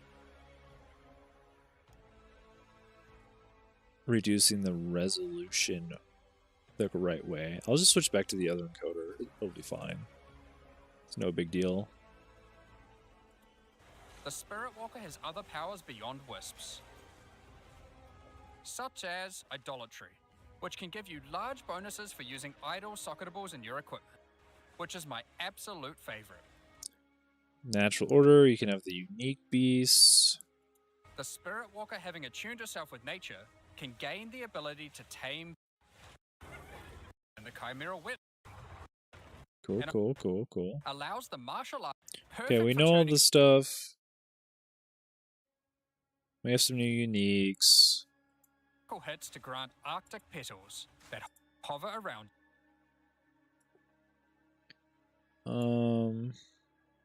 Scale with minion damage and come with their own. And that's about it. And some quality of life stuff.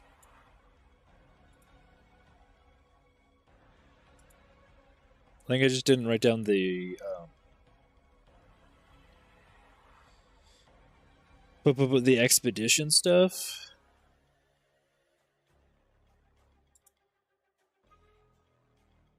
And somehow I messed up my counter here.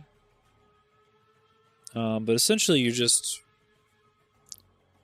find King's March. I think they said it was to the south.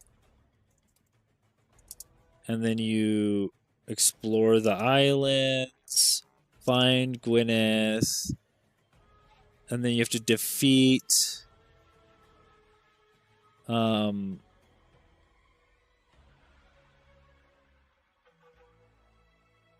Medved, and then you have to defeat, and then after you defeat Medved, then he drops a meteor. Then you do more expeditions with, I think it was Medved's maps, with somebody's maps.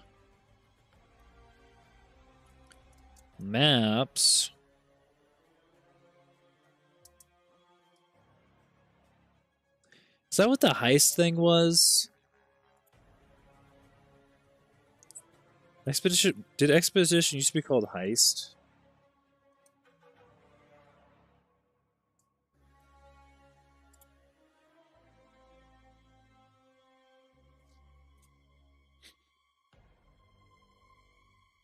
No, this looks like a different thing.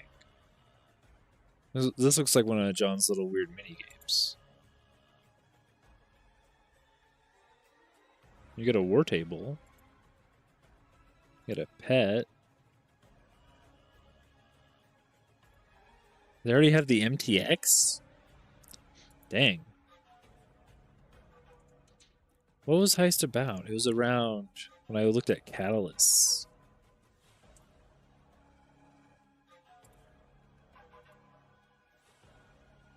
They had heist equipment mods. Yeah, already in the game. And talked about blighted maps. So maybe this is interacting with another mechanic somehow.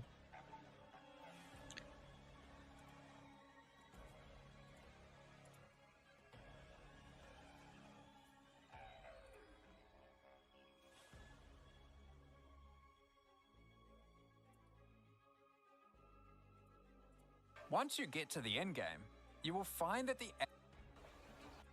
So for example, here is a volcano and dungeons to explore. Many of the islands have expeditions with totally new mechanics. So for example, here is a expedition and dungeons. There are all sorts of interesting objects to uncover and objects to uncover. Dungeons to explore. Many of the islands have expeditions with totally new mechanics. So for example, here is a volcanic island with voltaxic sulfite.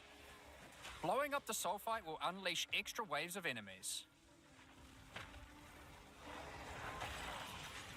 But there is also this wall with a suspicious light coming from behind it. Yeah, I already know. You got Sulfite that you have blown. These islands contain all sorts of little secrets that you can find and blow up. Even raise. There are more and further vaults to blow up, and one of them in particular is pretty important. The Tomb of Uhtred, the Star Drinker. Down the meteors of Verisium, which the Kalgurans used to power their ancient magic. And upon defeating him, he calls down a true... Oh no, Uhtred calls down the meteor. So why are we killing Medved?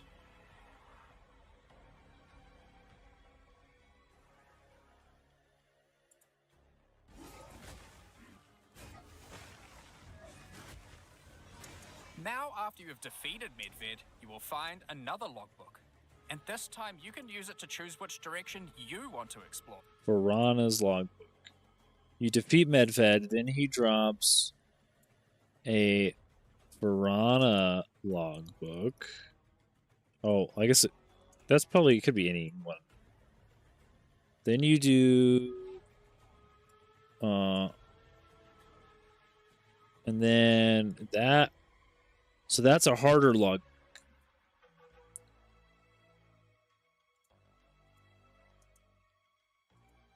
Then you have to find Uhtred, because there's a bunch of other mechanics going on. The ocean is vast and contains a huge number of new islands to find. With each logbook, you can explore one sector and you can go as deep as you like. There are all sorts of interesting objects to uncover. He drops a and dungeons to meteor. explore. Many of the islands have expeditions with totally new mechanics. Then you need So, for to example, defeat here is a volcanic island Olroth with voltaxic sulfite. to... Blowing up the sulfite will unleash extra waves of enemies. release the magic from the But meteor. there is also this wall with a suspicious light And coming then from you behind it. fight the On blowing it meteor open, pinnacle a giant boss. ogre comes out, and he is determined. Okay. So in this one, it's a lot of random searching also. But you have a new general, a new like marshal level boss, which is Medved. And then you find Uhtred, which is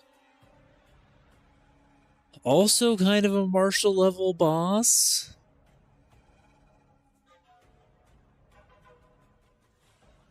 And then you need to go back and defeat Olroth again. And then you fight the Meteor Pinnacle boss. Now, so to repeat the Meteor Pinnacle boss, you need to find multiple tombs of Uhtred and then find a tomb of Olroth so you can get the item to unlock the meteor. Seems a little random and convoluted here. I really like Breach and Delirium. Or not. Delirium and Ritual.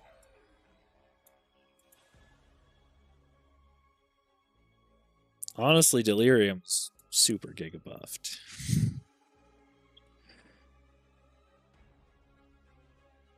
Just because it buffed a whole item type in the game, too. You find that there is something.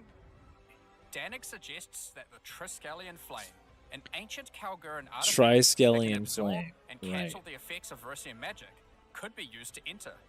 But to find it, you will need to locate the Tomb of Olroth, leader of the Knights of the Sun. Defeat him and gain access to whatever eldritch nightmare is growing inside. Now, we're not as growing inside. Well, this is Olroth. Now, we're not going to spoil the boss, but one thing you should know is that the Verisium that makes up the core of the meteor. And this is the of a quality Triskelion Flame. Yeah, it's a little triangle that purple has not magic. been available for millennia. Bringing this to Pharaoh and Danik should And then, yeah, you just get... I don't know what else drops you allow them get, to but forge some objects of power, you get a Kalguran unique. the creation of which has been lost to time. So that's the League, and there is a lot going on. To sum all that up, there is a new encounter with over 30 new monster types and over 30 new rune modifiers to enhance them. You can create more than 100 new runes to craft your gear, as well as dozens of other new currency items. And there are new quests added to the campaign to unlock even more new crafting options. Runeforge What is added to the this? campaign to unlock even more new crafting. This is a campaign quest. This is what we have to reroute for. This frame right here. This is just a new crafting option that's not talked about anywhere else. They don't say what it is. I don't really care about covering the uniques. There's a Captain America shield. There's a secret Chayula Monk Ascendancy with the I don't know exactly how you get to it, but I assume if you do the purple stuff, the breach stuff, as Chayula, you'll be able to figure it out. Mage Blum, or Mage Blood, farming strats, Temple Stake nerf. You get more portals now, your companions are 3 times stronger, because we have a whole companion class now also. You can do co-op on the Atlas, you can advance the Atlas tree, you can get your Atlas points from the Fortress precursor nodes for the Atlas passive tree points. You can get this by doing it with your friends. You won't advance your Atlas map progression, but you'll get your passive tree points. The mandatory jewel. Oh, we didn't see voices. I didn't see the voices jewel. It must be back here in uniques. This is another drop from Delirium. You also get voices. We didn't even talk about that.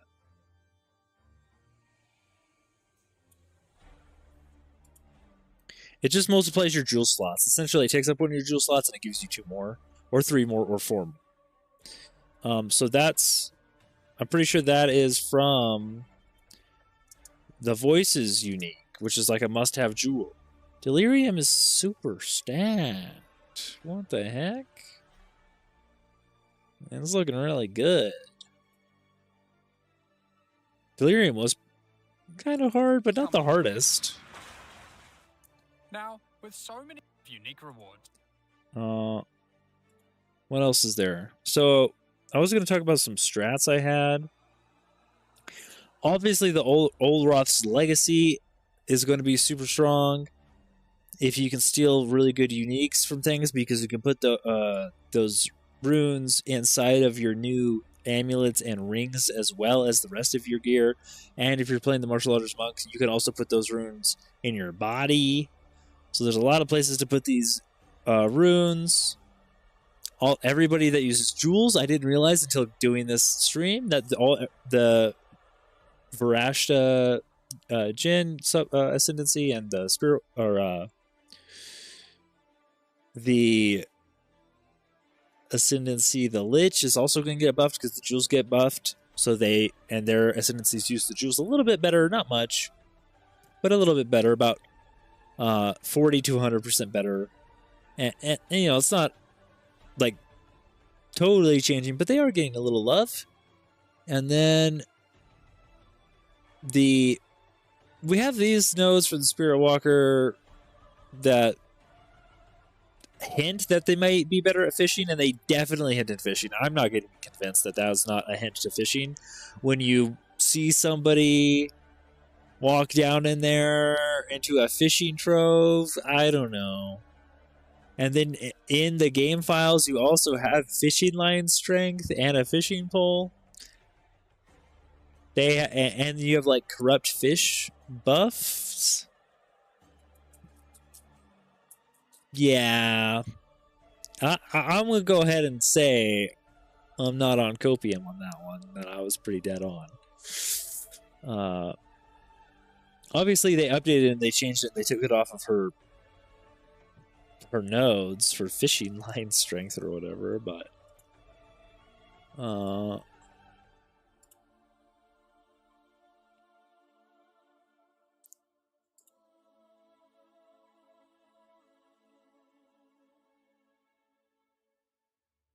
somebody got it. Somebody says can't wait to fish in PoE2.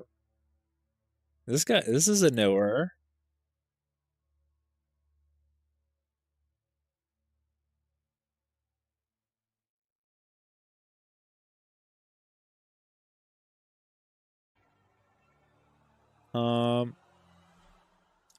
They're fine. Somebody got it. Somebody got it.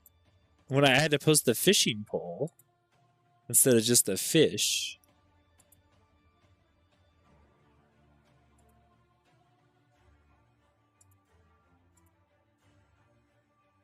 Somebody else is a knower. Lodass the Demon Witch is a knower.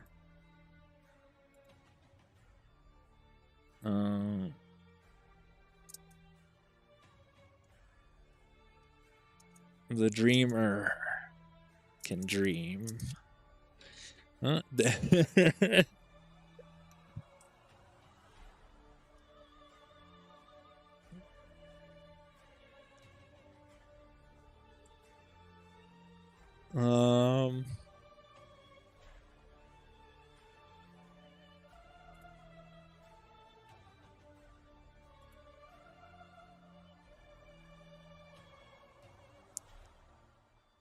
Okay, well, I think that's about it. I think that's... Did I have anything else? Man, I was going to try to play the game, but it took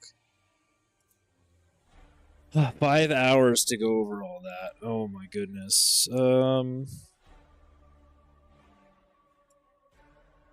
We didn't even go over the Atlas Masterclasses very much at all. They're all good for different stuff. It'll come out at the patch notes and the day before and stuff. We'll get more information on all of their nodes. Maybe do we have it here anywhere? Atlas.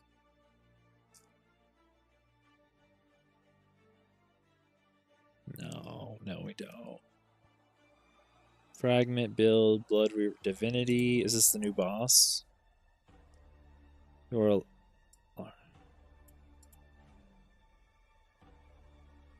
oh, this guy.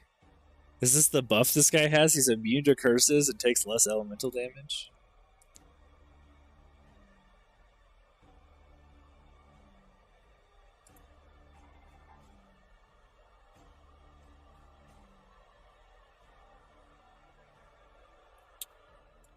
Pharaoh, forging. Don't see it here.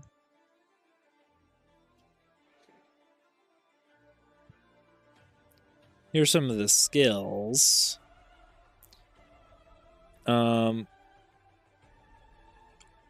Unleash a wave of ice that feeds on flames. This is your fire and ice build. This might be good for the Disciple of Varashta, because the they freeze the whole screen pretty easy.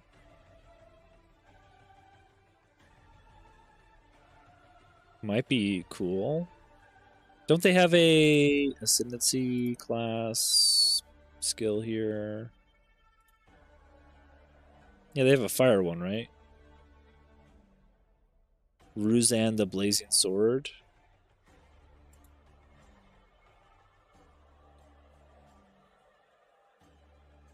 Ruzan Fury, Ruzan Trap. You get all these? There's a lot of buttons. Deals fire damage.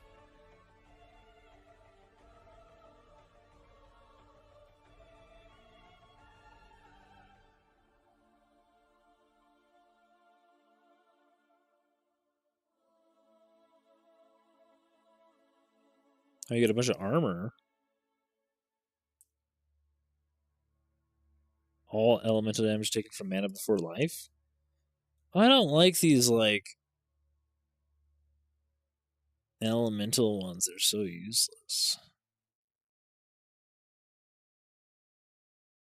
You can equip a focus while wielding a staff, but it does 50% less. I like that. Huh? Anything that gives you more items in this game. Items are so powerful.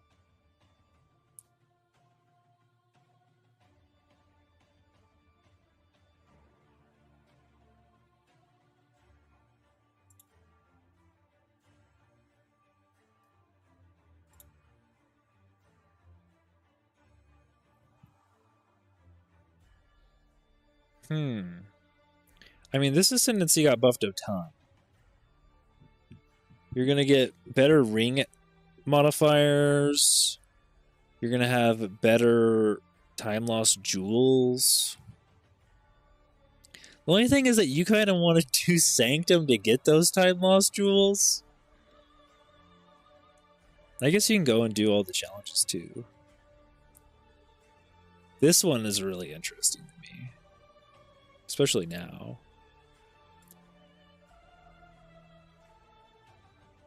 I think I'm gonna do the Shayula monk though. Neves04. I'm gonna follow this guy. He's got the Essentia Sangua.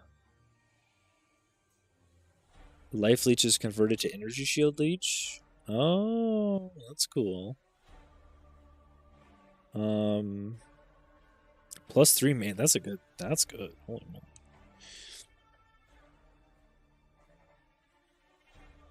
Yeah, you just need big energy shield. Like, he does have 60 spirit on this fractured. Holy moly.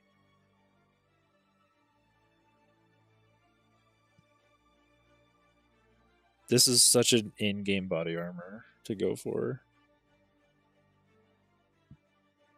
Holy moly.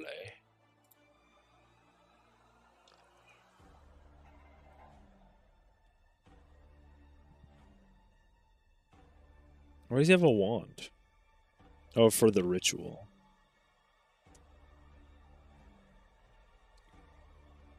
Cooldown recovery rate.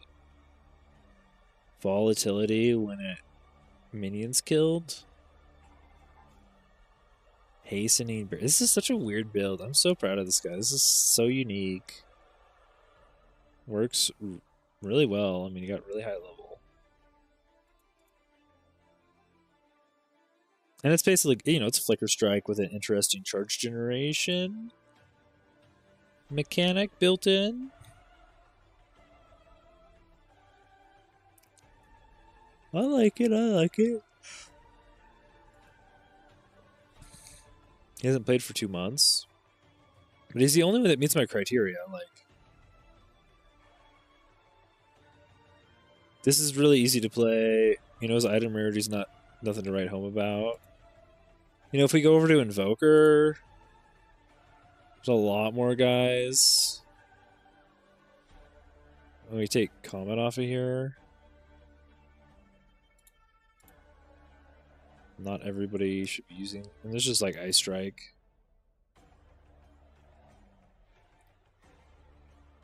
2 jewels, Ice Strike, all damage, all damage. Some rarity. Pretty good amount of rarity. Allocate impact area. Increased AoE. Okay. You just stack. Yep, you just take Chaos Knock, stack Energy Shield, make sure you have like. This is only 500. Oh, but he's got Spectral Rewards. So he's got 1 Energy Shield per 12 evasion on the body armor. So Sleek Jack is a good middle one here. And then, of course, you allocate Subterfuge. Oh, he's just running over here for Subterfuge Mask. Very interesting. A lot of people allocate that.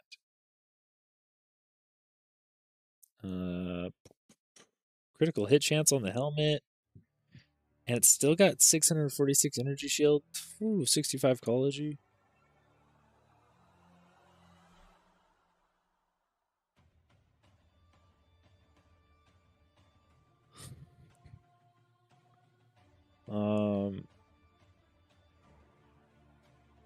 Yeah, this would be crazy.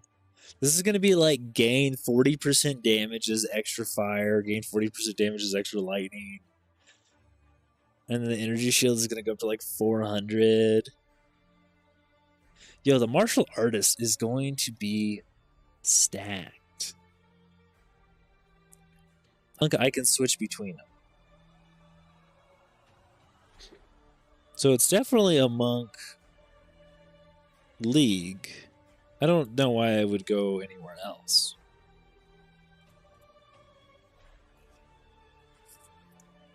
Other than Disciple or Lich, because they get the jewel buffs. I guess you could go down and try to do a companion thing. This guy is not a companion, right? He is a minion.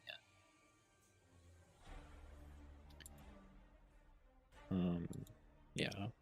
So, I don't know. I'm going to call it there, though. We've been going long enough. There's no way anybody's going to watch this edited or unedited, but you could definitely search.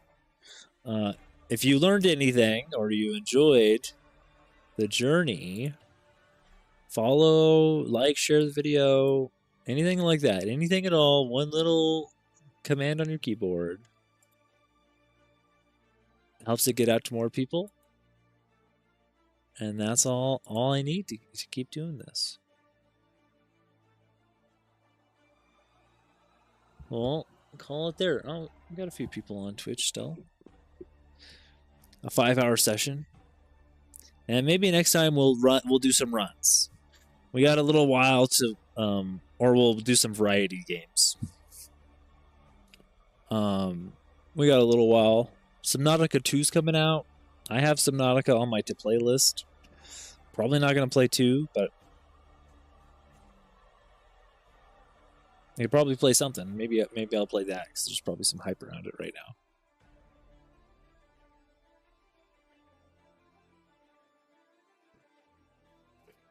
now. I don't really want to run practice runs when they're reordering the campaign or whatever. Like I don't care about any of that.